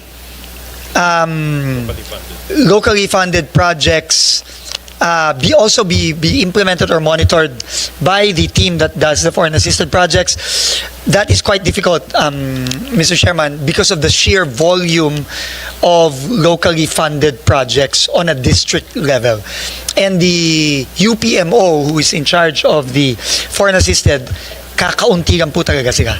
They're really a handful of engineers that handle a handful of projects, albeit very big projects, but this is also with the support of the foreign lending institutions.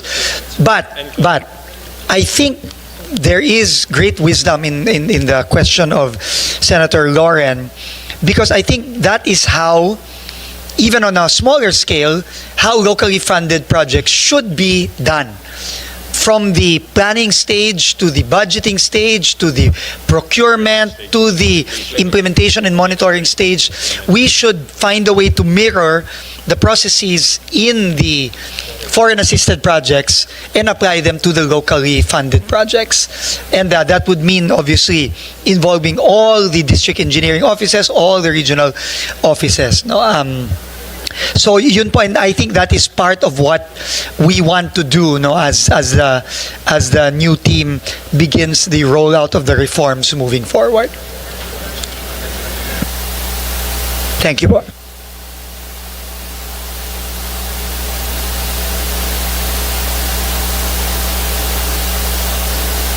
Galing.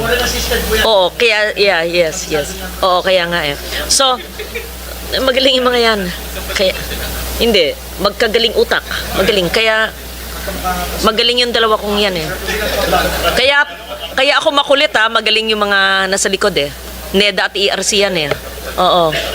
Kambal utak. Sige. Okay. International institutions can do sampling of all. Pwede natin subukan sa 2026, di ba? Para, at saka pwede nyong i-bid out and manage the third-party auditors. So, maski na maliit lang yung ating foreign assisted group, iilan, i-bid out nyo, i-monitor. Oo. Sayang eh. Kasi kung Yes, ma'am, we agree. sa bansa may maaayos, di i-emplo natin yung maayos. Kung di kaya ng maliit na grupo yung maayos, at least iilang project maayos. Diba? And then I take note Thank of you for your that, ma'am. answer.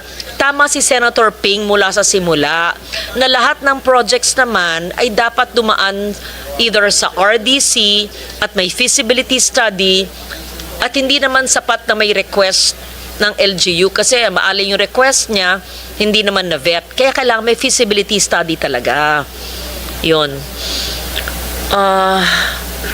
We absolutely agree, Mr. Chairman, Senator Lauren, we agree. Isa pang napansin ko, multi-year projects. Kung hindi amend ng senator, pupunta yung congressman sa amin o yung mayors, hindi magkukusa ang ahensya, hindi lang kayo at unfinished siya. Or, ang liit-liit ng ilalagay ng DPWH, hindi na matutuloy, bitin siya. Bakit ganun? It's a multi-year project of the department.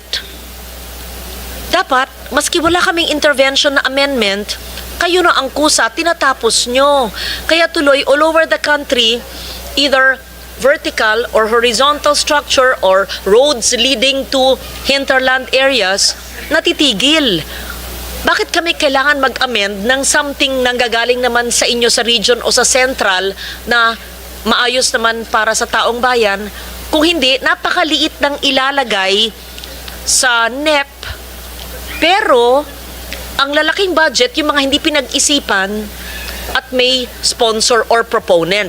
Pero yung multi-year, nalapit sa akin yung LGU or congressman or even the agency, ang liit ng linagay sa multi-year, ma'am, kailangan to kasi, ano yun, mayowa, etc., etc. Bakit ganyan? Basta, maliit, ganon. Ang hirap parang wala talagang planning. Very arbitrary. Yes. Yeah. Tama po kayo, Mr. Chairman, tama po again si Senator Lauren.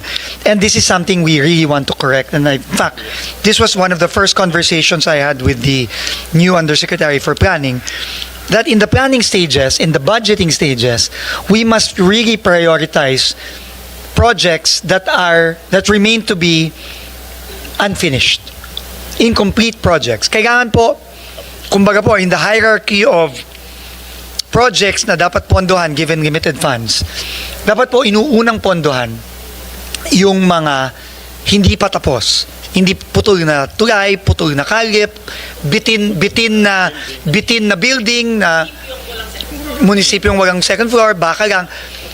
And I think marami pong putol na tulay. In fact, I saw several already in my less than 2 months in DPWH. Yes, bitin yes. po. Bridge to nowhere. Hindi nga, Mr. Chairman, hindi nga po bridge to nowhere. Bridge to somewhere, pero, for example po, meron po kaming pinuntahan sa Arayat. May inimbestigahan kaming flood control doon, no? Tapos, dinaga kami ng isang mayor sa isang bridge. Putol po yung bridge, kalahati. Kalahati tapos, kalahati wala. 10 years na pong putol, Mr. Chairman, 10 years. So, kaya nga po ngayon, nagkukumahugo kami, naghahanap po kami ng savings para po sana mapondohan namin yung bridge na yun sa Arayat. At iba pang mga bridges all over the country na bitin. So, I mean, this is a recurring problem. It's very, very arbitrary. There's no rhyme or reason why this project gets this much, this project gets a small amount. and that needs There to is change. rhyme and reason. Kung sino malapit sa kusina, Halloween na sila. Kung sino malapit sa kusina, kung sino hindi humihingi or humihinging hindi nabibigyan, ayun. Nabibitin. Kaya hindi pwede. Arbitrary eh. It cannot be Dapat arbitrary may po. siyensya. And it needs to be, needs-based po talaga. And I think the primary need, sabi nga po ng Pangulo sa akin, let's use all the money we have remaining to just finish unfinished projects. To complete unfinished projects. Yun po ang pinaka-importante. Thank you po. Sen. Lauren, that's also the advice that we gave DOH doon sa HFEP Center JV kasi ang daming unfinished health centers, rural health centers, even hospital, sayang. Nakabitin na for many years. Sayang. So, actually, ipakompute natin, ayan, sa kada ahensya ng gobyerno, ang mga unfinished or tapos pero unused, nako, ilang trilyon yan. Sinayang natin ang pera. Hindi lang, to be fair, hindi lang DPWH. Okay, I was just meeting with, housing, dati chair ka, James. Si Sec Aliling, bago siya.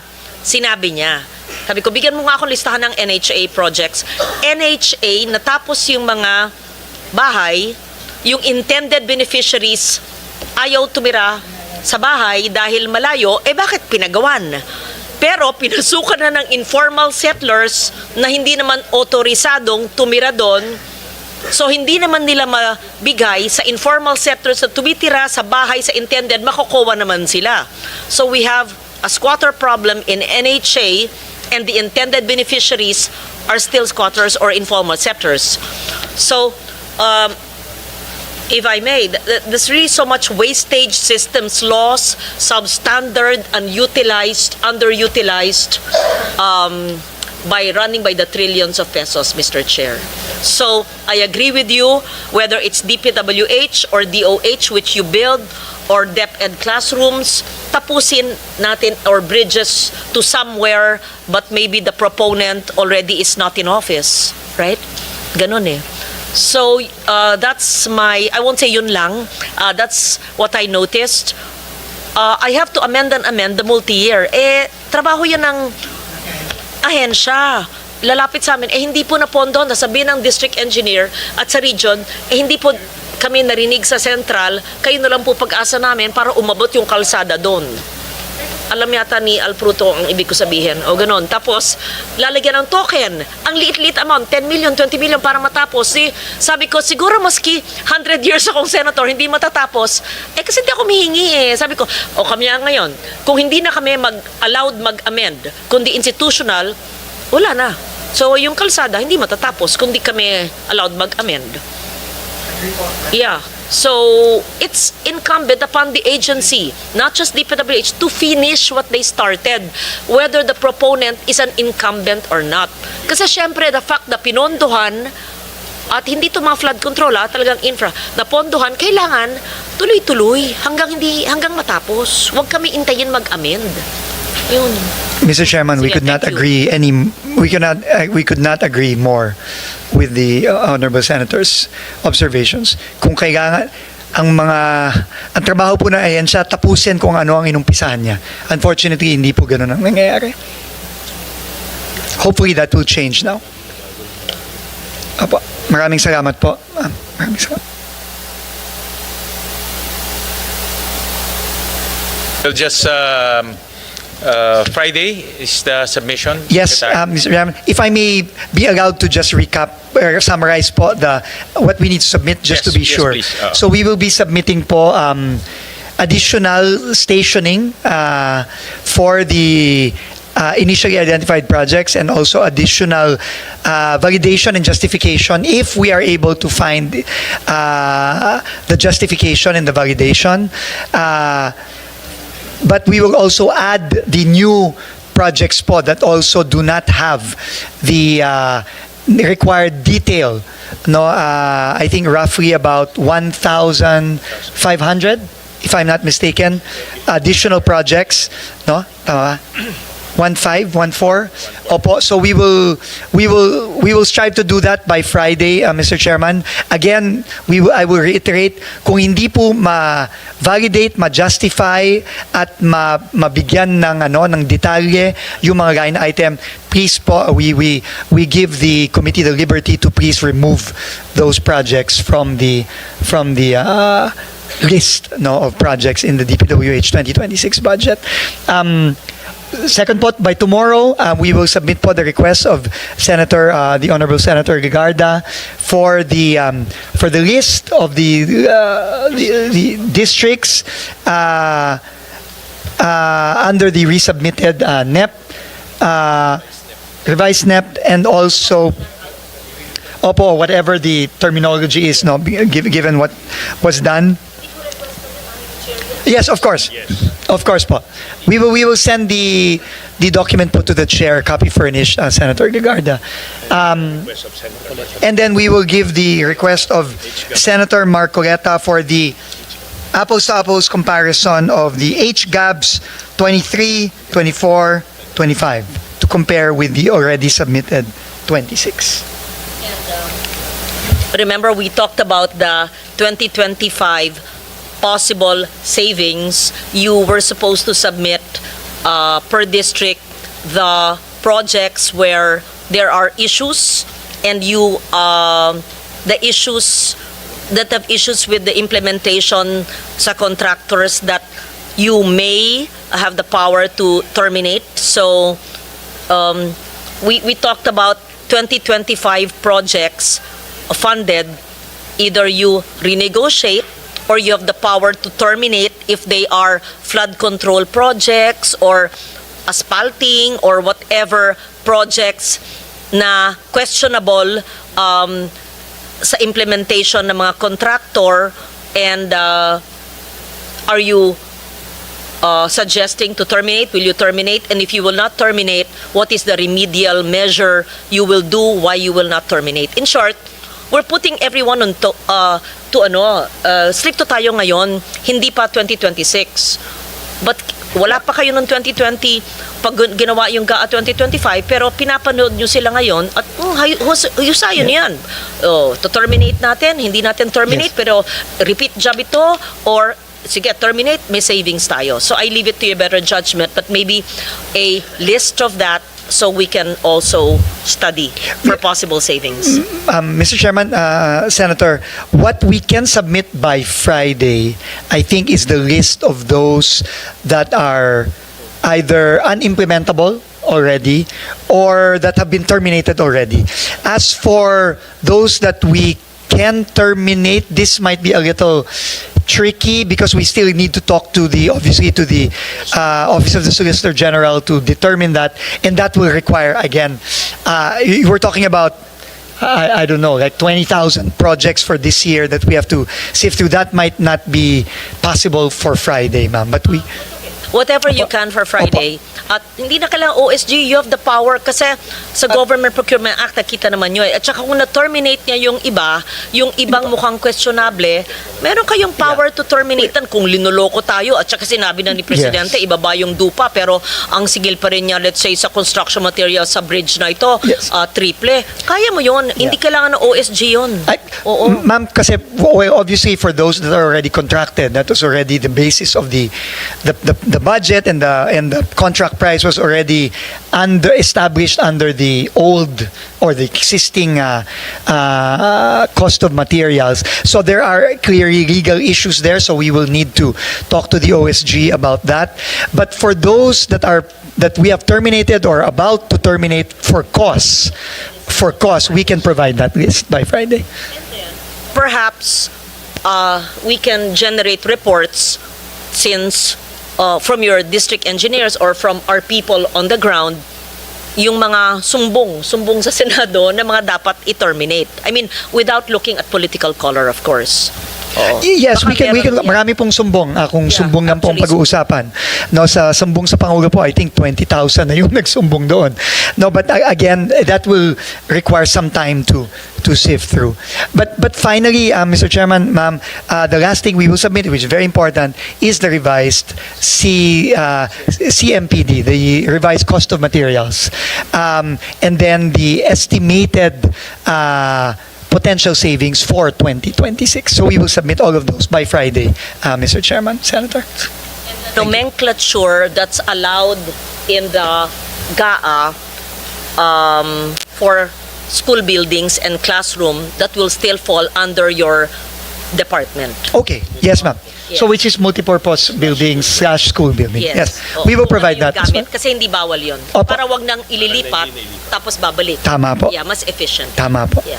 Thank you And, so much po. Opo. Sa lahat ng nanonood po, hindi po namin kayo, sa mga tanong po namin na inaaral namin ang budget, hindi po namin kayo pinahirapan. It's really, we take seriously the mandate and yung pronouncements ni Presidente na ayusin, limited ang fiscal space. Nakita natin, dahil sa eagle eyes ng chair, naparami. Diba? Naparami ang classroom, naparami ang kilometro ng FMR, naparami sa pagtutulungan ng lahat. So, we're here to help. Yeah. Okay. Thank you. Thank you for the patience of Sec Dizon and the whole team. Mr. Chair, salamat. Thank you. There being no further questions, the budget of the Department of Public Works and Highways is now deemed submitted for plenary's consideration, subject to the discussion and the submission of documents requested. So maraming salamat, Secretary. Thank you very much. Maraming salamat po. Thank you so much. The hearing is suspended. Thank you, sir. Thank you po.